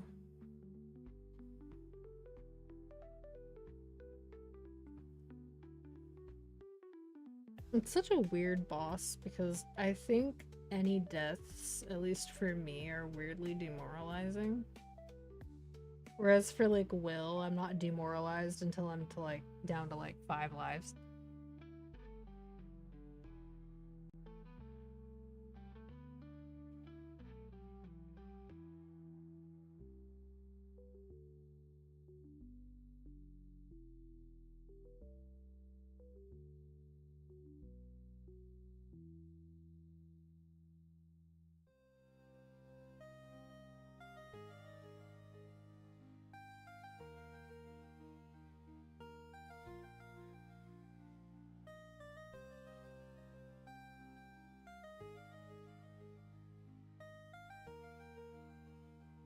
Okay. Let's try this again, but less bad.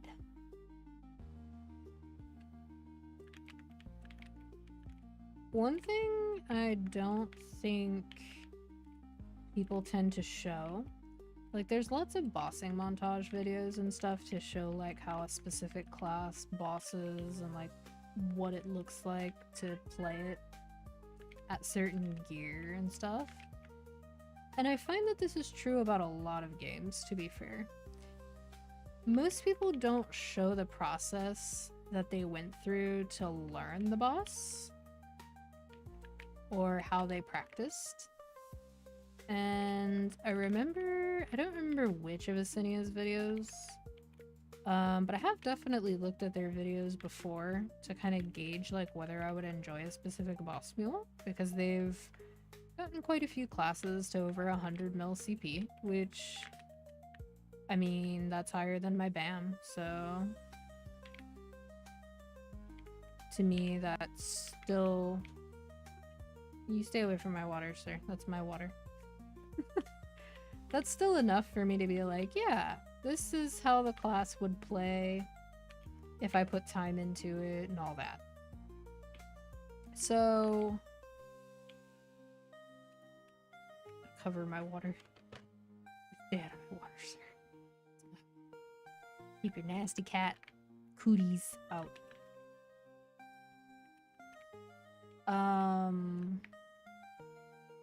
He's still sniffing it. He's thinking about pushing the milk dud box off of it, and he's complaining. Ridiculous. Anyway, I think it would be interesting if somebody showed like a montage of them actually learning a boss slash practicing it. Because I think what people miss is they see somebody... Oliver, quit it. Quit. Quit. Quit. He's so stubborn.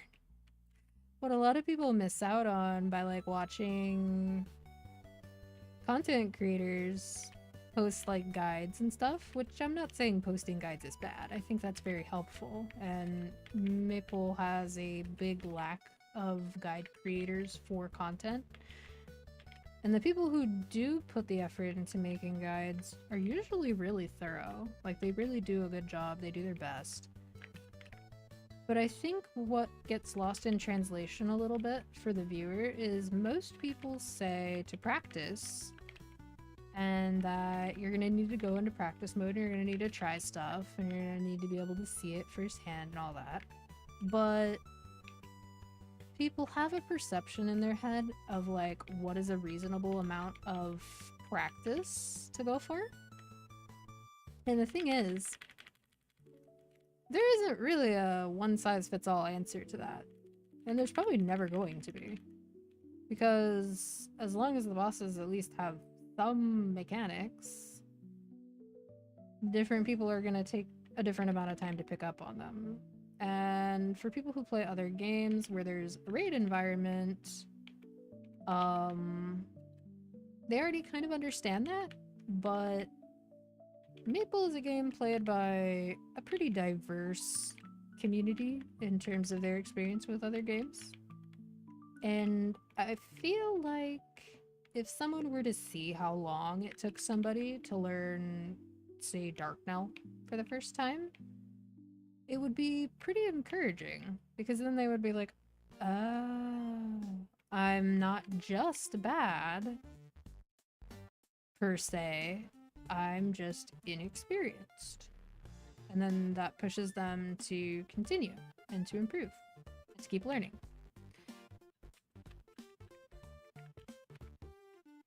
Oh, that was spicy. I think that ate my door pot. It would have been super cool if it didn't, but I think that's what happened. And then of course, it also takes some effort to be able to like talk while doing something like a boss and still pay attention. Your reaction time, if you're talking, is often worse. Not always. But I just think it would be interesting to see how much that would help some people to, like, make them not give up. I don't remember how long I spent practicing Gloom when I was a wee bab. Before I had arcanes and stuff.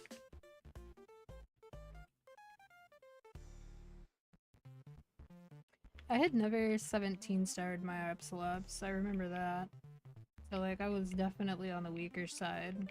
Bam wasn't super strong at the time either. I remember it took me over 10 minutes to get normal gloom to 50% once I had actually like learned. So I was definitely really weak, but being weak made me have to practice more because I needed to survive longer. And min clearing bosses does definitely help with that, provided that you aren't completely demoralized by the process. And I do think some people do get demoralized because they feel like other people are hitting, other people are getting like badass results from Star Force, and they're also doing all these cool things, they're libbing, progressing and all that, and it feels like you're just stuck.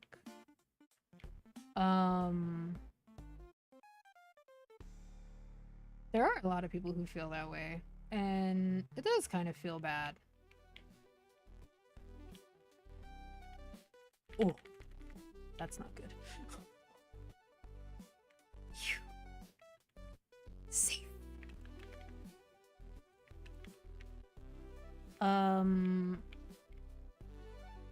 Not only that, one of the biggest differences between boss difficulties is that the stuff that didn't one-shot you in normal or easy or whatever typically either one-shots you or gets very close to doing so. So like 80% of your health. So it's kind of... it's a big ask in a way because like if you're doing the normal version, you can afford to get hit by some stuff. But you actually do have to learn the patterns for the harder versions of the bosses most of the time, unless for some reason you just didn't do them until you were strong enough that it didn't matter, but that's kind of hard to do in Reboot. There are some bosses you can do it for, but not all of them. Like, it wouldn't really be reasonable for that to be the case for a boss like Saren, provided that you weren't just like playing the game before she released and then sitting on really good gear beforehand. Those people are in a unique position, but like for a new player, it wouldn't be like that. Solo progression is very possible, but there are definitely some walls that take longer than others. Vihila is one of them. Much easier in a party with multiple people having healing familiars as opposed to trying to solo it yourself. But the best way to learn her stupid strings mechanic is to have to do it. So.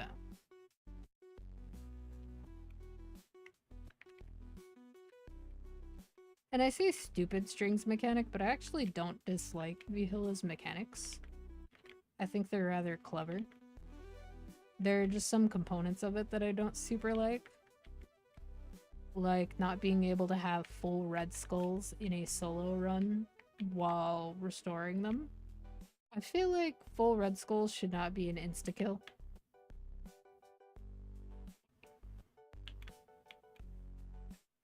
Because it makes it so that you effectively really only have like 2 lives. Because you still have to light the candles in the back. I think it's that you have 3. I think once you're down to 3 lives, it goes down to 2 candles. But it doesn't go down after that. At least it didn't look like it did when I was practicing it. Oh! Oh, that's not good. That hurted.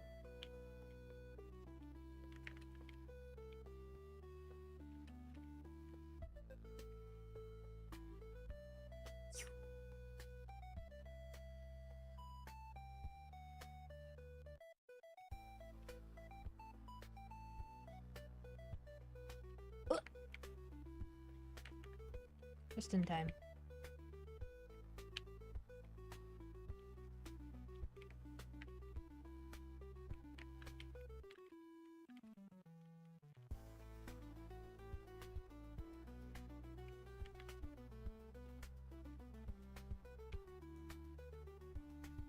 me do this to stop the laser.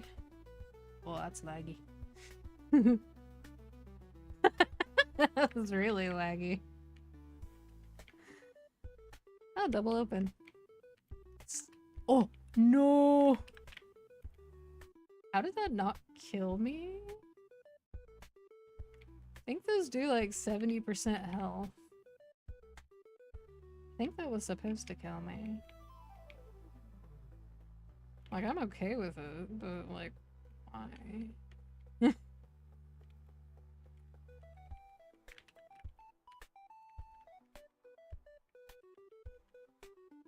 But yeah, if somebody was doing runs of C10 that took this long on like multiple mules, I could 100% see how they would get burnt out.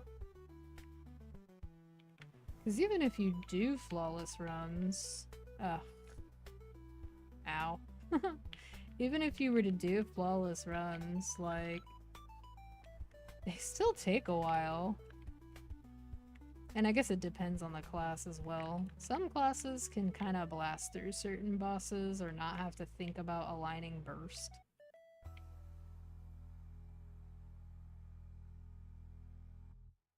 Because since he opens roughly every 50 seconds, it is a little awkward with 2 minutes. It's mostly alright. But for people with like a longer burst, it's a little awkward.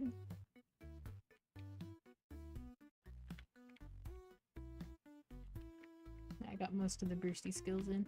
Yay!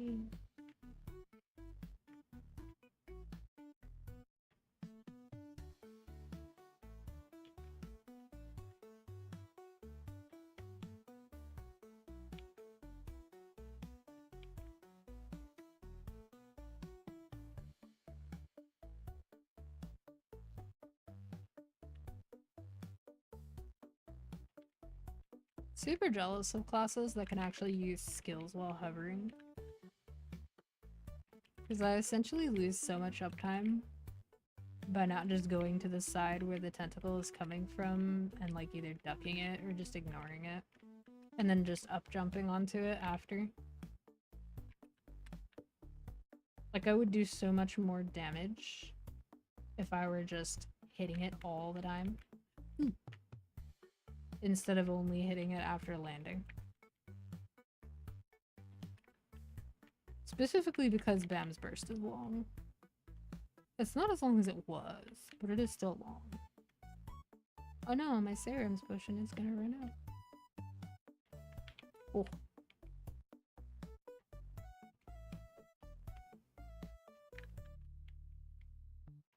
Like, basically what I just did. If I just did that all the time, I would actually have way better uptime in this boss. And it would be smart of me to practice doing that, because if I want to play other classes that have long bursts, like Mihail or Dawn Warrior or something, then doing it that way is applicable to those as well. Although Mihail has other means, like Mihail can just royal guard the tentacle. Ow.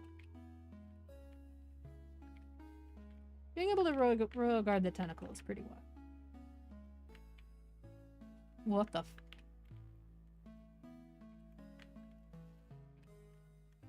Oh, it's really funny. The serums also give a little bit of HP. Oh. That's bad. Oh!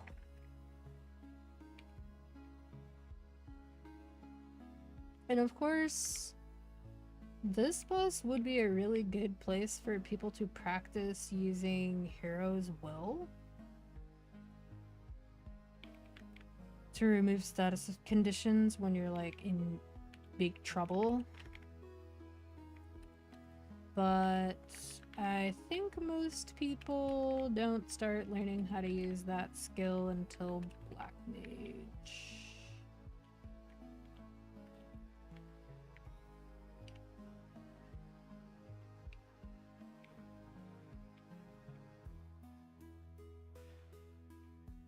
Which, honestly, fair. Even without Hero's Will, a lot of the status balls in Gloom are pretty avoidable, especially after the changes.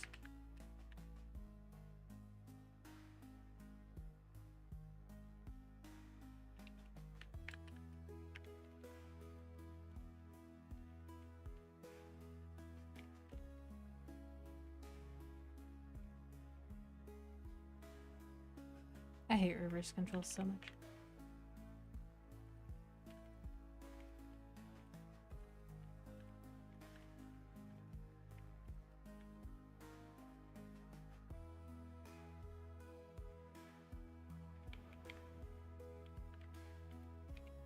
But yeah, actually, when I said that I had never died in darkness while blinked like that, I realized that they do damage, like the ads do damage, but there's an interval in between when they do damage. And usually autopod is like, eh.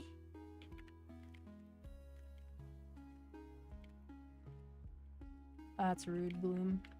Not again.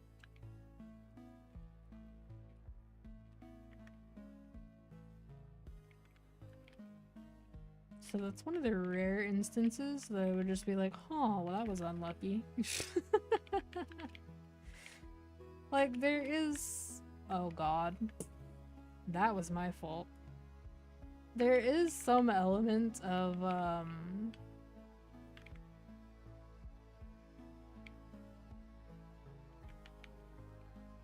kind of playing around autopot if you don't want to manual pot for bosses. Like, you have to think about it a little bit sometimes and pick and choose what you dodge, but for most bosses it's not that bad. The only reason I don't manual pot is because for me, I still get some degree of input delay when I change whatever button I'm pressing in Maple. So I can weave just fine, but holding down a skill and then releasing it and potting doesn't work super well. And there are some classes that can pot while they're still doing what they're doing, like Bowmaster, and that works fine. So I don't really know what causes that, but autopot is more comfortable for that reason.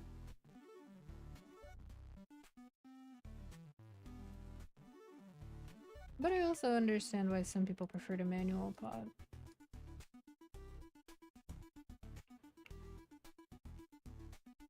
I think it also depends on class too, because the classes that have pretty good lifesteal or like built-in drain, I think there's more room for you to feel like you have a choice.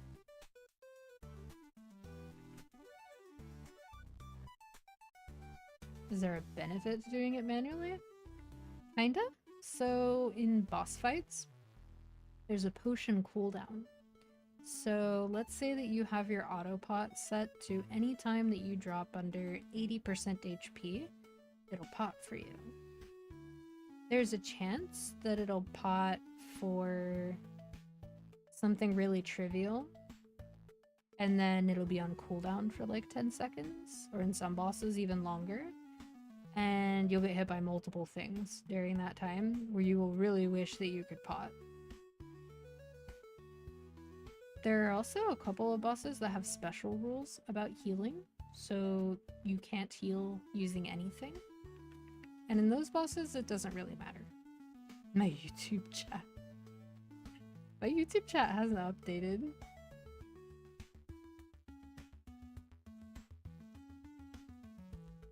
Oh. That's really interesting.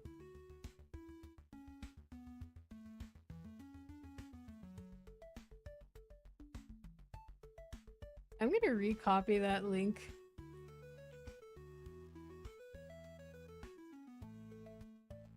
And redo that doc.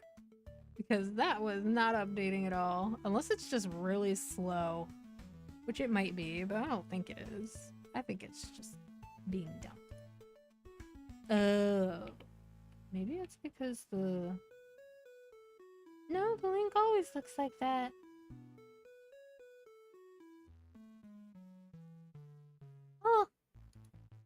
Oh, I see. It does show up, but it's like there's a stupid thing at the top that takes up a bunch of space.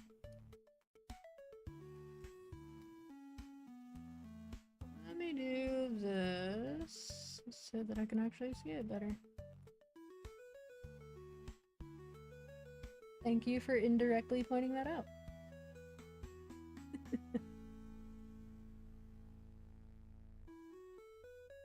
Is the 1440 that crisp? I will say it probably won't look that crisp for 14 when I get around to streaming 14 again. 14 has a way of making its text fucking blurry no matter what you do. Kinda ass. Well, that's good. I was hoping it would be a better viewing experience. Yeah, power elixirs. Yeah, Maple is a little bit blurry to me in my stream preview because Maple is, I don't play it in full screen, so it's technically stretched to that size. Yeah, the chat experience is better on Twitch, which is why I chose to use both platforms. Although I do notice that people do watch the VODs on YouTube, so I'm definitely getting like positive feedback from the analytics in that way, which is neat because I'm not actively trying to make YouTube content currently. Power elixirs actually got power crept by ginger ales for a while, and then they decided ginger ales were too good, and then they just gave us a gazillion fucking power elixirs afterwards, and it was like, alright, what did you even nerf those for? What was the point?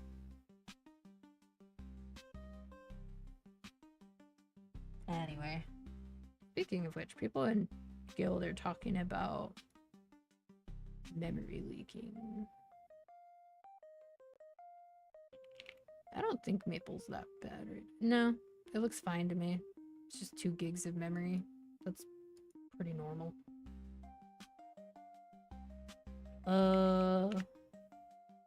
Yeah, overall, the way that I would do it is if I were my own viewer, I would probably watch on YouTube, and I would probably use the chat clients, like the IRC chat client that I use. I would use that for chat. I think that's what I would do if it was like a game that really benefits from the quality. But if it's like a text adventure, I might not would bother. It would just depend. Oh my gosh. I feel like ever since somebody told me at my old job that it was possible to have a freak accident when cracking your neck and to like cause permanent damage, in the back of my mind I'm always a little bit concerned about cracking my neck. I have like this brief surge of very dull panic, and then when I move my neck around afterwards, it subsides. Like, I know that it's an incredibly small chance, and if it's not happened yet, it's probably never going to happen to me, and I don't go out of my way to like twist my freaking neck, so yeah. Oh. Weird. People are so weird. I feel like calling anybody that you don't know random pet names is kind of weird. Not gonna lie. I think... So I understand that people mean well when they do this, like when they call random people king or queen, but I can also see why as like an individual person might have an issue with that and might just be like, hey, I'd prefer if you didn't do that. I don't think it's a big deal if like they say they're uncomfortable. How hard is it to just not do that? Like, it's such a strange thing to double down on.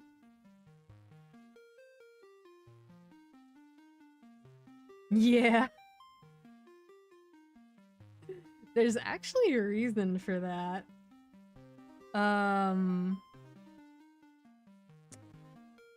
It's an SEO trick.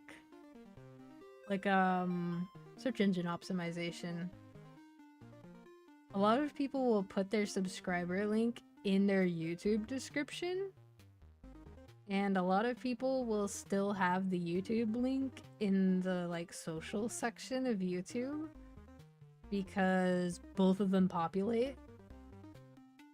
I think in my case I was just bored and I learned that way later.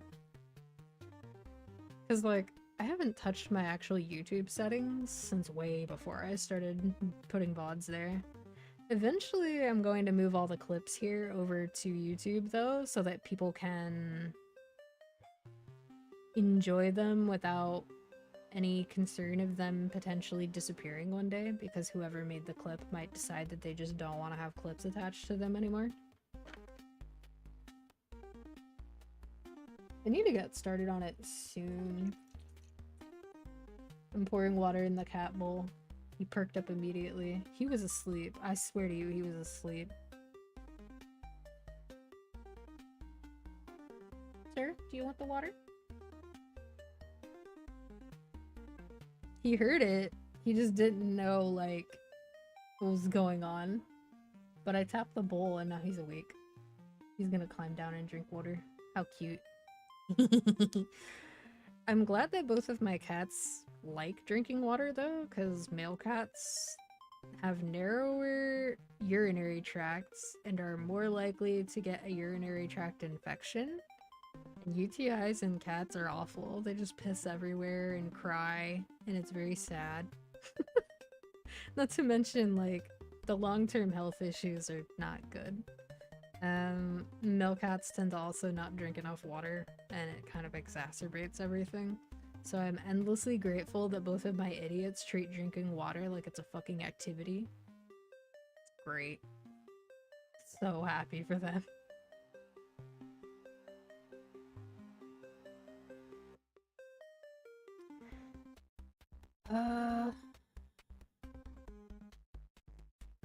Yeah, though, I actually... Was that an 8-bit version of Gangplank Galleon?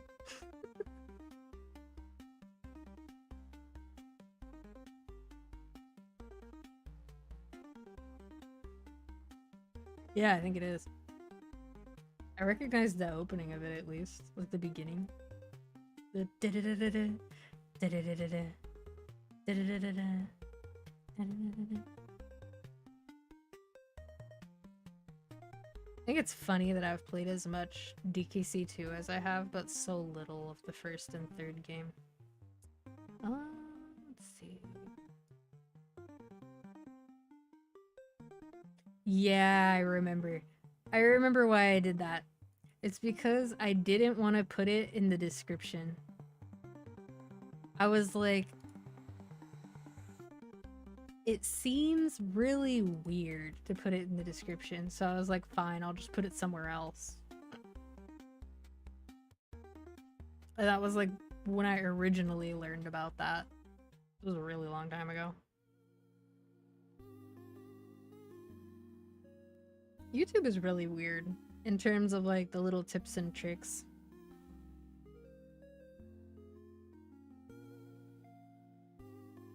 I agree. It's not that hard to respect people's comfort. Like, obviously there's situations in which you can't.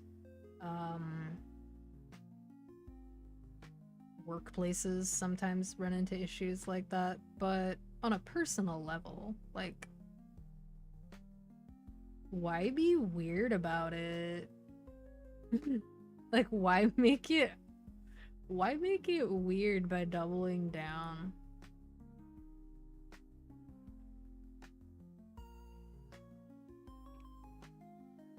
Who gains anything from that? I mean, yeah, there are some people out there that thrive on making other people miserable, but that's a hell of a thing to out yourself about.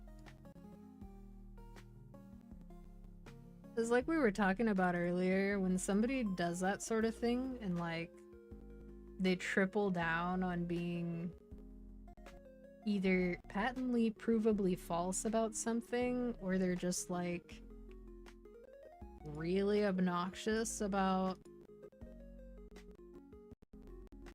getting up in your personal business, just embarrass them. Just loudly call it out.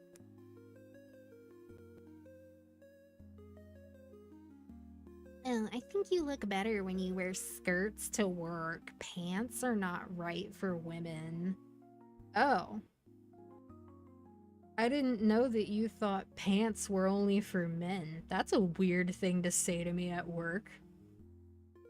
You're not technically taking them out of context. But the way that you say it does definitely make it sound as bad or worse. Oh, I preferred when you had long hair. Oh, I didn't know you had such strong preferences for what my hair looks like. Good thing I didn't consult you. Like, I don't think it's that complicated. It's not that hard for people to mind their own business.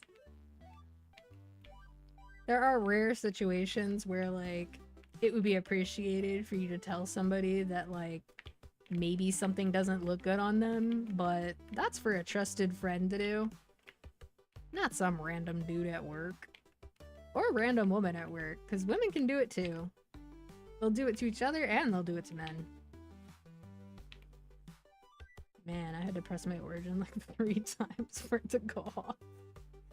Oh yeah, I actually did say that to someone. I said you look prettier when you don't talk.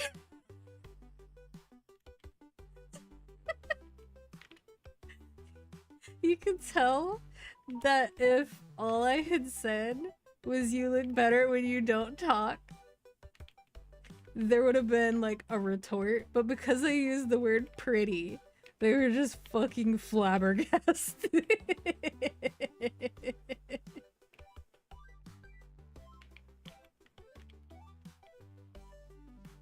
And if they had had a response, if they had actually been like, oh, well, I'm not trying to look pretty, I would have been like, yeah, and I'm not trying to attract stupid, but here we are. Like, there were so many ways to potentially hit them with a comeback for that, but they didn't say anything because they lost before the game had even begun. Amateurs. Oh my god. Wow, I do Dark Knell really fast now.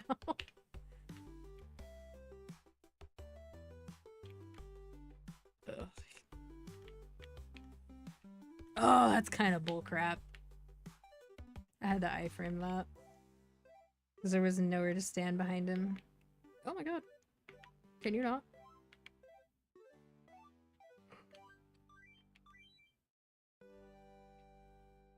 I don't want to deal with your stupid knights. I should have bound him earlier, but I didn't.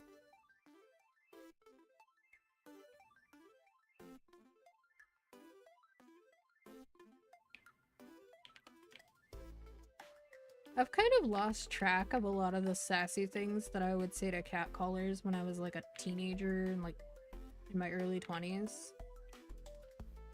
But there were definitely some bangers. Of course, now that you never know who's walking around with like a potentially life-ending weapon, it doesn't feel as safe to troll them. But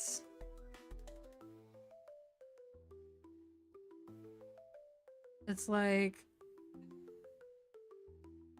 I still kind of want to. I just know it's a bad idea.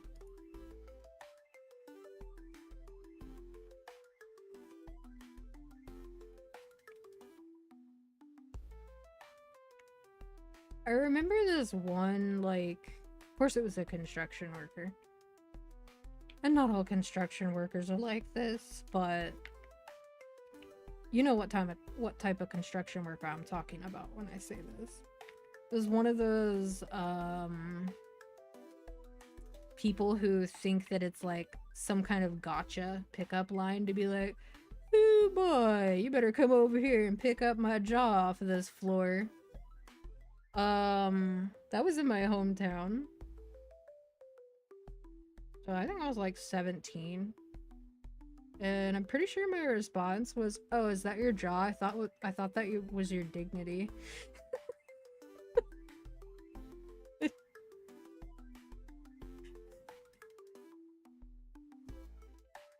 His eyebrows. I swear they were two eyebrows before, but they became a very angry unibrow. He didn't say anything else, but his face looked really funny.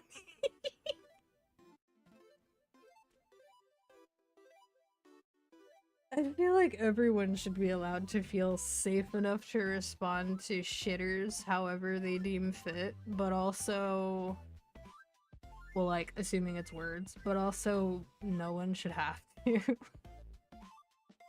Like,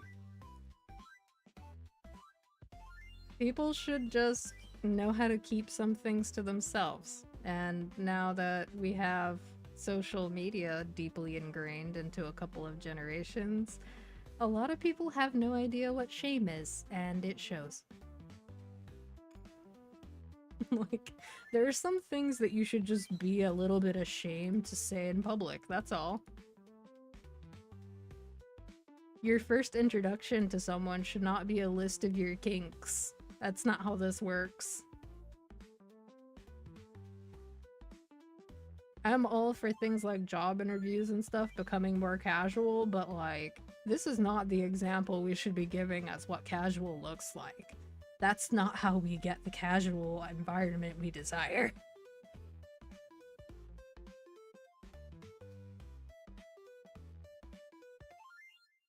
Although I will admit, if you do lead with that and somebody else picks up what you're putting down and matches your freak, there's like a 50-50 shot that they're actually much weirder than you are, but the other 50% of the time you might have found a friend. So I'm sure it works sometimes.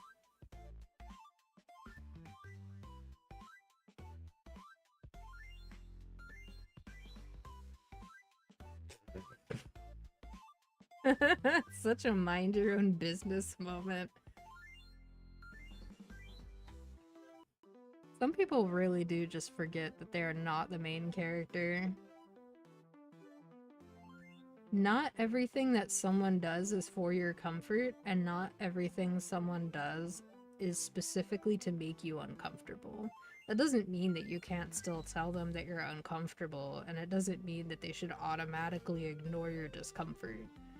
But to assume right out of the gate without having talked to somebody, it's just so pretentious.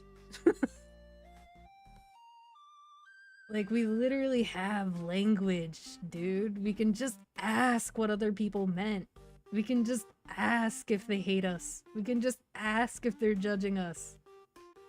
It doesn't mean we're gonna do it, because we're little baby cowards, but the option is there.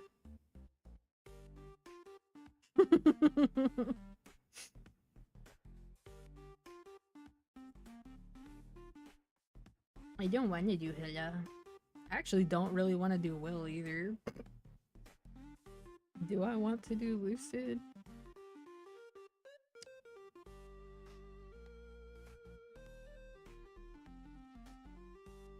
I don't know. I don't know.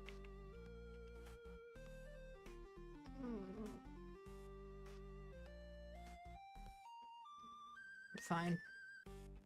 I'm pretty sure I still need my origin to kill her in P3. Which is kind of a bummer, if I'm being completely honest. Like, I don't do damage to her outside of burst. Feels pretty bad. Makes me feel like I should probably give more of a crap about living. Because this is nowhere near living. This is nowhere near it. Like, I'm glad that it lets me overcap. That's cool, because I'm too lazy to go do this for, like, nothing. No tangible gain. But, like, it would take me... I think it was, like, 18 weeks to live. Like, 4.5 months. of consistently killing bosses, and I was just like, ugh. It is shorter than it used to be. Like, it used to take 9 months, but ugh. Like, I'll live eventually. But I really should have taken the quest when they first changed the Liberation quest. But I didn't. And that's on me.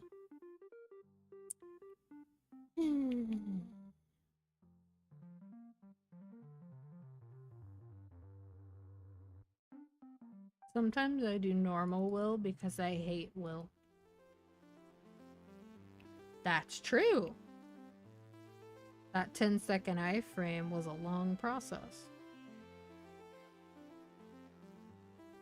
And you had to kill Black Mage every time. I've killed Black Mage 0 times. Mainly out of laziness that I haven't bothered to learn. Although, for a considerable amount of time, I just wasn't strong enough.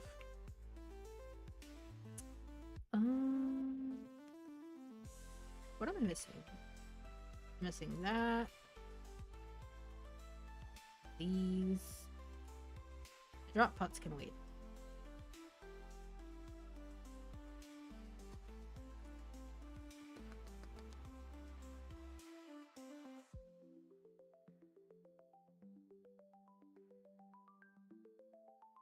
I don't think that boss pot will expire. I think it'll be fine. Quit it. I think it's interesting how skipping the cutscene makes it turn gray. Did you actually? There we go.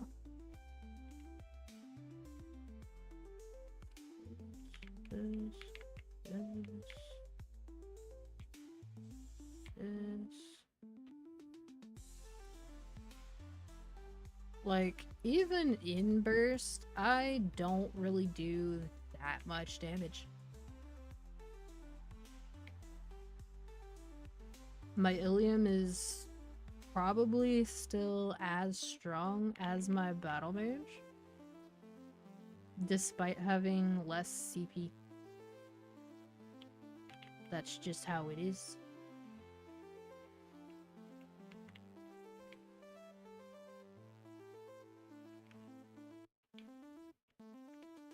Ooh, dragon. Must be on the other side. I am up here way too early. Clutch E-form.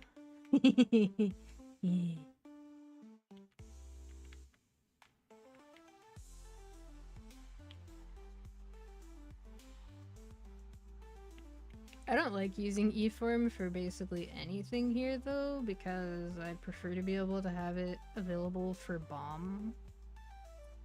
And I'm technically missed my opportunity to mini burst. Oopsie. Still not used to it.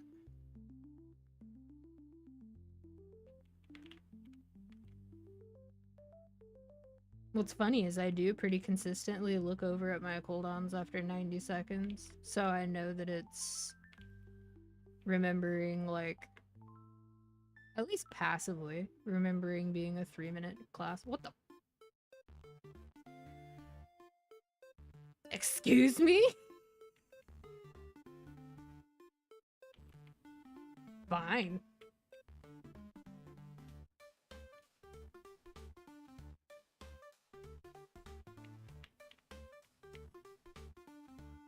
I'm not entirely sure what happened. But fine, I guess. I'm sure I did something.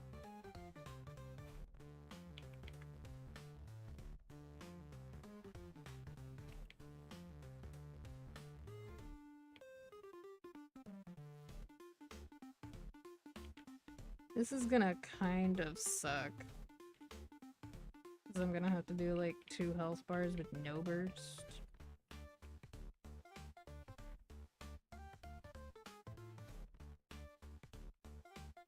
Ah, 1 health bar. That's It's not as bad as I thought it was gonna be, but it's not gonna be great either.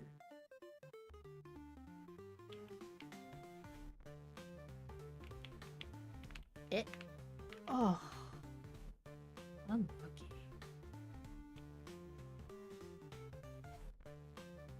Like, it would have been smarter for me to just not teleport, but... yeah. Yeah, it was 2 health bars. I'm dumb. Wagon. Okay.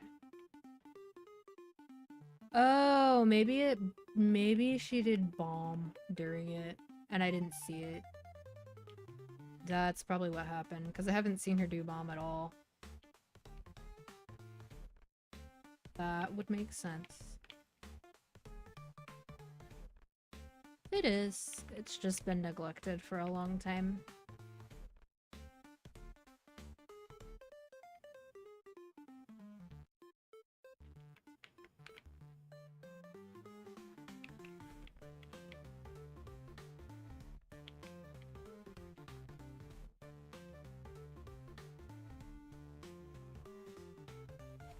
I stopped playing around I would say right around when they added Red Dot, because that kind of changed how I had to play my class.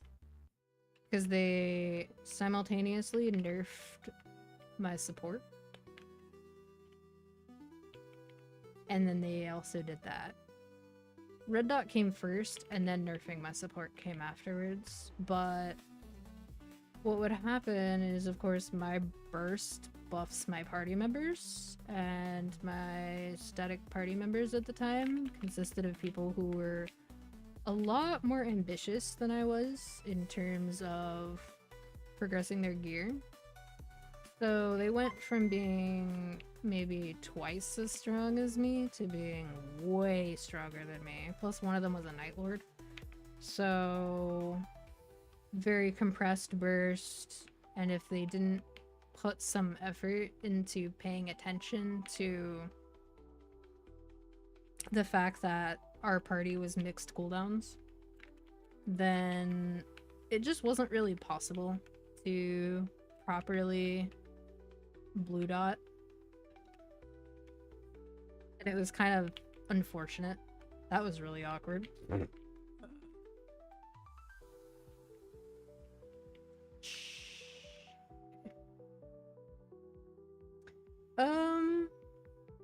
I've always liked Lucid's theme.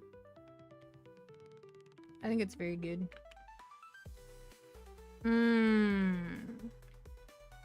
Yeah, with Lynn, it's kind of a big question mark.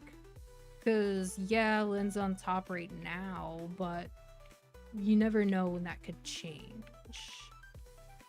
Even though they said that they were going to keep Lynn strong, they have said things and then changed their mind before. Oh my god.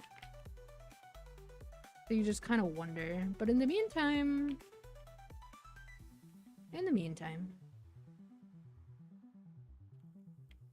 Although, given the changes that they're currently giving GMS, I would say...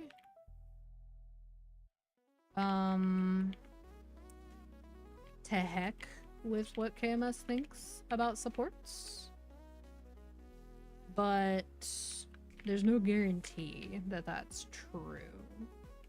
And even if it does end up applying, it probably will only apply to Lynn, because GMS is just gonna port over whatever changes KMS makes for Bishop and Bam and Arc and all the other classes that are basically known for having support.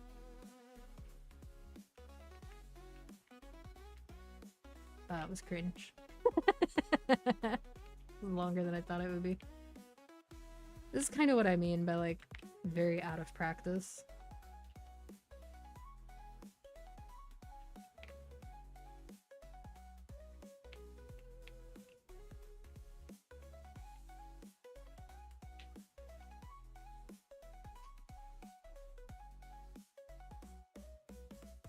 Like, I did play Challenger World 1, but I did it on Ilium.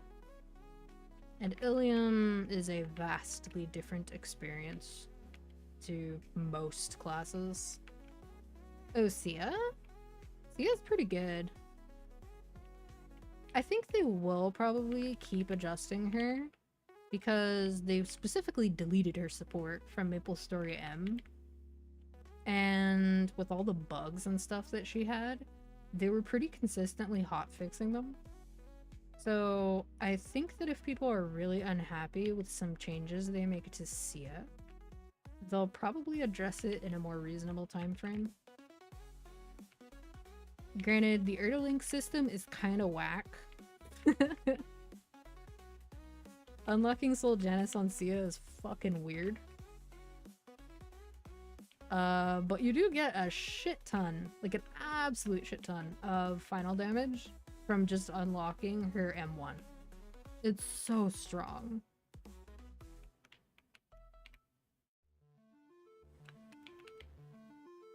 Bam was actually the class that gained the most from very, very, very beginning Hexa prior to Sia. And Sia completely redefined what that looks like. She's so overtuned.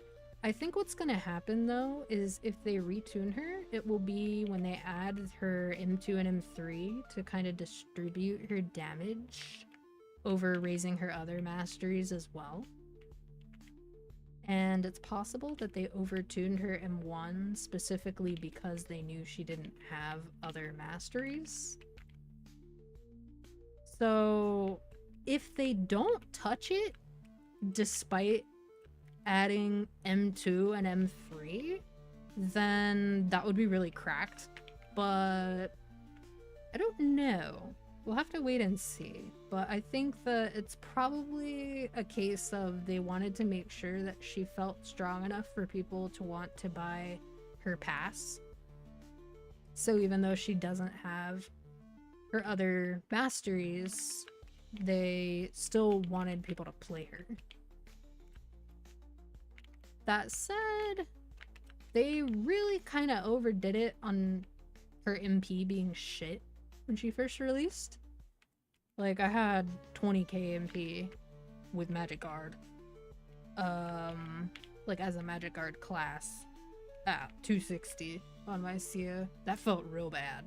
Like, you can see how much MP my Bam has. And obviously, you know how much Bishop has. Bam is not even a Magic Guard class. I don't really feel like that was reasonable at all. And they did address it pretty quickly. But we didn't know they were going to address it until basically the hotfix in which they fixed it. So it's just kind of weird. They're really not good at communicating. And like, you can see that they're trying in some ways, but like, the company's structure is so not built for it. Yes, Sia had less MP than some warriors. And I have 9k Legion. My Sia was in Chronos, not CW. Her MP was just that low, even with Legion and Artifact and everything. It was that bad.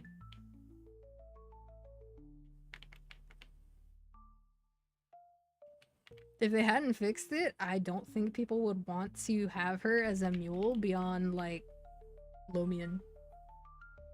Because once you start getting to places where there is some amount of unavoidable damage or where you're just not allowed to make mistakes because your MP is so low that you could still get one shot through it if you were unlucky.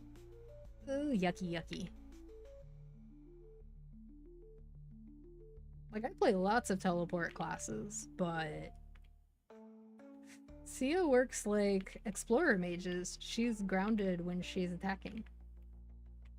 And she can't jump during Boom either, even though it's like kind of a reskin of Big Bang, which is a choice. It's just a bit weird, but ideally they learn from her release for the other Shine classes.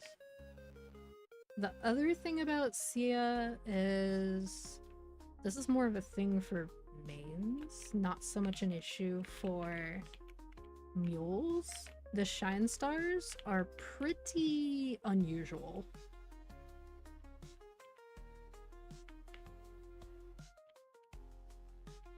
Oh god.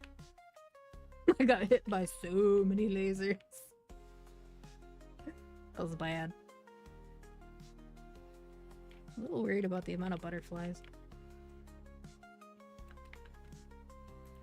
Gotta get rid of this. There we go.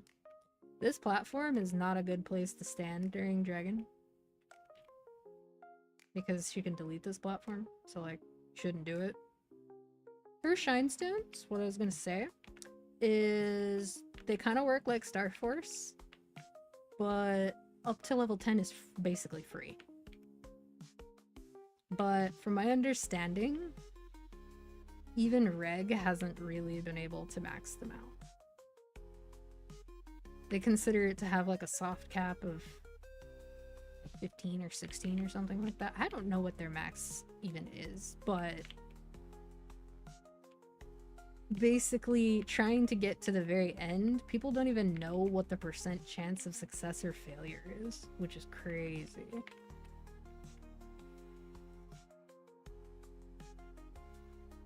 Oh, Shine the buff? Yeah. That's fair.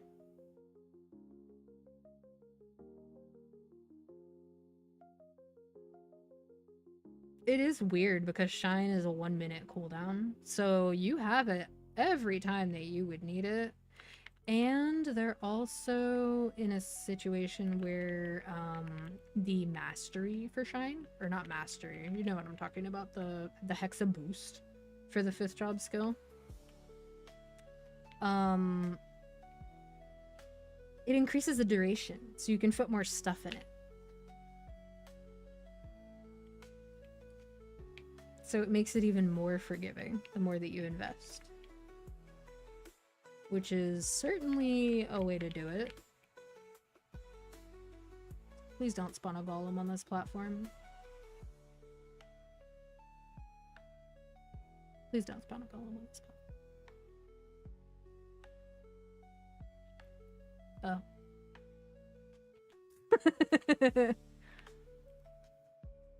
Oops.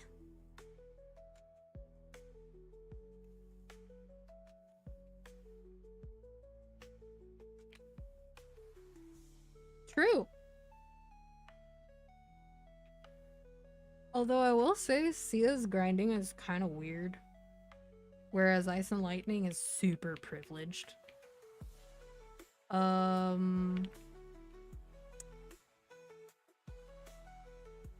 When it comes to bosses though, Sia is so straightforward. It's a lot of buttons to push for the burst, because you have to hit all the constellations and you can't skill sequence them. But anybody coming from playing Explorer mages has already been down that road. They're not going to be intimidated by that.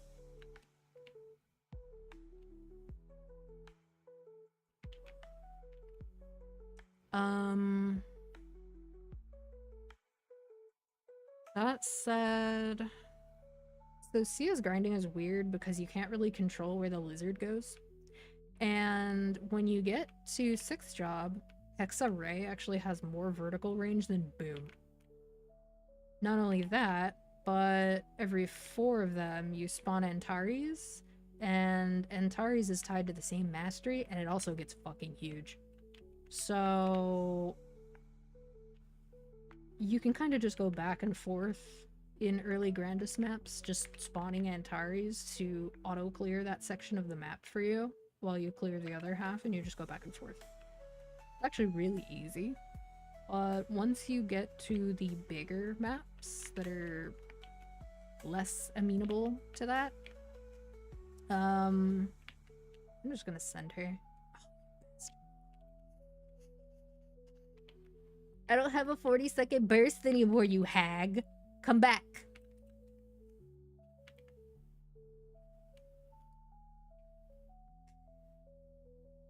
Yeah, it's an interesting case study because it's the first, like, unique class that GMS has gotten in a while. Whereas, like, Jianghu classes, we have a precedent for them with other versions. And they still kind of follow... Oh god. You jerk. They still kind of follow the same rules as Sengoku. Yeah, Jet. Oomph. I have a lot of feelings about what they did to Jet, especially when they announced freaking Go West, like not even that much longer afterwards. Oh. Oh, not again. Woman! Hold still. Bruh. Being a summon job is rough, but you know what's worse? Kinesis. Oh, I can't even bind her here. Oh, God. Oh, now I can. Hold still.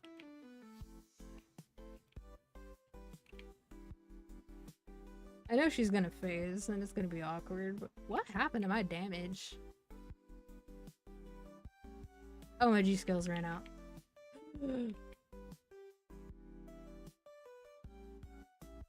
Can't be used here! Fine.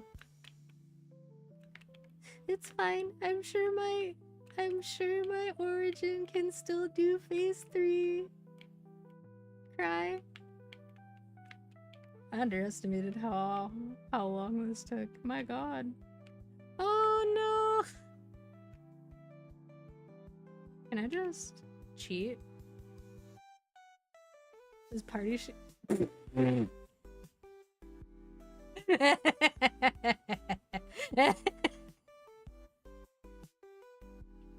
Oh, party shit. Oh my god. She has 0 chill. Yeah, P3 is gonna be real sad. This is her revenge for me saying that I didn't feel like doing Lucid, I guess.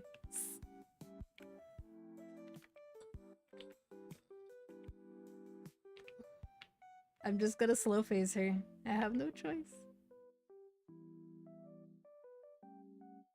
Like, I'll be honest though, as weak as BAM can feel sometimes currently,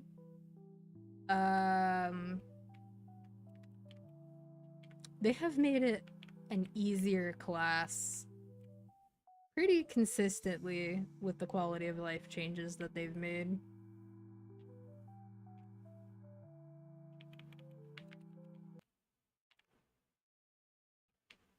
Like, yeah, they've continued to make it weaker, but...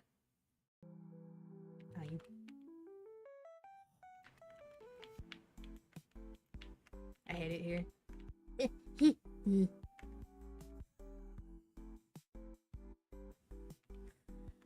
Please don't do your butterfly shit again. I hate you. I do so little damage. I know.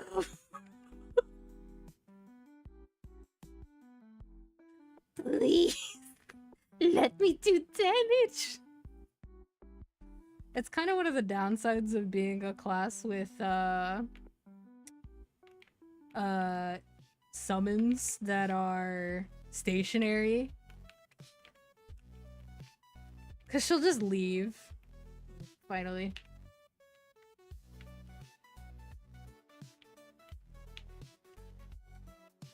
I don't think this is gonna work. I think I'm gonna do negative damage. She's just gonna have 10 health bars again suddenly, and she's gonna be like hee hee hee hee, and then I'm gonna get phased out of the boss. Oh no, no, it looks like I'm probably good. Unless I disconnect right now. I'm kidding. That wouldn't happen. Next one wouldn't do that to me. They would though. Okay. Grim Harvest, go away. I can't wait to get nothing. Yeah, for real. It's true. BAM Origin still feels pretty good. I do damage with full buffs, but only in my actual burst. Not my mini, just my actual burst. Feels kind of bad.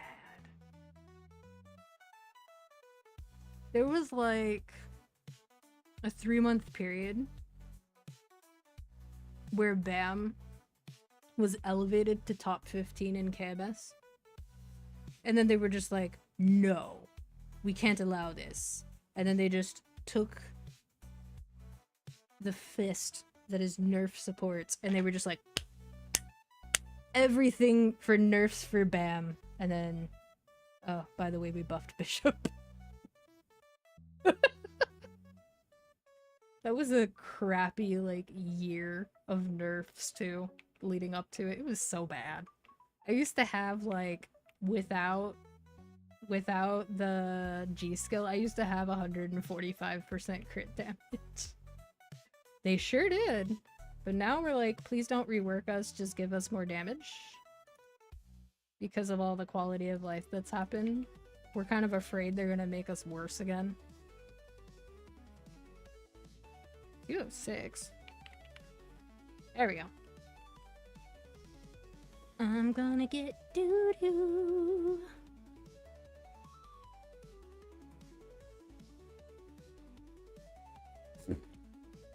A furniture blueprint. Ooh. I would not want to be a class that gets reworked right now while they are nerfing everyone's percents. To be like, oh, that we reduced the action delay, the game will be so much more enjoyable. I've never gotten a Dreamy belt. I've gotten 2 Twilight marks, but I've never gotten the belt or the book. I think that's the real reason I have animosity towards Will. That fucker doesn't give me anything. Except for more Will skills. He has given me so many Will nodes. I have killed him so many times. And for what? Nothing.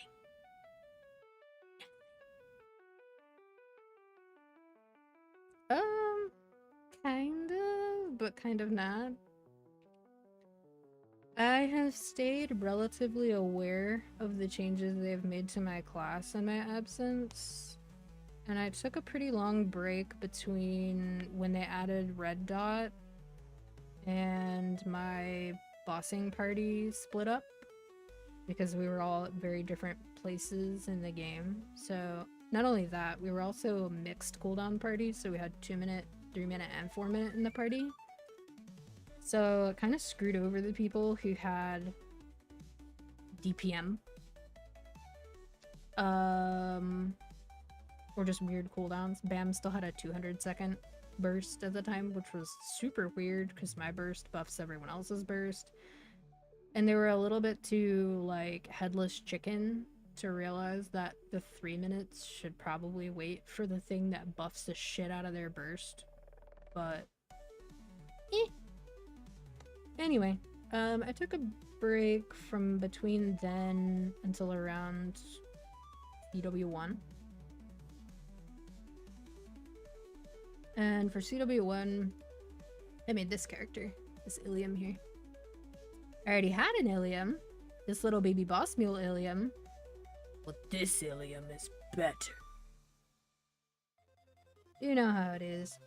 They improve the event rewards, and then suddenly a character that was like 10 levels away from whatever your goal was will get there A, faster, and B, stronger than if you were to level that character some more, if you just remake that shit. Terraburn was like that for level 3 Link skills, and Hyperburn is like that now. True. Well, it could still be a Lobian mule. Like, I wouldn't have to invest more into it. I think it has level 40 plus nodes, which is fine. And if they're gonna give me the ability to give myself Absolab boxes on mules, far be it from me to refuse the free goodies. Because, like, any character that can kill hard Lomian probably doesn't need Absolab. So, there's not really anything for me to do with them. Speaking of Sia, though.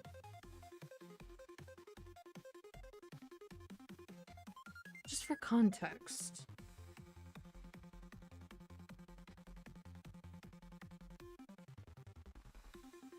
So, where the f is Ray? Take that off. Take that off. Yep. True, although my luck with arcane boxes is a lot worse than my luck with absolute boxes. But I think that's everyone's experience. So this is Ray normally. And normal Antares? Actually, that's really funny. I don't think that worked. That still looks like Hexa. That is still Hexa. That's super funny. The bugs never end with this class.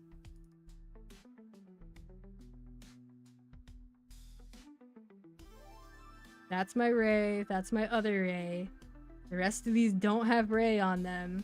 It's supposed to revert because you require level 40 base of the skill in order to hex it. If I did that to any other class, it would work. That's really funny. Anyway, I can still compare it to Boom. Boom is very small.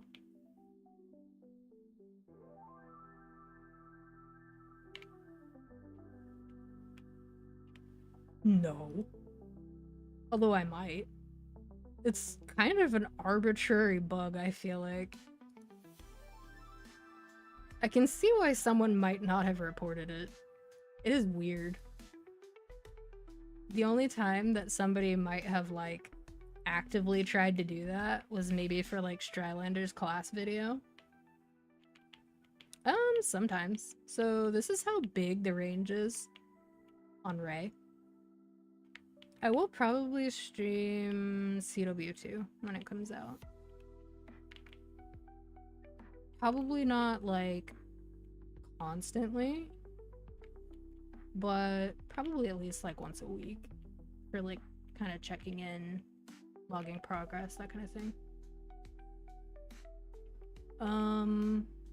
Comparatively speaking, this is Boom. Boom is so dinky.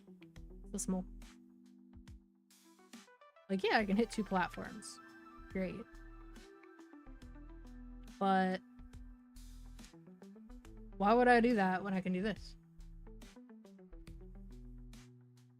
Do that 4 times, move over here, do that 4 times. Spawn more Antares. And you just, like,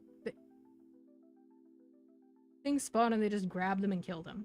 My Sia is very weak, and yet this is still fine. I don't really understand why people were complaining about Sia in early Grandis. I do understand why people complain about Sia in, like, Shangri-La, but at that point, get Janice. I don't remember if I have a rock on Sia. I do. Get me out of here. But yeah, my Sia is not strong. Very puny. Wimpy baby damage. So. Like, obviously it doesn't one-shot, but it wouldn't really matter if Antares just sucks everything up in big suck and kills them for you. It's kind of like when my Ilium first got there, it didn't need to one-shot in the areas that it was going to because it was portal farming. Like, you're still gonna kill everything in under 7 seconds. It's fine.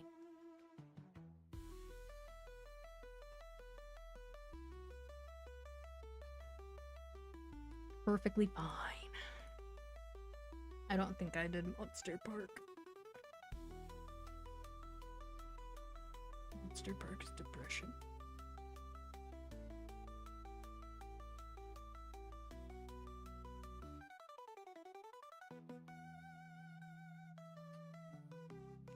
Oh.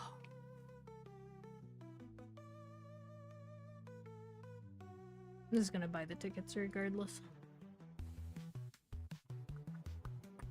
Worst case scenario, I can use them an hour from now.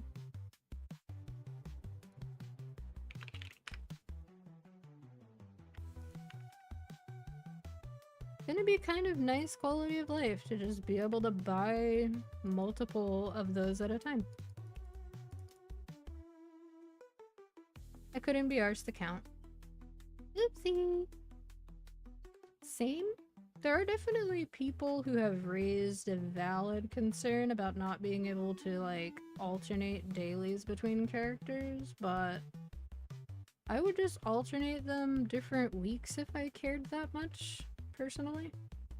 It'd be even better if they made our fragments able to be put in storage, but I know they're not gonna do that.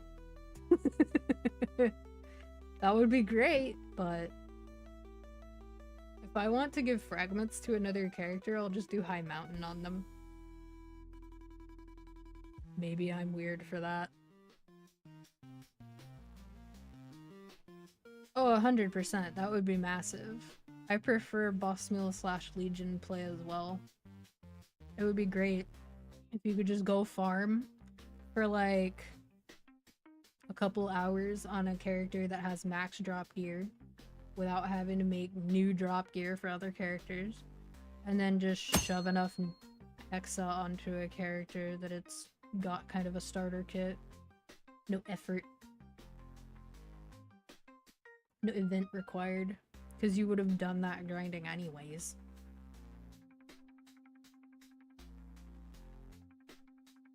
And it's not like it breaks anything.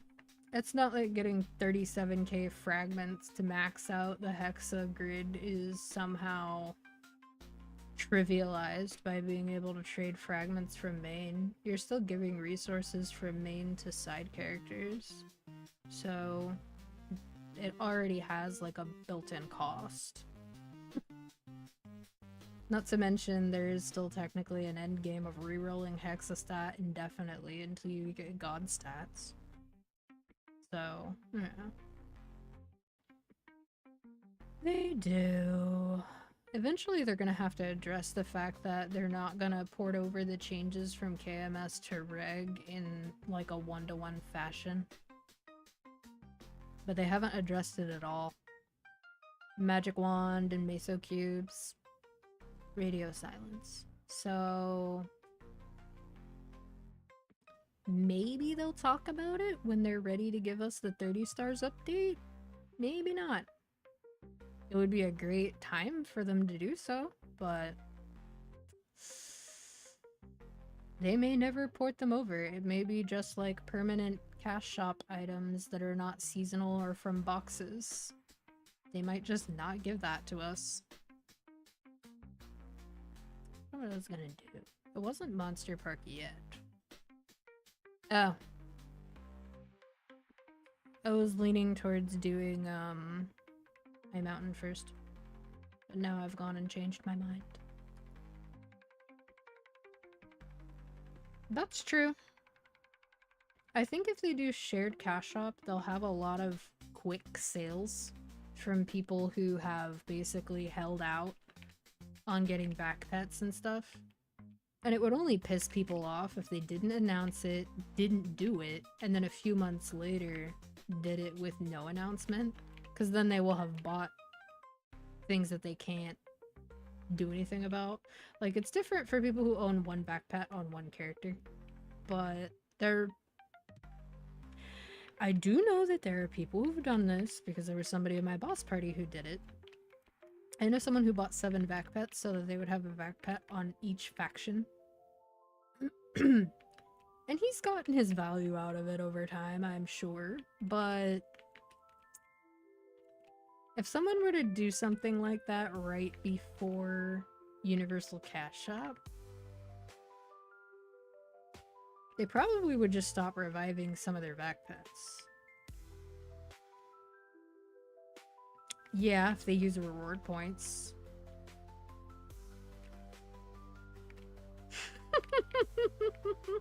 To decrease the price. But yeah, that's a crazy amount of money.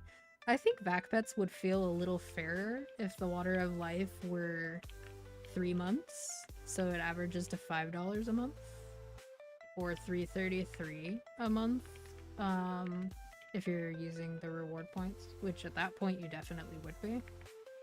But it's very clear that they want it to be basically like a subscription.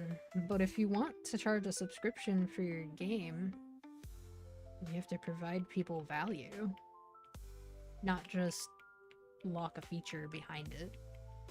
So, yeah. Yeah, that's true. Yep. I think having them as an option is still a good thing overall. Especially because there are also people who are just looking for more ways to spend in Reboot. Like, for the most part, Reboot players are not against Nexon monetizing Reboot more, but it depends on how they monetize it.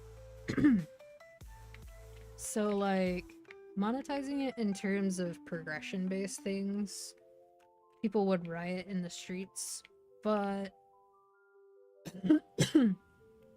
more ways to get cosmetics, more ways to do things like... You know what? If they would just unrandomize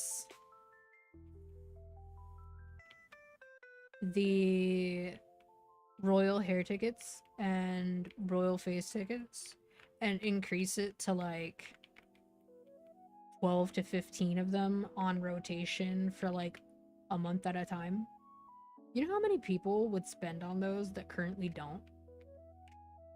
Because right now there's people who just settle on something and then they keep it for a long time. But 14's Fantasia sales are enough to confirm that if people can change their appearance like every single week, some people will. And it's not a small number either. So it's like, I don't really mind so much things like the SIA Pass and the CW Pass. I think those are okay. I think if they're at least making sure to give you something for free and also give you something of value for what you're spending, that's not too bad. But if Reboot had to deal with the way Epic Dungeons work on Reg, where the rewards are basically paywalled, absolutely not. You would have outrage.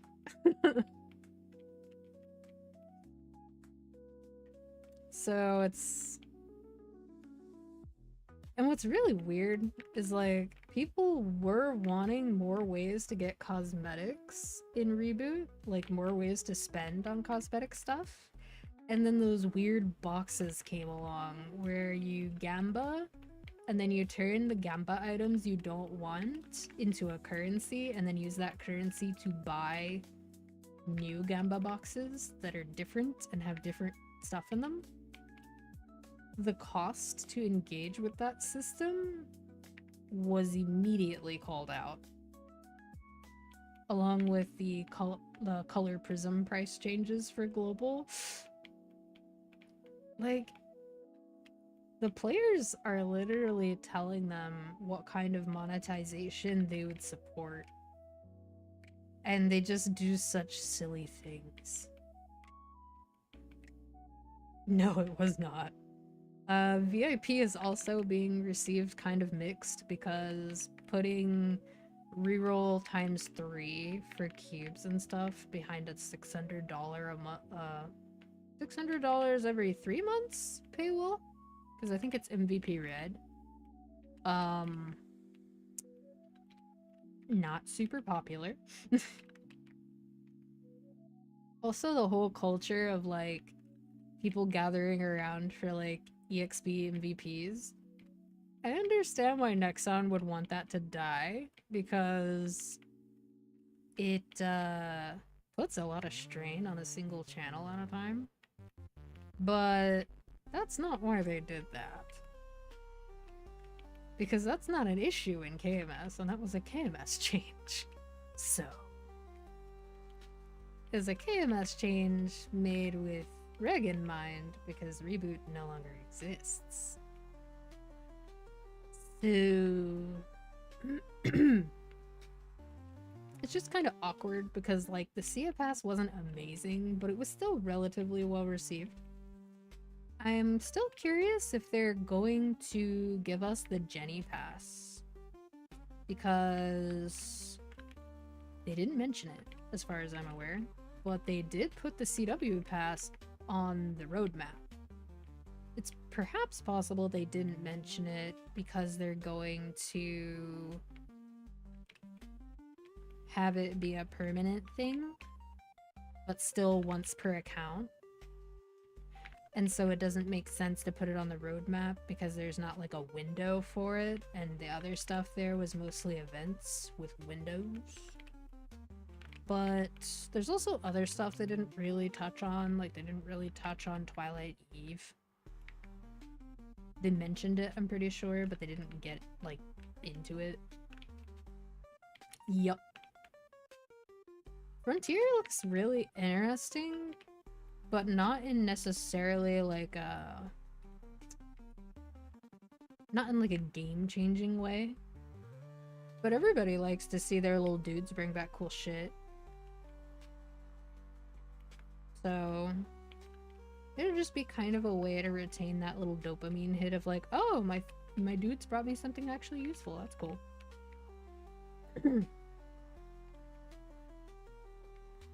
Ah, Solus.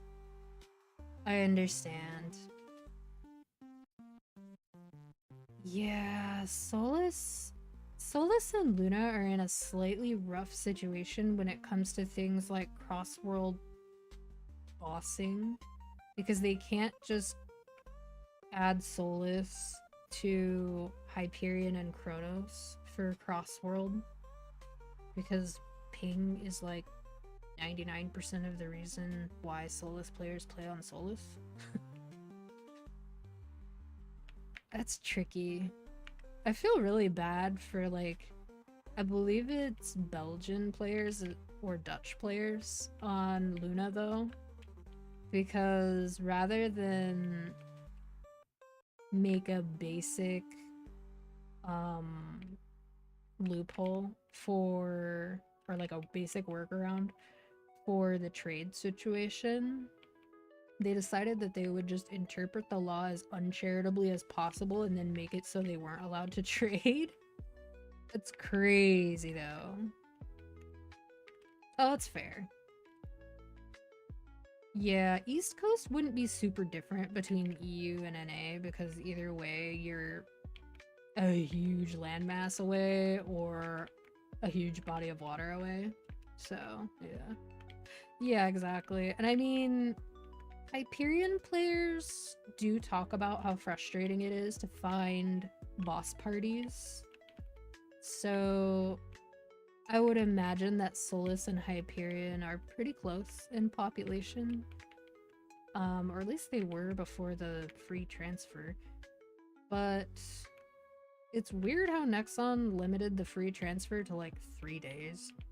That's also super janky how awkward it is to transfer Legion and Legion Artifact. Like, that was very messy. Yeah, I think a decent number of people from CW went to Hyperion, especially new players. It probably didn't hurt that Dookie made a video that was like, hey, play on Hyperion, and there's not a whole lot of content creators talking about the differences between playing somewhere like Hyperion and Kronos. And on the surface, all your training maps having burning is very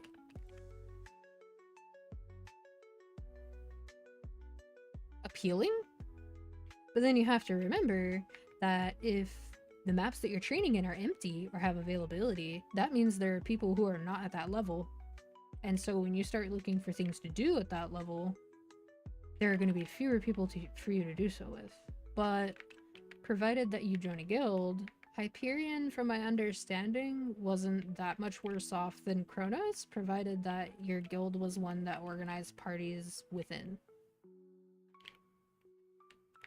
So even before like before the transfer and everything. So that's kind of how people play Kronos as well. It's really not that many people who choose to do public parties. Unless they're strong enough to solo or they're desperate for a box only, basically. But that might change, given that they said that reboot would be getting a proper functional loot distribution system. So with that, I think the public party environment for all three will probably improve noticeably, because the people who are afraid of like getting screwed over would be a little less afraid. There's still the odds that like maybe you die out and people just kill it anyways, and that's still a loss, but like that's at least a loss that you can correct by practicing more. Like you can just get better at the boss and not be the person who dies out. But in terms of like somebody ninjing the loot, that just sucks. That's a bad feeling. Like at the end of the day, it's just a game, but why be a dick about it? Ideally, with the pity tokens for gear, maybe less people will be motivated to be rude, but we'll see. That's fair. The guild that I'm in on Kronos used to have, back when I first joined, they used to have, since it's called honeybees, they had hives. And whenever a new hive would form of people with similar stats, and they would try to kind of, some of them were experimental. Like I remember one party was put together to be like a bunch of compressed burst classes, and that one was experimental. I think our party was intended to be lots of party buffs and an extended bind, because we had an ice and lightning, and at the time it was a longer bind. Ice and lightning, Night Lord, Wild Hunter, Bam, Bishop, Hero. So basically we were all there to buff our Night Lord. Super funny. But anyway, the thing that was nice about the hive parties is that because a lot of the players in them were new to bosses, what would happen is basically there would be one person assigned to be like a mentor, and they would like kind of walk people through the boss mechanics and like practice with them and stuff to help them get the hang of it, because at the time soloing, duoing, even trioing really wasn't practical. This was the power budget available was such that even soloing hard Lomian was pretty rough. It's very different now, but anyway, it was just a cute system, and it got a lot of people interested in bossing that were formerly maybe too shy to party boss. And I thought that was really nice. And currently our guild lead is trying to revive that and sort of start up the hives again. I know that he's also planning to make a CW guild, which would be kind of an experiment, I guess, on revisiting the hive system and stuff potentially. So that should be fun. It should be fun seeing people progress and like getting the W's and stuff. Some people are bitter and envious when other people make progress, but we're not all like that. Some of us like seeing people succeed.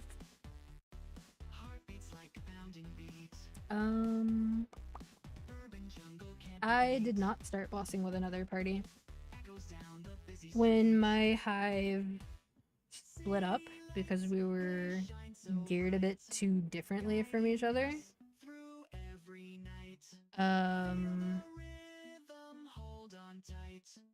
a couple of us went on hiatus. Like our Wild Hunter was frustrated with the state of Wild Hunter, which honestly, fucking valid. It only got worse afterwards. That's so valid. We did have a main character, Night Lord, though. He would be like, oh, I can't believe I survived that. Oh, I'm so pro. And like, our guild lead would just be, he would be so silent, but he would be noticing like the holy magic shell, the party shield. Like he noticed that we were all really just protecting him. It was so funny. Like we all could have, like we could have been bitter and mad about it. We just thought it was funny. We would just joke and be like, dark site classes. Technically, that party started with Lucid, normal Lucid, and made it up through Hardvey Hilla before the red dot thing happened. So I would say the progression wasn't bad. Like nowadays, that's a much narrower boss pool, but at the time, Will being 250 sucked. Hexa didn't exist yet. It's just basically a different game. But Maple is a different game like every 5 years, so fair enough.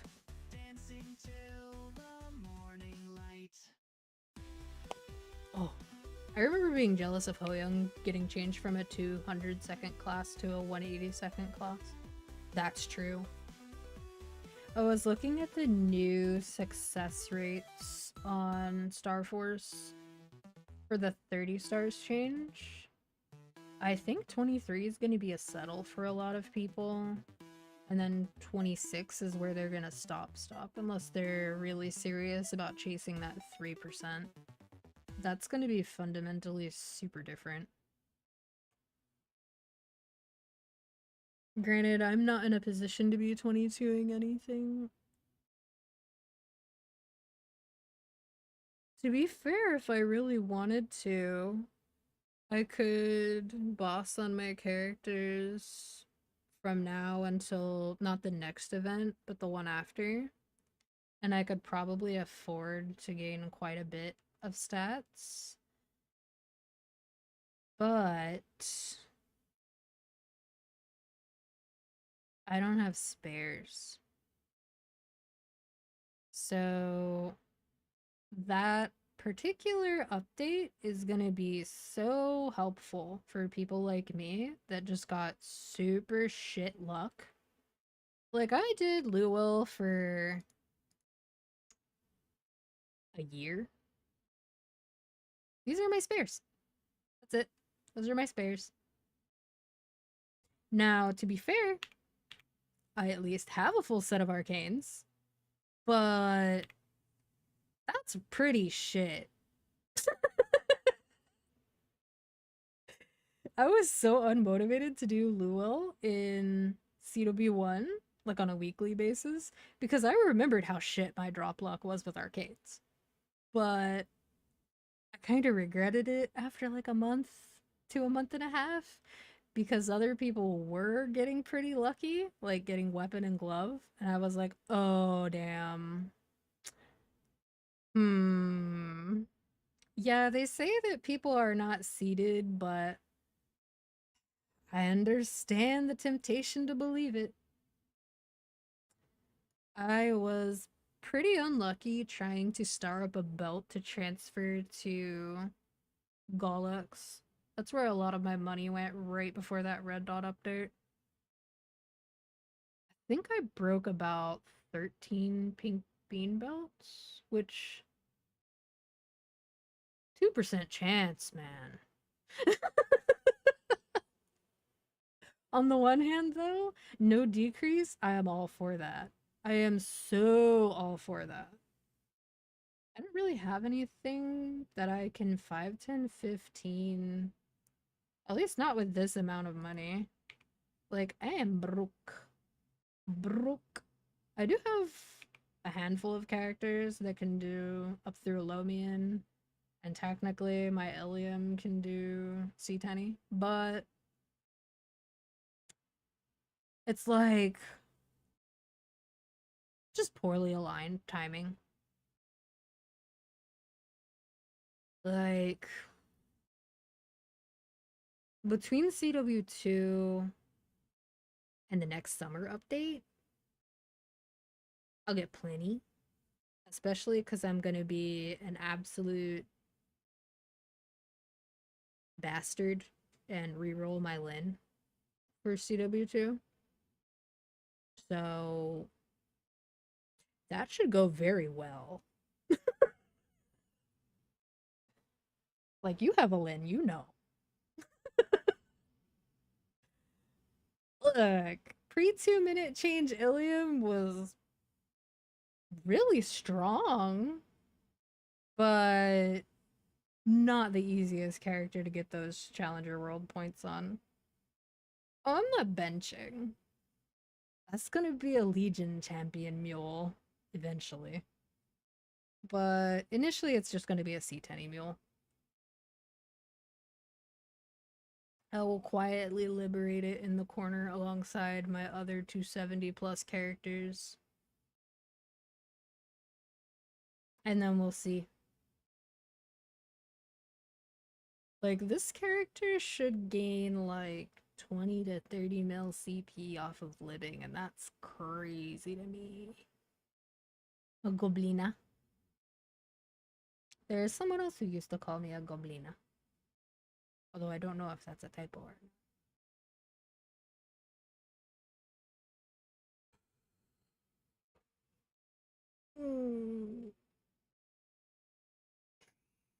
I have never been super strong in this game, ever. Like, it's never happened. I just don't have the motivation like that. But I did do that. That was before we had those glorious little level 200 Legion pots. So it's not impossible. It's not impossible that I would suddenly grow a spine. But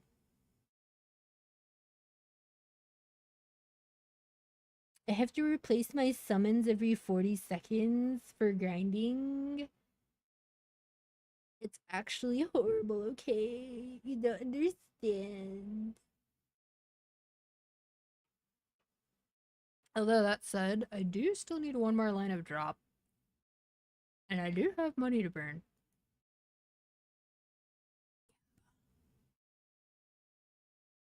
And swap to a real class. The reality that I accepted when they nerfed BAM consistently for like a year and a half was I would still probably consider my BAM my main. But I think my boss mules will eventually overpower it. So it'll still be a main in the sense that I give it all of my unique cosmetic rewards from events and shit. But it would not be my strongest character. And I'm pretty sure that's already happened with my Ilium, but my Ilium doesn't have arcanes. My Ilium still has Challenger gear. So I will have to pass it arcanes at some point to maintain its current power level. Or, and this is what I was gonna do before they announced the change, I was thinking about 21ing Absos for it instead, because I don't think I'm going to play my Ilium past, like, normal Kalos. Like, I don't think it appeals to me to play Ilium beyond that. So 21 Abso would be like its stopping point because I wouldn't be replacing them with arcanes. I would just be like, this is where I'm stopping.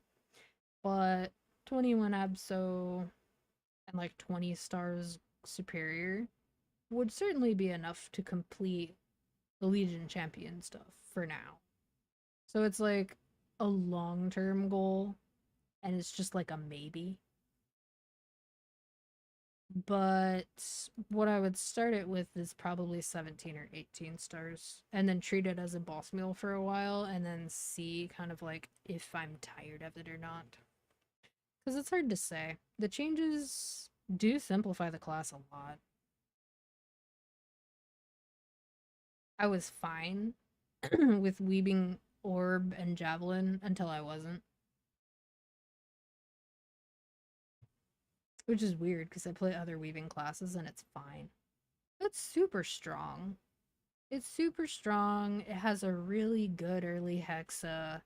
It's now relatively easy to play.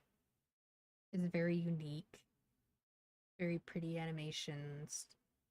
If somebody asked me if they should make an Ilium for CW2, I would say yes, but just so you know, they are nerfing wings with no compensation in the next update that KMS got, the rebalance.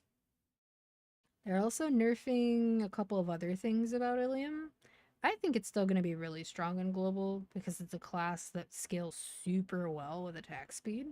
It's a little less dependent on it now that it doesn't need to weave all the time, but it still scales really well. So, no matter what they do to it, I think it will still be strong. But it's just kind of like a keep in mind. Everyone kind of acknowledges that it's a little overtuned. And so there's a pretty good chance that that won't be the only nerf. So make sure you actually like the class, basically. Because if you're meta chasing on it, you may not be happy with the results, basically. And I think that disclaimer is probably good for any class that is in the top 10, with the exception of 29 Frenzied Demon Avenger and Cadena, because they ain't never getting out of the top 10. That's just how it is. They live there. But if you meta chase for Cadena, good luck. I think pressuring oneself to learn Cadena properly in a CW environment could really work for some people. Like, that could be really good motivation, but I feel like that definitely doesn't apply to everyone.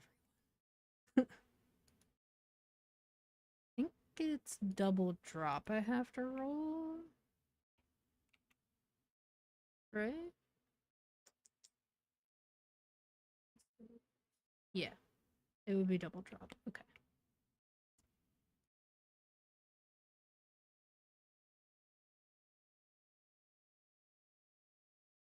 Yeah.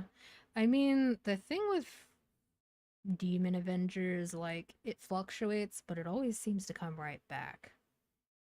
Or at least, it either doesn't get nerfed too severely, or it gets a little buff afterwards. Like, some little fifis. Gross. Gross. Gross. Ew. Ew. Ew. Ew. Ew. Ew. Ew. Ew. The amount of prime for not int I have rolled while trying to perfect drop gear is something. Speaking of Demon Avenger, 24% HP. What really upsets me is rolling multiple prime lines of MP. Because that's for no one. No one is excited to see that. Ew.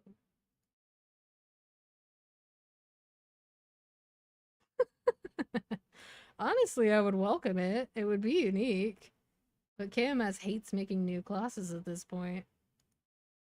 Even though new classes and new servers are what made Maple sustainable for as long as they were. Or as long as it was, rather.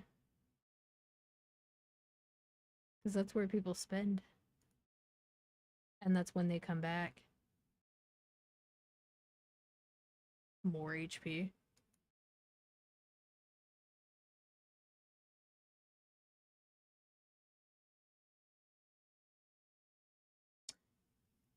You see what I mean? Like, you ever just feel like the cubes know what your main stat is, and they'll just give you stupid rolls for everything else on that class, and then you get on a different class that you have that doesn't use the same stat, and then you roll the stat you wanted on that first class? Ah, it's fine. It's not like I'm weapon. I did hear about the cube sale, though.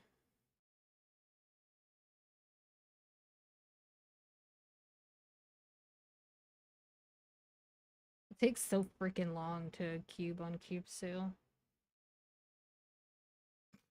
Oh my god. sounds really cursed.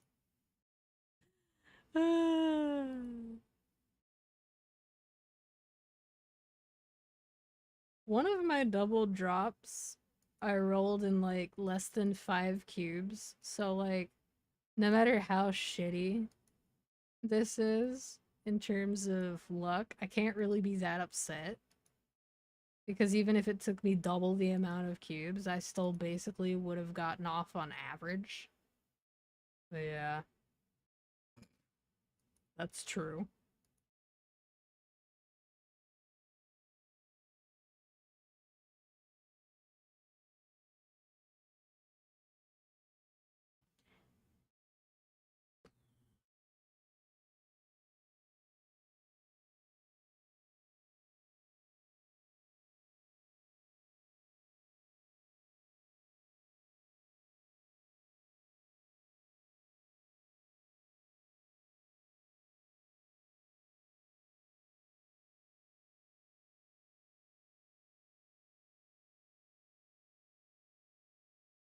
When I do hold enter for this, I'm always paranoid that I'm going to skip whatever the line is. It's only ever happened once, and it happened with an inner ability. But I had enough honor that it didn't matter. That was a long time ago. Ew.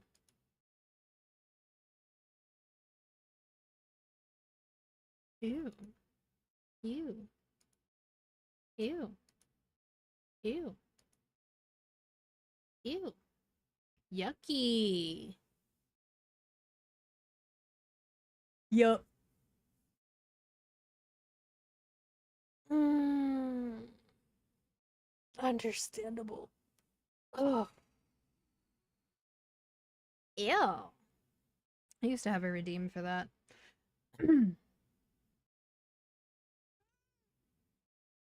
Hello, Oliver. Go away. You're so cute. But you're in the way.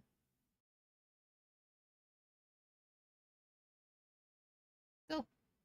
Move your butt. Thank you. Seriously. Cats always think that you definitely want to look at their butt, and I just don't want to. I'm good, dude. Get that out of here.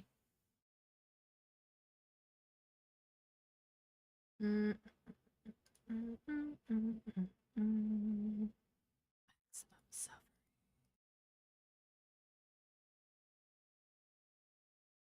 Worst case scenario, if I actually get what I want, I spend the cubes on making my WSE less bad, and then don't get any Ws, and then move on with my life. Yeah, timing wise, I don't really expect to get anything from the cube sale. At least not from this one. The next one, maybe.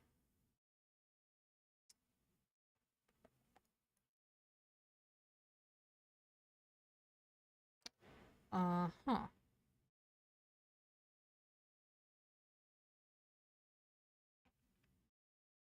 Nope.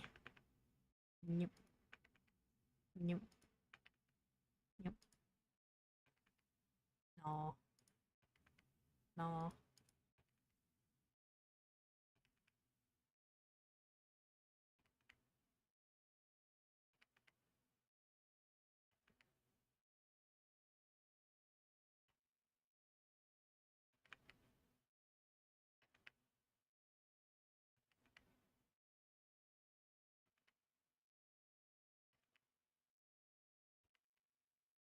The way I see it, if I cube on stream and then I roll past what I want, at least people can laugh about it. At least I will have brought joy to somebody.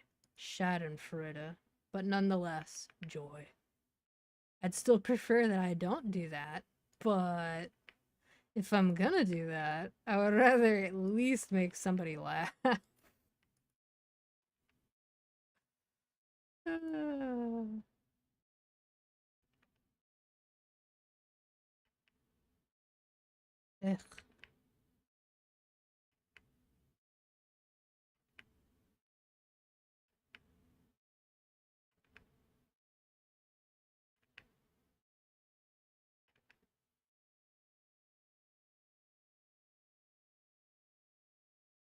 Hmm.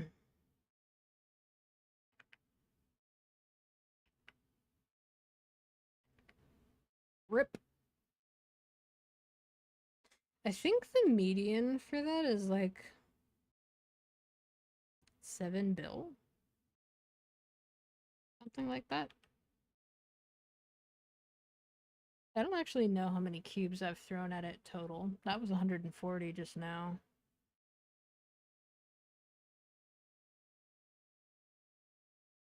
I think I can use the maple bot to calculate that for my own curiosity. Maple bot.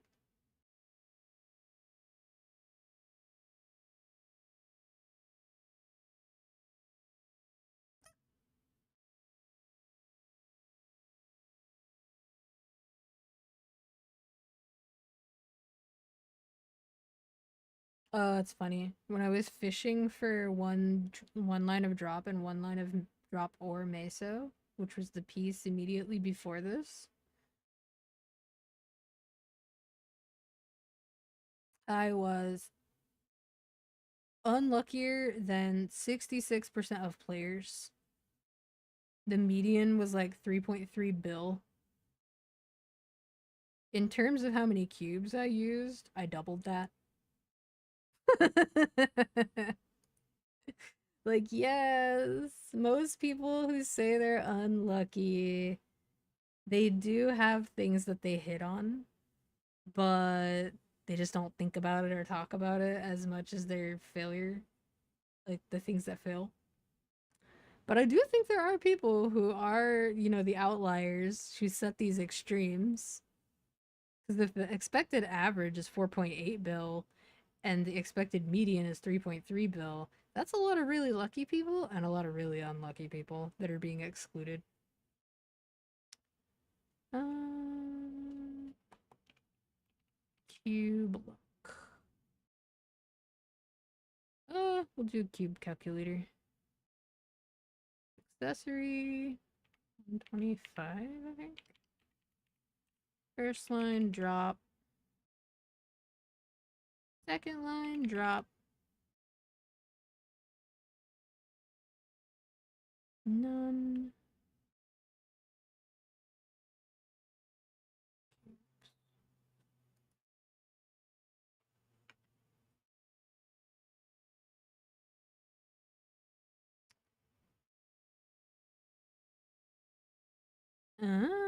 So the median for 2 drop lines specifically is 10 bill. Well, that's not too bad then. Median of 453 cubes, average of 654. I want to say for my items that are double drop, I definitely didn't use 600 cubes. So I do have one that's double meso, which means having to roll 2 lines of drop. Now, technically speaking, if I were to roll drop and meso while trying to get double drop, I would keep it and I would re-roll the double meso line to get drop and meso together because the odds are just better. But I mean, it didn't want to give me shit, so fine. Fine. Um, Apparently the 95th percentile for double drop lines is 43 bill. I don't feel so bad no more. I do feel bad for the person who had to use 2,000 frickin' cubes, I guess, but I don't feel that bad. I mean, I don't think I've spent 600 cubes on any of my drop items, so I'm unlucky, but I'm not that unlucky. I'm just not walking in the light of the crystal. That's all. I'm not God's gift to RNG. That's okay. Copium.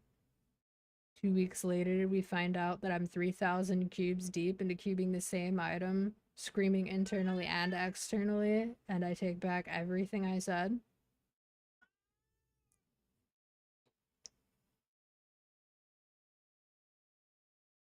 In my experience, in most of my raid groups, in games where there's a need/greed system, like a dice roll, the majority of the time, the girls get their gear last. Just via RNG. And my experience in like random dungeon loot or like trying to win minions and stuff from 14 dungeons has always been pretty bad. Like, odds are it's gonna go one way or the other at some point, but pretty rare that I, like, if I do a mount farm or something in 14, which admittedly I haven't in quite some time, but I did used to do them a lot, I would usually be like the person who had to buy their shit with tokens, or the person who would like be in the bottom half. So like 5th, 6th, 7th, or 8th. There was an exception. I'm pretty sure I got Sirius mount in 2 runs. That was pretty lucky.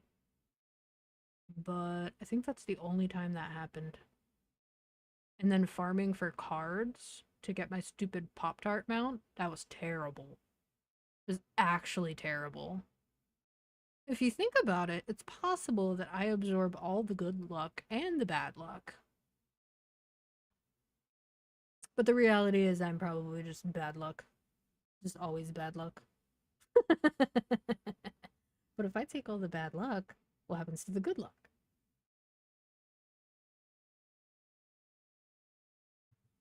Be wary of people who say, I wish you luck, without specifying whether it's good or bad, though. You do not know what curses they are speaking in their mind. Mm-mm. No, no, no, no, no, no. Do not trust.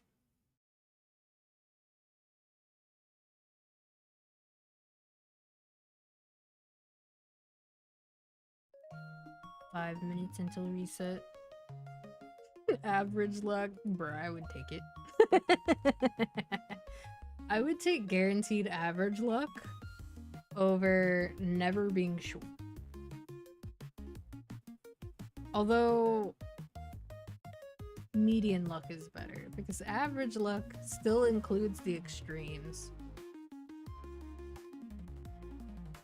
Some people had to have gotten it in less than 5 taps. That's just how it works. But when you look at how awful the 95th percentile is, damn! Like, how many people had to hit in like less than 10 tries for the median to only shift by 1 bill? And the 95th percentile to be that bad. Holy crap. That is foul.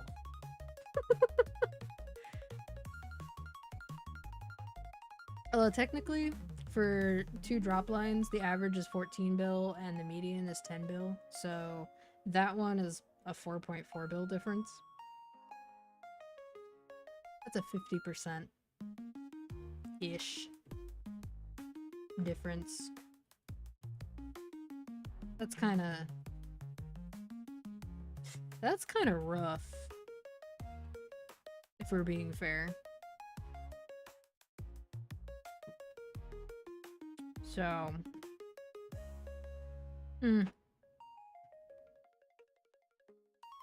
that said though, in terms of median, I can technically make that amount in a week from my boss meals without grinding, so big spender. That's not really a problem, but if I had to spend an entire month doing all of my boss meals, and I spent all of my income for that entire month trying to roll a second line of drop on that piece of shit Mechanator pendant, I would be so upset. Sometimes I do. It depends on if I have a goal. It It depends on if I have a goal, and it also depends on if I'm currently progressing them. I'm a little more motivated to do it in that case, but I'm still kind of feeling out which ones I want to keep and which ones I want to raise after the 2-minute change, because some of them do feel a bit different. Some in good ways and some in, like, neutral ways. But we'll see. Like, the 2-minute changes, for example, were pretty kind to Dawn Warrior, and I could eat crayons, so I could be a Dawn Warrior as a meal. That's a possibility. But I have to take the time to feed it notes, so... that means farming nodes, which is like... Mostly, I'm just in a state where the Legion Champion system kind of only made this worse. But I enjoy raising boss mules, like in general, but I don't grind enough to be sitting on like thousands of unused nodestones to just pelt random characters with when I'm ready. So it's more like I have to feed them a little slower. And then the red dot change happened in such a weird time frame that I didn't do Lomian trades when I should have. So I didn't get boxes on all my characters. I have started grinding more on my BAM now that the 2-minute change happened because my coverage is a lot better. I really hated going back and forth between using Grim Harvest and using Aura Scythe to actively farm while Grim Harvest is on cooldown. I hated that. I thought that was dumb.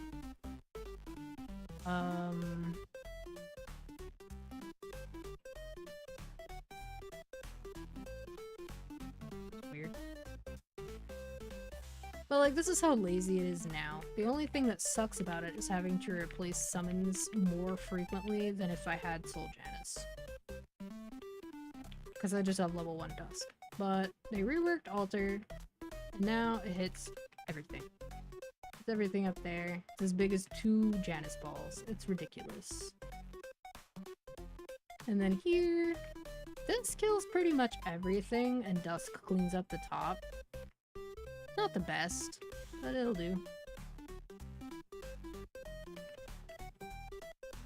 It's just annoying that when Grim Harvest expires, I kind of have to stand there and use Dark Genesis while I wait.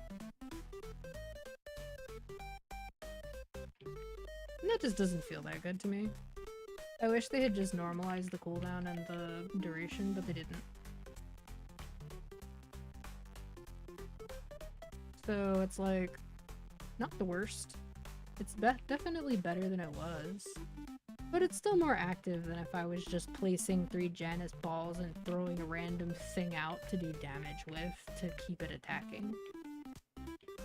So, when I am working on CW2, I will probably devote most of my fragments on Chronos to raising Janus more, so I can be lazy. That way, it feels like I'm getting gains, because I'm doing new things on CW, but in Chronos, I am not exactly making direct gains, I'm just making my life easier. But it'll feel like I'm making gains, because I'm doing something else. I'm not focusing on the fact that I'm hoarding fragments.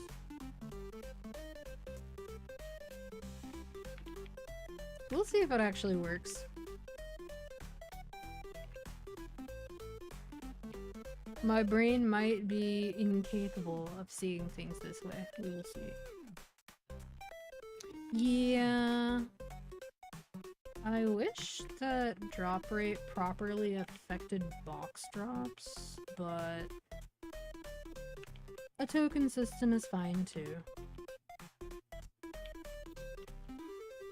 Oh, I'm gonna be the worst, Lynn. The worst.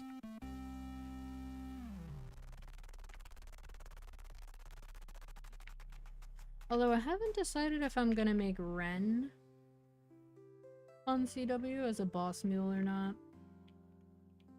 I'm on the fence. Yeah, tradable APSO boxes, but potentially token system for arcanes, because they have kind of dog water drop rate, but we'll see. I don't think they'll give us a bone on arcane boxes anytime soon, even though they really should. But eventually people will just have arcane boxes to spare because they're not having to keep opening them for spares. I will be making a Ren, but I don't know if I want to make it in CW or if I want to make it in Chronos and just feed it all the node stones and reap the rewards of double dailies. But I won't deny the extra income in CW would make a difference. You are strapped pretty hard for cash in CW. You got kind of lucky or unlucky, and then you gotta roll with it from there. I've had 2 in CW1, but I didn't really put effort into the secondary character. It was kind of just there to do CRA every week for extra money. I was too lazy to put enough effort into it for it to comfortably do Lomian. Like, it was really just kind of a non-issue. But CW1 gave enough extra node stones that as long as you're not playing Xenon, you could max everything and then you would still have more left. And they're giving us more this time, so what else am I gonna do with them besides make a baby boss? Even if I don't boss on it every single week, it's still income I wouldn't have had. And it's still something to do with the nodes. Because if they're event nodes, they're just gonna expire anyway, probably. Yeah, I didn't transfer anything from CW except for my Ilium. But that's why I'm like thinking about doing a Len, or a Ren rather. Because if I do that, then I'm gonna keep the Ren. So any investment I put into it, I keep. Plus all of her rewards from her personal event and stuff. Like, it's a little awkward because you technically get the hyper burning titles, but you also get a title from Len that is the same stats as this one. It's the same as Yeti and Pink Bean.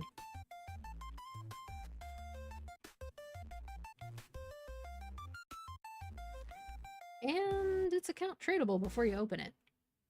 So that's there. Along with a 5-set permanent transparent equips box, which some people who weren't around for transparent sales might want to open on a character that they want to play. I don't think I would want to 1+1 Ren, because unless we get all the balance changes that she got later, she's probably not going to be the strongest.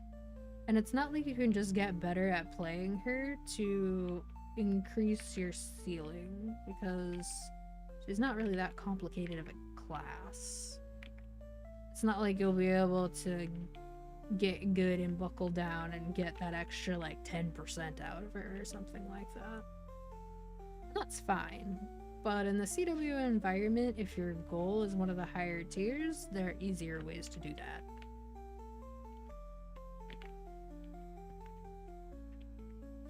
Yeah. Originally, I was waiting to see if we would be getting the full duration of CW. And we are.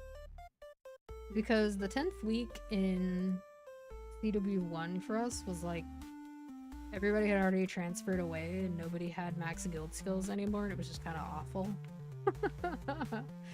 It was pretty unpleasant to still be there at that point. And with no night troop, with expiring event buffs and stuff, there were people who were planning on doing like their last boss or two towards the end. And then that just kind of killed off their aspirations to do so because they just lost so much damage. Strictly speaking, when CW first launched and Hyperburn rewards were bugged, you could get more than one title, but it was just a level 200 title. So there were people who could equip that after their better title expired, and it kind of kept them feeling not so bad. But yeah,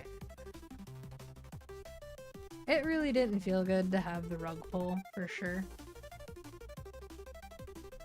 That was not ideal. Especially since the patch notes alluded that it would be available, and it wasn't. Super bummer. But this time, the 10 weeks is kind of in the middle. So, in getting a character to like 235 and parking it there as a mule, you can just use the Hyperburn coupon on it later. I didn't use the Hyperburn coupon on CW the first time. So I don't know if this is true or not, but it would be very amusing if you still get the increased rewards from burning on CW. It would be really interesting. Yeah, it was definitely something that they needed to test beforehand. Something that could have been completely avoided by just having a private test server. I think that was part of what finally made them buckle on the idea of having PTS again. That, combined with all of Sia's bugs, and seeing the huge spike in returning and new players for the CW1 event, and then seeing how many people dropped off and how many people transferred off CW early. So like, they have all that information at their disposal. They can see that so many people left because bugs. They have another chance with the winter update, but we won't be getting the test server until after that. We did used to have a test server a really long time ago. We had our own test beta. And there's people that try to justify not having a public test server by being like, oh, people will just use it to create content before the content is available to play. First of all, it's a public test server. Anybody can do it. So, like, it's not like anyone's excluded. Second of all, what's wrong with free advertising? Maple spends a considerable amount of money on advertising. The number of people who are new players who have been like, oh, how did you even find this game, bro? Because, like, most people just are aware of it from, like, a prior stint of playing it, or from, like, a friend. And they're just like, bro, I kept seeing ads, and I got curious. And I'm like, oh, okay. Like, they really do spend money on marketing. But, oh my god, literally free advertising. Why not? Not to mention, since Maple kind of lacks for good fan sites and wikis, like, we have the strategy wiki, and we have like one other one, but they're not really good at helping people make decisions, especially not informed decisions around like upcoming events and stuff. And a new player looking at Max's blog, don't get me wrong, Max and I were friends back when I played KMS, and he does his best. But Maple has so much terminology and layered systems and just generally new player unfriendly language that I'm pretty sure a new player trying to read those notes would not understand them. At least a lot of them. So having people who do know the game well sit there and explain things about it has so much value. Because, you know, if you don't have new players, there's nobody to replace the people who leave, and there will always be people who leave. Yeah, I did. I played JMS in 2006, and then they IP banned us, and everyone was very upset about it, and I took a break.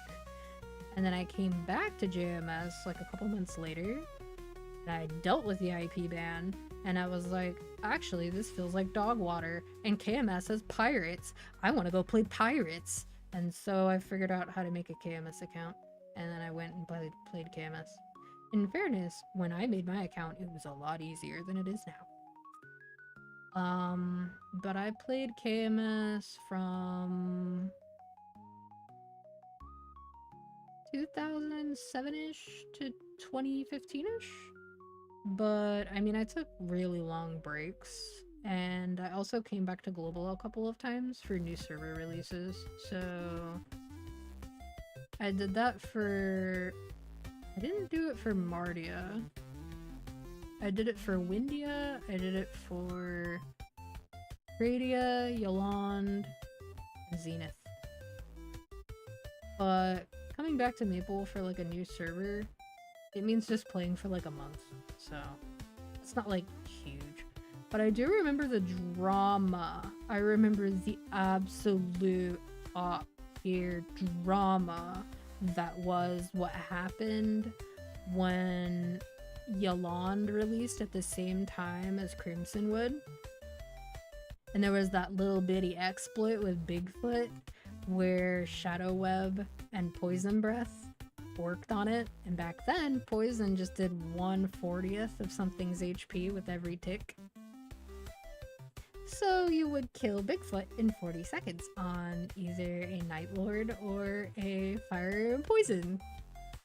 And people were so confident that nothing would happen, and they would go leech and pay for leech off of these two classes.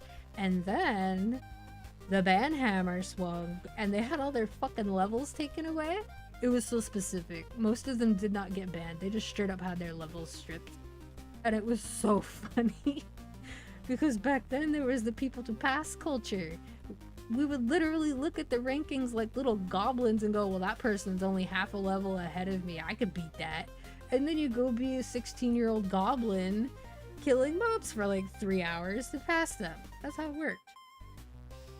I don't recommend doing that now. You get less than 1% an hour at a certain point. That's not worth it. Don't do that to yourself. Respect your time. But we were children. What else were we gonna do with our lives? And Maple would always plan their stupid server releases around summer break and winter break. They knew what was up.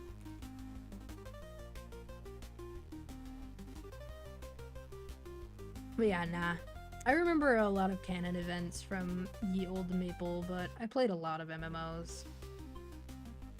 So Maple was just kind of something I did sometimes, and other games were the same way, where I would come back whenever there was a new server or something, and then I would disappear. The Christmas events have always been better than the summer events. There are people who believe that that's a new thing, but let's not forget Reboot released in winter, and so did 5th Job. That was 10 years ago. In fact, December 2nd is Reboot's anniversary.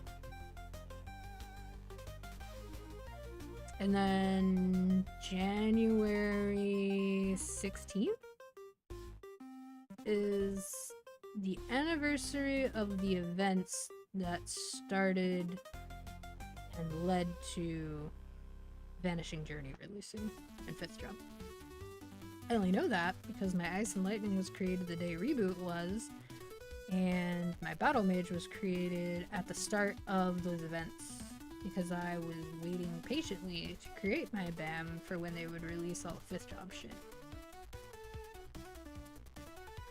This stupid medal is from the beginning of Reboot as well. This event, they were like, oh, we're only ever gonna run this once, and we're gonna make it so that you can never trade this medal. So there was a bug at some point. I can only assume this was a bug, where I was able to claim this medal a second time. This was years later. I have no idea how this even happened. So I have it on both characters. And they said that they weren't gonna let you trade the chairs, but they went back on it. I have my Zodiac chairs. The only thing they said was limited though, is that you would only be able to get this chair once, and you would only be able to get the medal once. They reran that event one time, and I believe you were able to get all the Zodiac things on a second character, but not this. So they just decided they would be account tradable one day, and that was that. I don't think it's that cool looking of a chair, to be honest. But Reboot history, I guess. Personally, as far as the Zodiac chairs go, I liked the water bearer one. Or the Virgo. This one's great. So cute!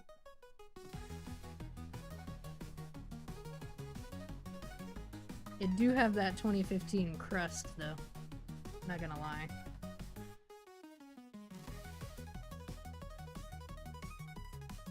I did try KMS Reboot briefly when they first released it.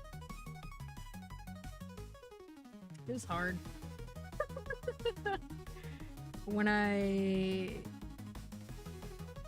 So I waited pretty patiently for GMS Reboot because I knew that people were going to be more interested in party bossing here because they were going to learn real fast that they wouldn't get very far without doing so. And I was right. But yeah, doing that in KMS would have been rough. Like I knew enough Korean that I could get into parties and stuff, but I don't think I would really want to do in-game bossing in KMS Reboot.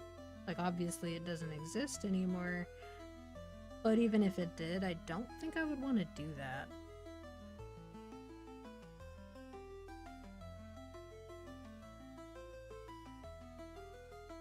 The vibes would be off.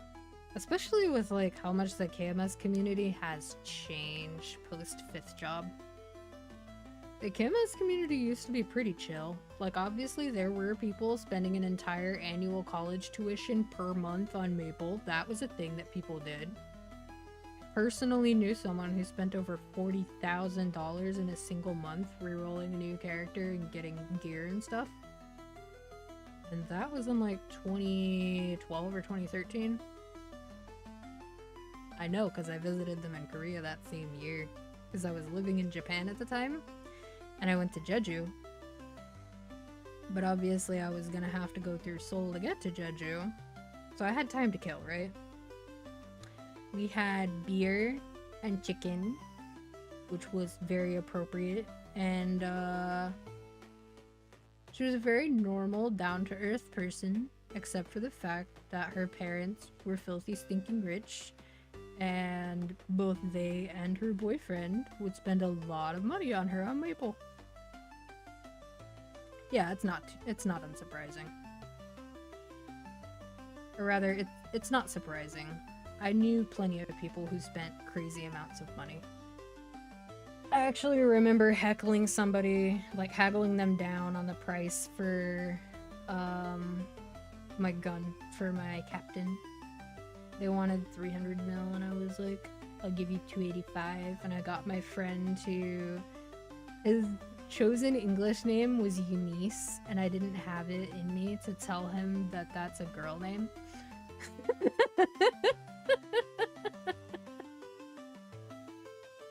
And he helped me haggle, because like I could I could say like what I meant, but I couldn't like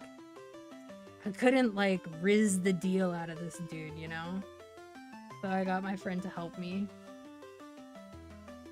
And when I learned how much real money went into making my gear that I bought off of other people, I was like, ew, gross. It was admittedly harder to get perfect gear then, but like, oh my god, holy shit. She rerolled from Yvonne to Lumi, and within 3 months, that character had 6 digits of investment in USD. Bruh. I do not understand. Like, there's a limit to how much NX you're allowed to buy every month in KMS. How is that even possible? How can that happen? It's gotta be through, like, game cards. But, like, what did she do? Send her boyfriend to the fucking store to buy 400 game cards? Like, what the fuck? Oh my god. I actually did buy an X in KMS, but I used to sell the NX cards that I would get off of CNUSA to KMS players who were capped on their monthly NX for like a higher meso rate. And then I would just buy my gear. I think in the whole like 10 years that I played KMS, I probably spent like $400. But I had permanent NX, so like it was fine. I also debate. I go like, do I really need MP pot on my pet if I'm using power elixirs in the HP slot?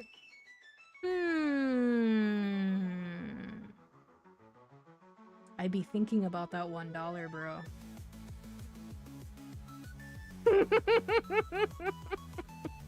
And then I go, oh, I'm playing a mage. I should probably get the MP pot.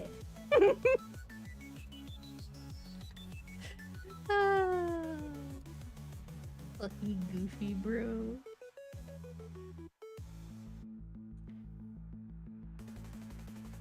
Oh, yeah.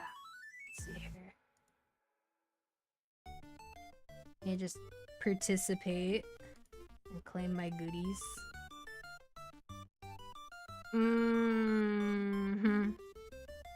Auto buff needs a price change, bruh. $5 at base is too much. It's too much. Calm that shit down.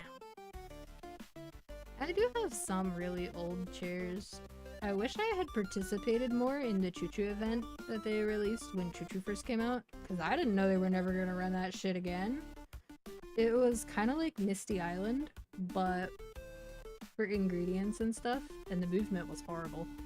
But you could get food truck chairs, and there was like 3 food truck chairs, and I got the like little bitchest chair out of the 3, and I kind of wish I had gotten the best chair. But I can't anymore. Frogs. Look, free is free. If you're gonna be playing the game anyway, does it matter what you spend your time on? It kinda does, but like, we'll pretend it doesn't. Right. Oh wow, yeah, look at that. Look, wow, so productive. Yeah, I did so much grinding today. Impressive, wow. Damn.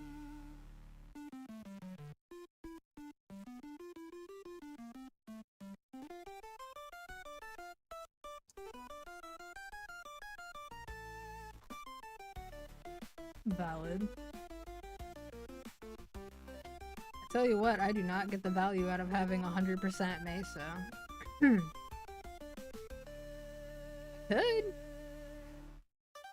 I just usually don't.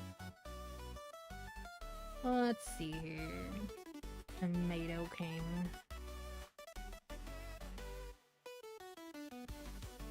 That's kind of bullshit that I can't change my character preset while sitting. Game bad. Alright. Let's get this Tomato King out of the way. Poorly. Mega poorly. You know, it really doesn't make a difference if you use serum for this, and I think that's really funny. I learned that on my Ilium.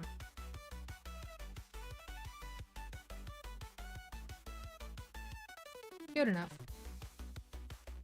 Oh. Somebody was kind enough to use Hero's Echo near me. Sweet. That's true, it does. Well, I guess I'm gonna be sitting there for a while. Twagedy of twagedy. At least the guild skill cooldown is 5 minutes now. I did that, I want to say, before Culvert, like... It was like 2 months ago or something? And since it was on Ilium, you have to recharge the crystal.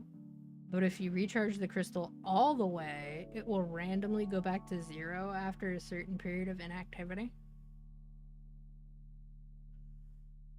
So in the time that it took me waiting, I also had to recharge the crystal. Big sad.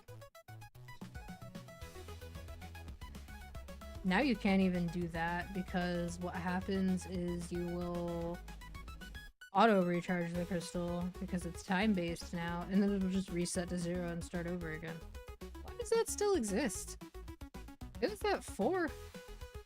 That's it. It's like, what does that prevent?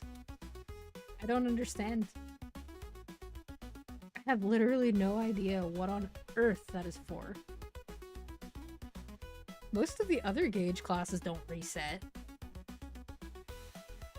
Even if you kind of wish they would, like Luminous.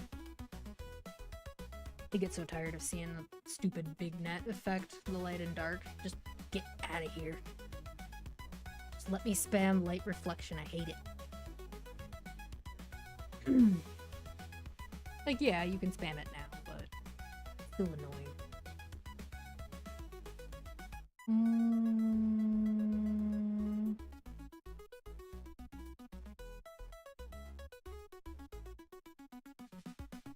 Almost time.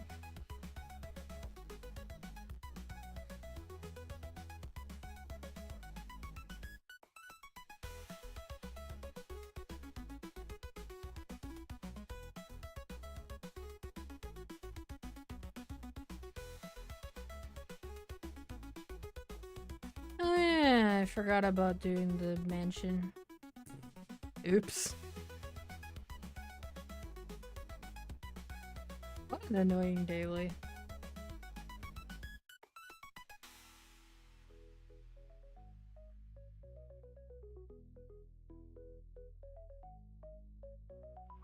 Well, since I have to wait like 2 more minutes anyways, I will be right back.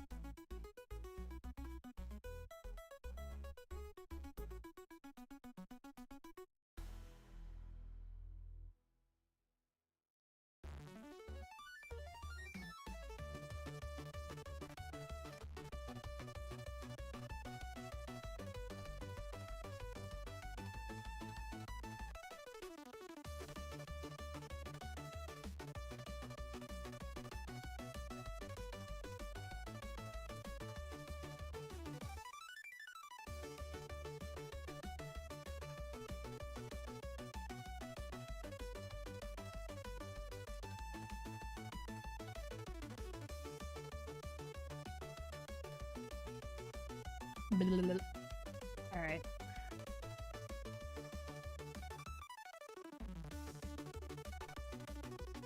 Oh my god, where did my other windows go? Being a one-screen indie is hard. It does feel like a weekly activity. I remember discovering for the first time that encountering a shadow anomaly and being touched by it didn't just move you, it also put you back on the starting floor. I was kind of mad about it. Like, not mad, but like, why did y'all do that? Like, just confused.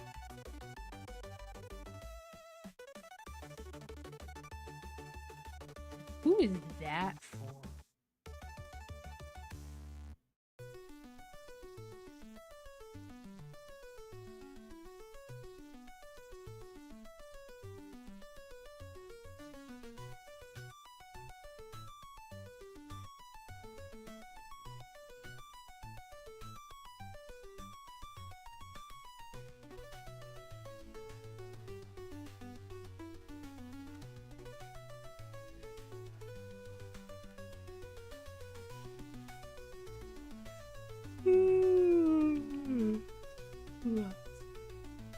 So sleepy.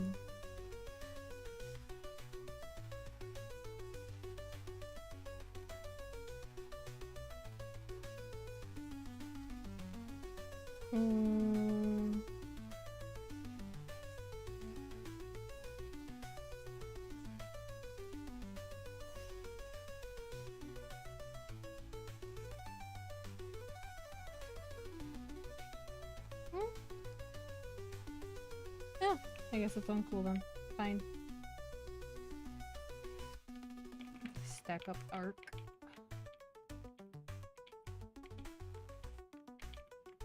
It's not gonna go full stacks or anything, but having it at something is better than nothing.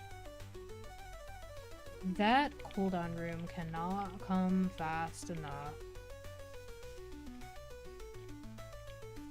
It's gonna be really helpful for min clearing. That was really lame in CW1.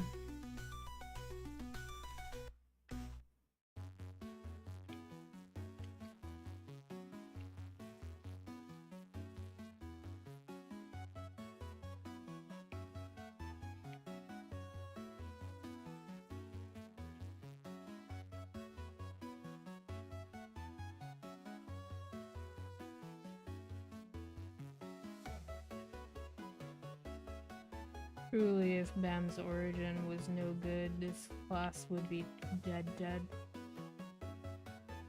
It's one of those classes that kind of... It's weird because classes like Ilium and Kane don't really feel complete without 6th job. But Bam does. But everything is worse. Your range is worse, your summons are worse, your damage is definitely worse. Support doesn't change. But just generally, though.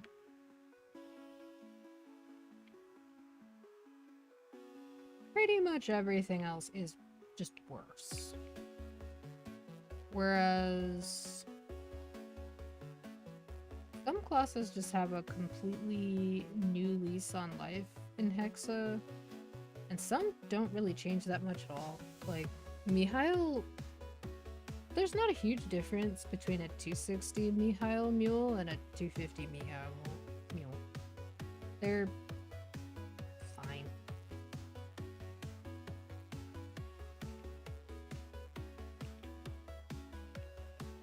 Huh. Oopsie. I forgot that in that. My bad. I could have done better.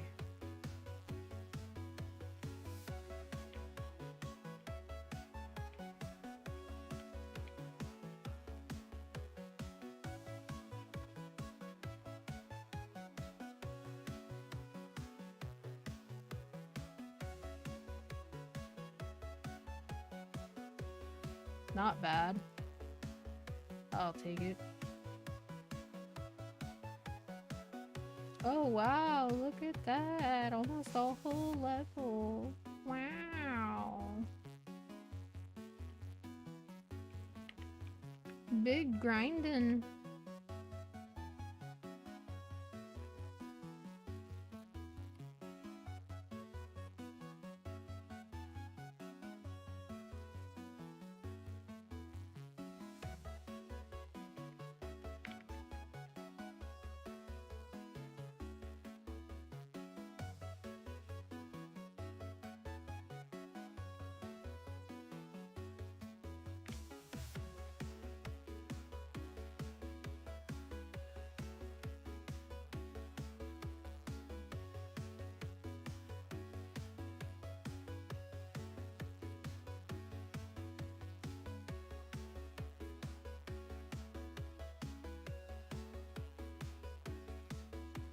Put that there to pull stuff into Grim Harvest.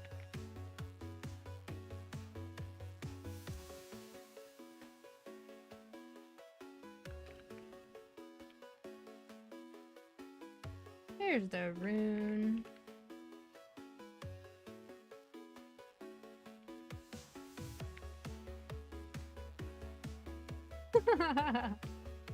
Welcome home, Shandy. How was work?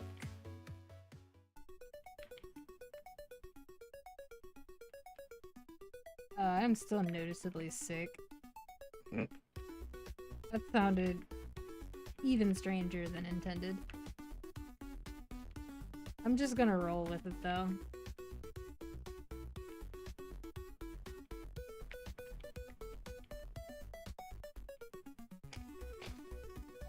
Omo.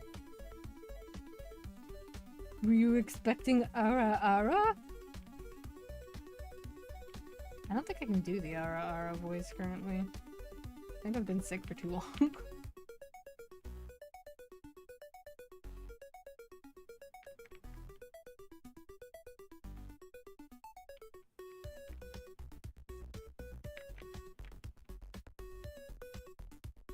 Ah.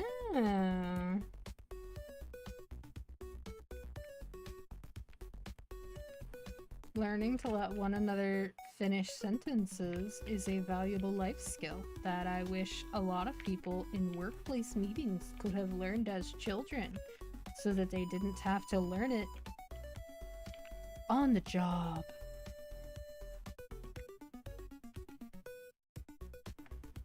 Yeah, that would be nice.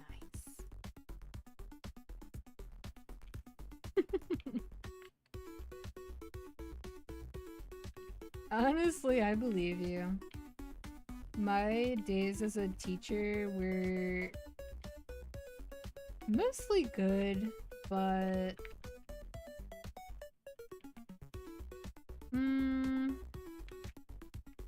I was a teacher in Japan though, so like my students were on easy mode in terms of class behavior, but on hard mode in terms of trying to curb and get ahead of potential bullying. So it was just kind of different.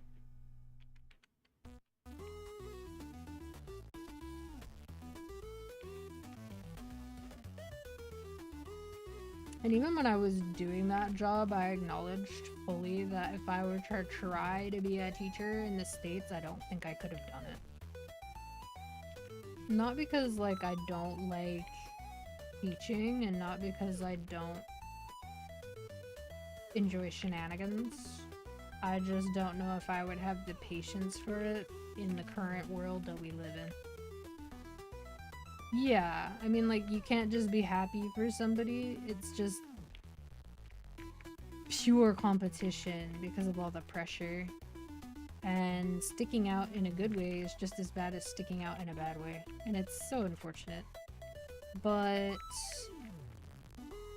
it's also not really that hard to see how, like, game culture, especially games that were made in Korea and Japan, do tend to also kind of exploit this envy and FOMO.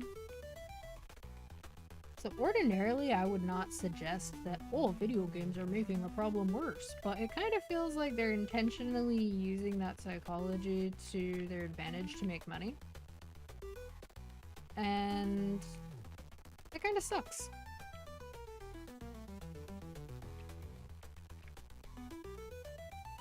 I did it. I am 273. My battle mage is almost caught up to my Ilium.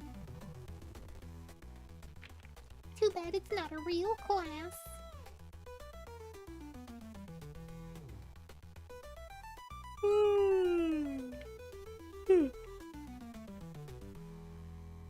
Okay, that's all I wanted. I'm gonna waste the rest of this 3x.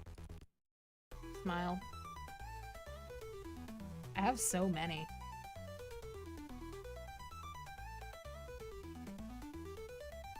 Oh, 100%.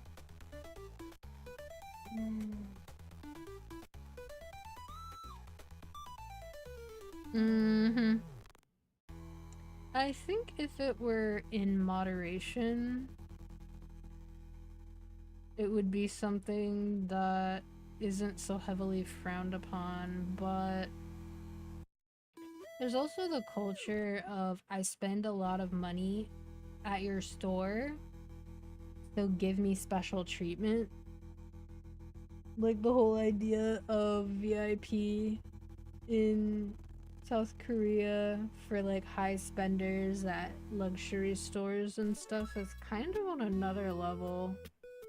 Like on the one hand, you're spending so much money that I kind of understand wanting to be treated like you are the reason they are in business. But also, if there's literally 1,000 people spending the same amount of money you are, I can see why they don't. Or why they kind of like have a cutoff point, I guess. And then, like, even in the States, there's being well off enough that you don't have to worry about anything. Then there's being, like, rich, but not necessarily living like you're rich. Then there's being rich and living like it. And then there's being wealthy. Wealthy is a completely different world. Like, as much as being rich is completely disconnected from the way most of us live, being wealthy is entirely different. That is somebody whose entire family, every generation that has ever interacted with them within their own family, does not know what it's like to not have money. That's a completely different set of morals. Like, they truly live in a different world. But their world interacts with ours, and it kind of sucks. Mm-hmm. I hear you. I hear you. I don't know what to do with all these. So many. I'm gonna have to claim them before the main. These, I should be able to claim on CW. Because CW starts on the 12th. So this will be 40 cubes, 90 fragments, oh, a strawberry farm ticket. It's only one.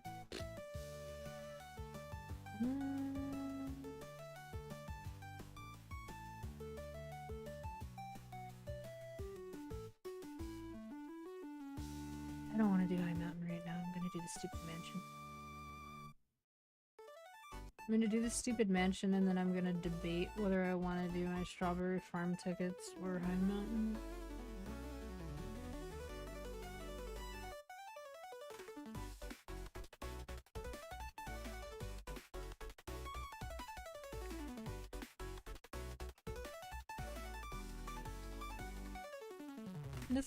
This is an event that I think is cute in concept, but actually very unpleasant in execution.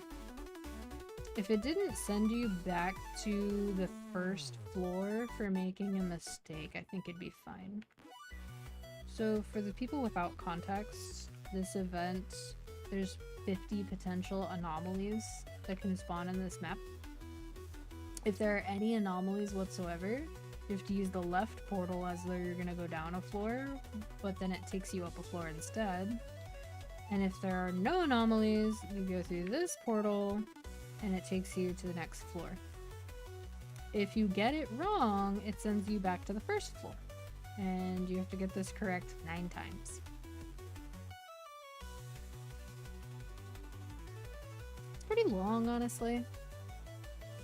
Oh my god. Yeah, that's a good talk to have. And like, iPhones are not the status symbol that everyone treats them to be. And when I say everyone, I mean like, we're all aware that people think that way, even if we don't agree. Like, I remember reading a post, and full disclosure, I'm autistic, so I feel like most autistic people can sort of judge this situation in a way that isn't disingenuous. But this person made a post basically saying that like they were upset that their parents were gonna get them an Android phone and they didn't want to have the different colored text messages, and they thought it was because of their autism and that it was bothering them a lot more than it should.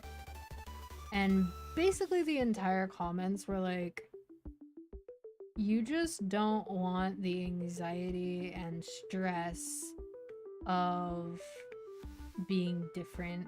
That doesn't have anything to do with a mental health condition. That's just like you're placing too much emphasis on this and we don't think it's your autism. And I'm inclined to agree with that. I don't think that it was that. I think they were just like scared of change, but I think it's normal to be scared of change. There's a big difference between being a little afraid of it and being like absolutely fucking mortified. And it's so obvious that it was about the green text thing. They deleted their account, which is not surprising. I don't think I saw any anomalies. Can't wait to be wrong.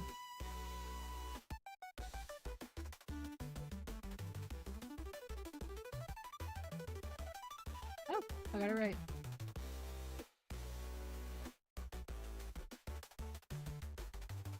Yeah.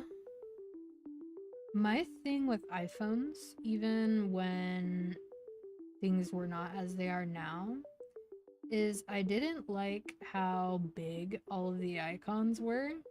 It made me feel like I was holding a toy. And it made me kind of feel like it was treating me like I was stupid. And it's kind of weird that that's the case because Mac computers are not necessarily the most user-friendly thing ever. It has its own ecosystem, and if you're not already familiar with it, it's understandable that you'd be a little lost. But with an iPhone, other than the fact that they hide some settings from you deliberately, there's just something in the design philosophy that kind of feels like they're treating you like you're stupid. And that's something that Windows does now too. Basically from Windows 8 onwards. And it just doesn't feel great. Not to mention, I like to be able to customize my devices, and Apple prefers for you to use their devices the way that they intended for you to use their devices. Ah, damn it. Balls. I got touched by the shadow. Oh, it didn't send me back. So maybe it's just the one at the top that does it. Well, it technically moved me, so like, I don't think I avoided it. It just didn't change my floor.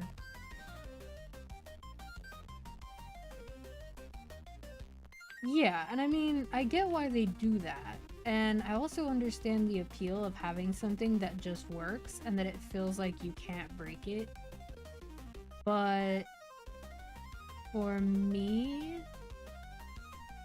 it feels restrictive in the case of the iPhone. Like, I feel like I'm not really the owner of my device. And we don't own jack shit anymore. Everything is just a license these days. But I feel like it just feels worse in that particular case. Like, it's just not comfortable. Even though there are good reasons for a VTuber to have an iPhone, and I probably will eventually purchase like a second-hand like iPhone 10 or something like that. One of the things that has like the advanced tracking features. Costs like 100 to 200 bucks. I will most likely consider doing that eventually. When I have like the ability to have a phone sit on a stand to make my tracking better. But at the moment, it's not like the model I'm using are super duper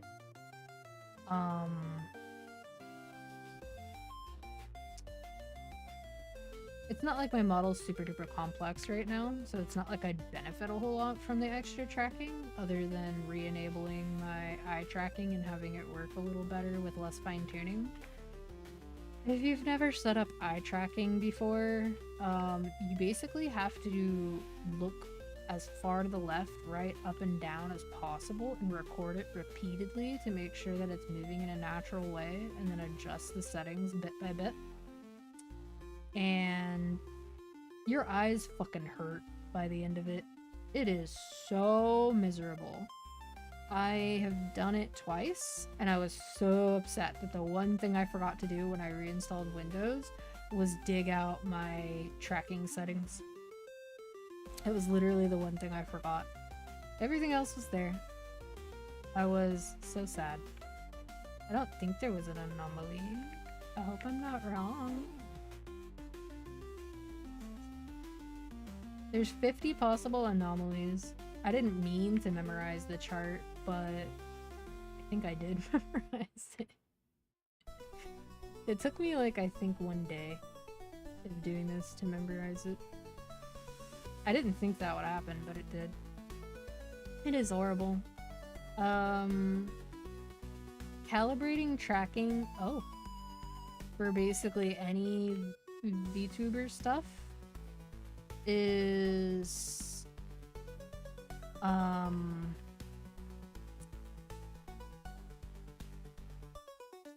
kind of painful if you want to get it really precise, because it's a lot of movement. And some VTubers will tell you that when they were new to it and they were trying to learn how to make their models more expressive and more like interactive feeling and more alive feeling, their faces hurt afterwards, and that's completely understandable in my opinion. Okay, I have to do this 2 more days, and then I can claim the character background, which is all I want from this event. That's the only reward I want. That was pretty lucky in that I wasn't wrong / didn't miss anything, and I didn't get sent back to the beginning. If it could always be that fast and relatively painless, that would be fine. Another thing that actually hurts your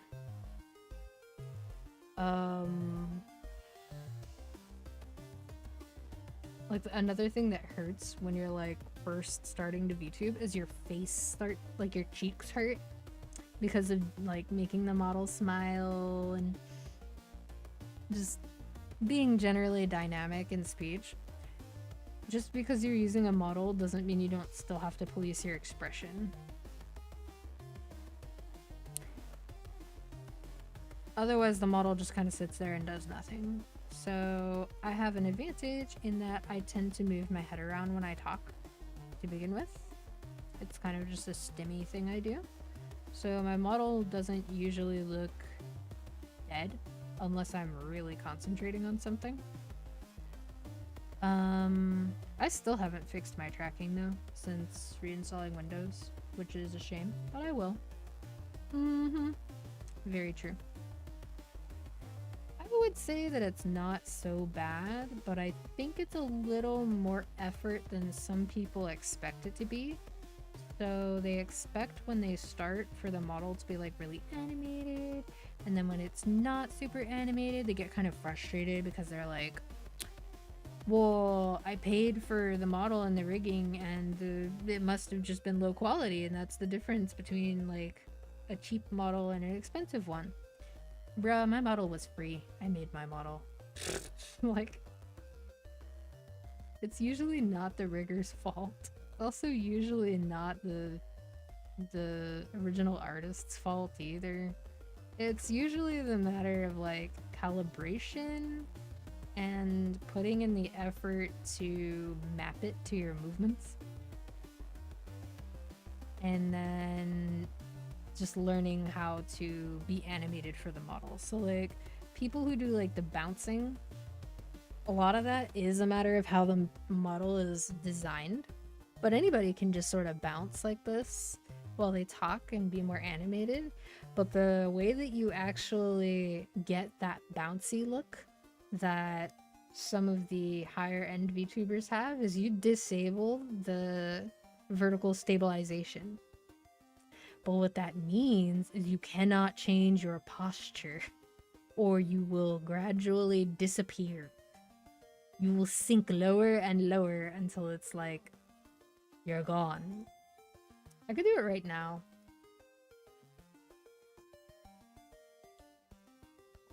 Where is it? Prevent vertical head movement. There we go. Alright, so you see it slid down already.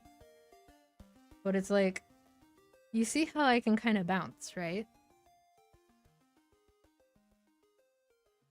It's a lot more free.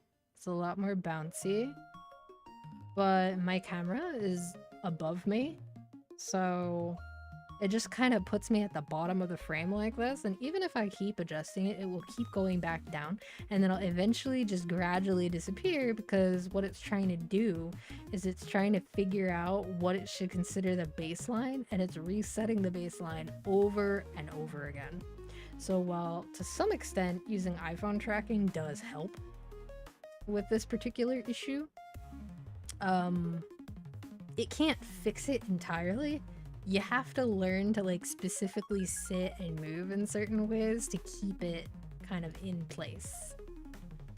So one VTuber that I can think of that generally keeps this particular setting enabled so that it stays stable like this is Iron Mouse. And I think that's for pretty obvious reasons. But there are others who leave that setting enabled instead of bouncing around all over the place. But the ones who do just chatting a lot, in particular and are really focused on just interacting with their chat and who aren't bedridden, those are the VTubers who you usually see like disable it. But I think some of them enable it again when they're playing a game. So it just depends. I could see Joe Cat doing that, yeah.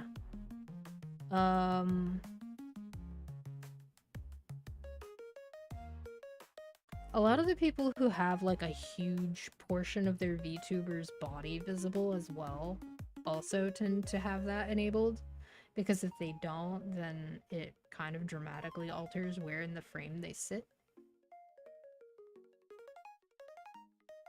Yeah, some of that is also a matter of rigging. So when you do the rigging, you kind of decide what parts of the model you want to move with other parts of the model. and you tie those features together. So there are some models, for example, where they make it so that when you raise your eyebrows like this. Oh my god, it only happened once. What the fuck? My eyebrows are broken. Okay, there. Anyway, when you do that, which you have to do in a bit of an exaggerated way, which is also kind of tiring, it'll do something like wiggle the ears if you have like cat ears or something. Or if you move up, or if you look up, sometimes it'll do like, if you have horns or something, then they'll move in some way. Like you tie these things together. So the people who have like really detailed models and there's like a lot of movement, not only are there a lot of bones, but they're also making a lot of different expressions and different movements, as well as pressing buttons to change their blend shapes and to add and remove props. So there really is a lot that goes into it for some people. You don't have to VTube that way. You can be a lot simpler about it, a lot more straightforward. But for the people who go all out, it's kind of like anyone who goes all out on content creation, where you can just kind of see the results of the quality and the effort. And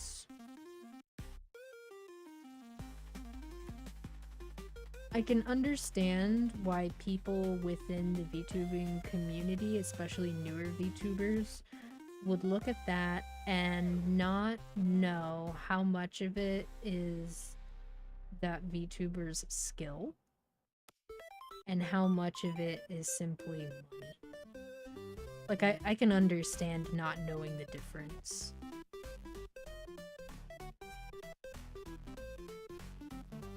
Yep, that is a base feature in VC, and in, I think, also Nyan.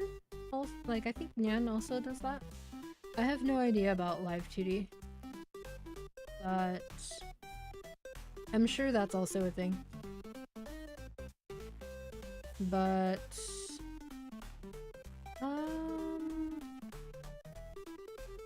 I would say more often than not, if you are a relatively animated person to begin with, VTubing is fun.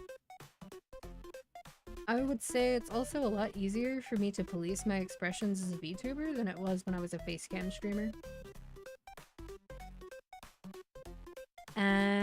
Yeah, that would make sense.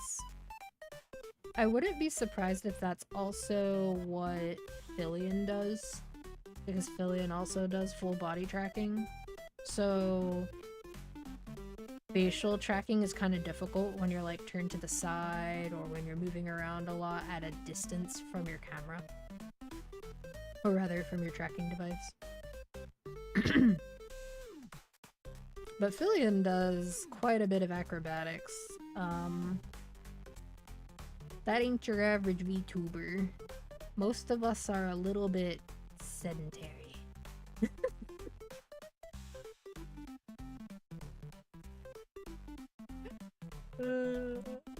I think the one thing that... Okay, so this is something that would seem really obvious to some people, but it's not obvious to everyone. When I used to get questions when I first started VTubing about like, oh, well, how easy is it to get into, yada yada, or like how many things are different from regular face streaming, and the thing that would catch people off guard the most was lighting. Because when you use lighting as a facecam streamer, you just want to be visible and you want the lighting to be whatever mood or vibe you're trying to convey. When you're VTubing, you make that shit bright as fuck. Like, you don't... There's no ambiance to consider. You just need to pump as much light as you possibly can for that little bitty sensor to accurately track what you are doing. So I actually have my lights brighter a lot of the time for VTubing than I ever did when I was facecam streaming. And it's pretty funny, contextually speaking.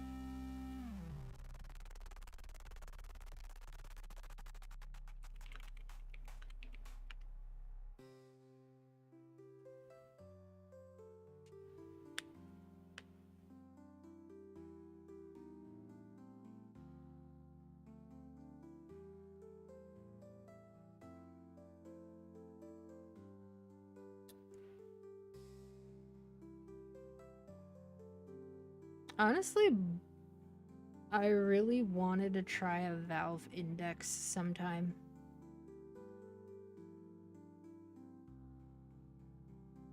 Like, it just looks fun, but also that particular VR set just kind of looks Daft Punky. Seems cool.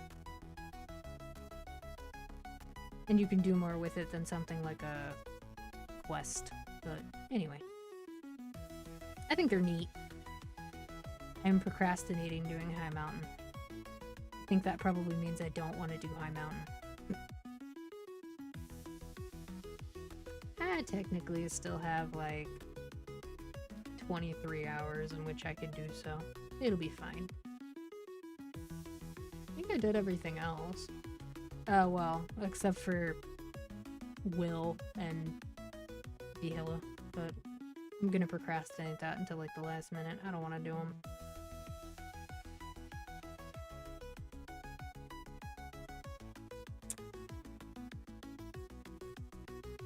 Eight hours of streaming Mushroom Game.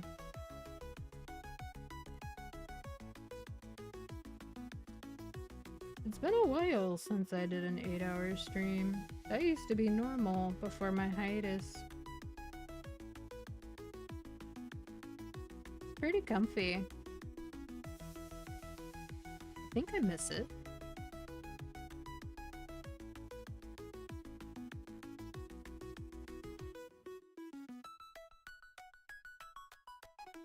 I don't know if I'll actually do so, but right before Maple does its update for the first part of the winter update, Enshrouded is doing an update where they change a lot of the weapons so that the names of them actually correspond better to what they do. So if a weapon says that it's made out of ice and it looks like it's made out of ice, it will have ice damage, and ice damage passes. And that might sound really basic, but like, there's a lot of weapons in that game. So it'll be interesting to see what's changed. But they're also adding water. Like, there's already water in the game, but it's a base builder game, right? So they're adding underwater exploration and stuff, but they're also adding the ability to use water as a type of terrain for base building. And initially I was like, oh, well, that sounds nice for terraforming. But when they actually showed what it looked like you could make it so there are just pillars of water as well, which is really interesting. So there's maybe a tiny chance that I stream that while I'm waiting for the Maple Maint to end. It is a little bit Minecrafty, yes, but it is much prettier. I think it's one of the prettiest base builders I'm aware of. It uses Vulkan and it has really nice lighting. It also has progression in the form of like defeating mini bosses all over the world for upgrades and for improving like your stamina, and you have a skill tree where you can flesh out like talents and stuff. It's like a web that builds outwards. It's really nice. I think that the developers are people who really love that genre, and so they're trying their hardest to take the best from every game that they enjoy and polish it into a single product. And I think for its price, it does a really good job of that. It's still in early access, but you can definitely see that they care. They take time to implement things that player feedback happens for, but they very clearly do listen. The only thing that I personally wish that they would enhance a little bit is making combat feel a little more dynamic. They are kind of doing that a little bit with the upcoming update, but there are ways to go from feeling really squishy to feeling unkillable, but I don't think there are ways to feel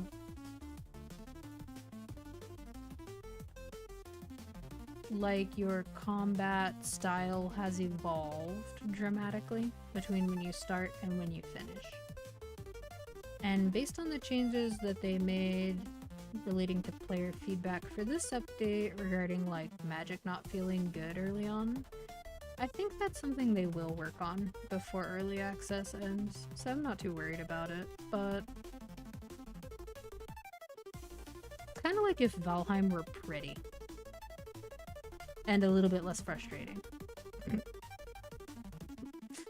Also, you wrangle NPCs that do the crafting and other stuff for you. So instead of building like a single house, they all require beds, which is mildly annoying. But you can approach this by building an entire town if you wish. And there are people who have, and their towns are really impressive. I built a giant fucking house on stilts in the snow area. I don't recommend it. It was very annoying. But I would still say that's less work than building an entire fucking town. So yeah. Overall though, very pretty game. Would recommend. Probably going to be a lot of interest in it when the update drops, just because updates are exciting.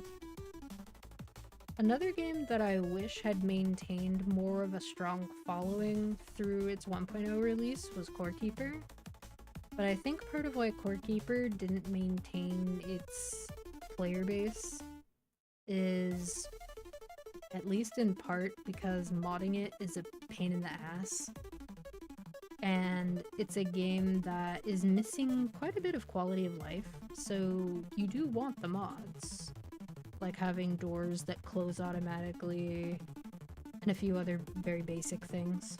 There's also a lack of toggles for certain things for setting up a world for that game. So, whereas Enshrouded feels pretty much fine without mods, Core Keeper I think feels much better with a few very significant quality of life mods. And I think most people experienced it in a very incomplete state very early on. And every time that game updates, it breaks every mod. And it updates constantly. They're pushing hotfixes for this and that, like, multiple times a week, even years after the game first hit early access. And while that level of dedication is impressive, they chose an architecture that literally breaks mods every time they update. So the mod makers are not particularly motivated to keep up. And eventually there stopped being mods altogether. So it's missing basic things like auto-closing doors, being able to modify the death penalties. It's missing things like coordinates to where you can see exactly how far away from the core you are and maintain that distance for when you're looking for certain scenes or looking for certain things related to like the phantom bow, which involve going really, really far out into the ocean biome. Which is kind of tricky because there's no terrain really. There's just a few sparse little city things for you to pillage. And they did some experimental features throughout some of that time, like the cattle and stuff, but it's a very pretty game. I just feel like a lot of people had their fun with it early on in early access, and then instead of mods being able to keep it alive, the mods just stopped existing altogether because people got tired of having to rewrite them multiple times a month. But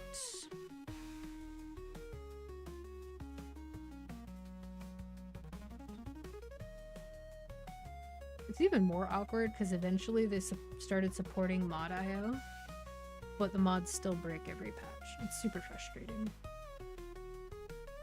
I am not really that big on base builders, but at the same time I have tried to like them multiple times because there have been multiple releases that were at least surface level interesting to me. Those were the two that I put the most time into. Tried a new one recently, Necess, which just had its 1.0 launch after 6 years in early access. It, I believe, began as a solo dev game. I don't know if it stayed one. There's quite a bit there, but the controls frustrate me. There are simply too many things to hotkey and not enough hotkeys, no matter what you do. Even with modifiers, it still doesn't feel like enough. But other than that, pretty solid game. Pretty good mods too. I would like for them to release Slay the Spire 2, please, so I can be terrible at that game. Please and thank you. Apparently there was an update for Vampire Survivors as well, Balatro. It's a free update.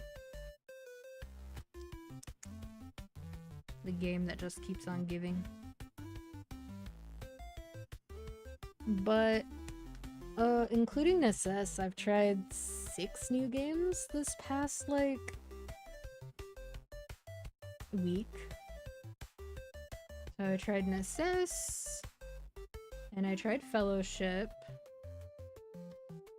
I tried Stellosora, Blue Protocol, Chaos Zero Nightmare, and now Duet Night Abyss. I kind of already know which ones I'm probably not gonna play again.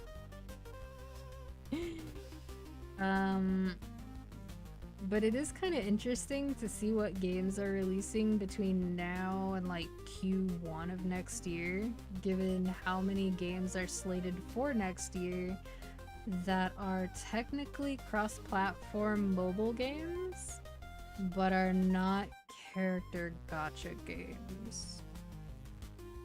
So like the character gacha games that release between now and then kind of have an uphill battle to stay relevant after that, unless they really sink their teeth into their audience quickly.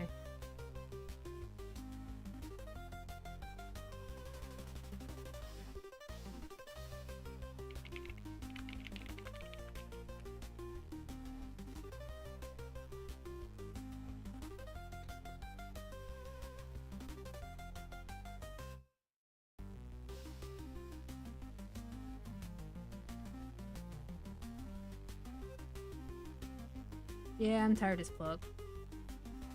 Through High Mountain. I'll do it later.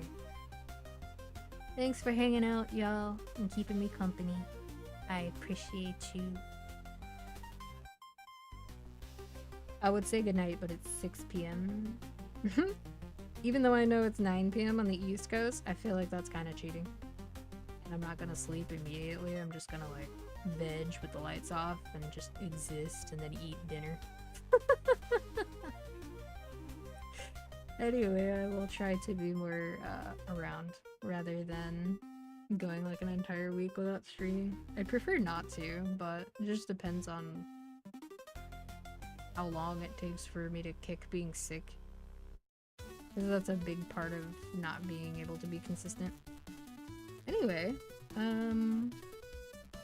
don't know how much I will stream between now and the second week of November, but should be definitely streaming more after it. I still have to do more stupid Phasmo for the Crimson Eye bullshit.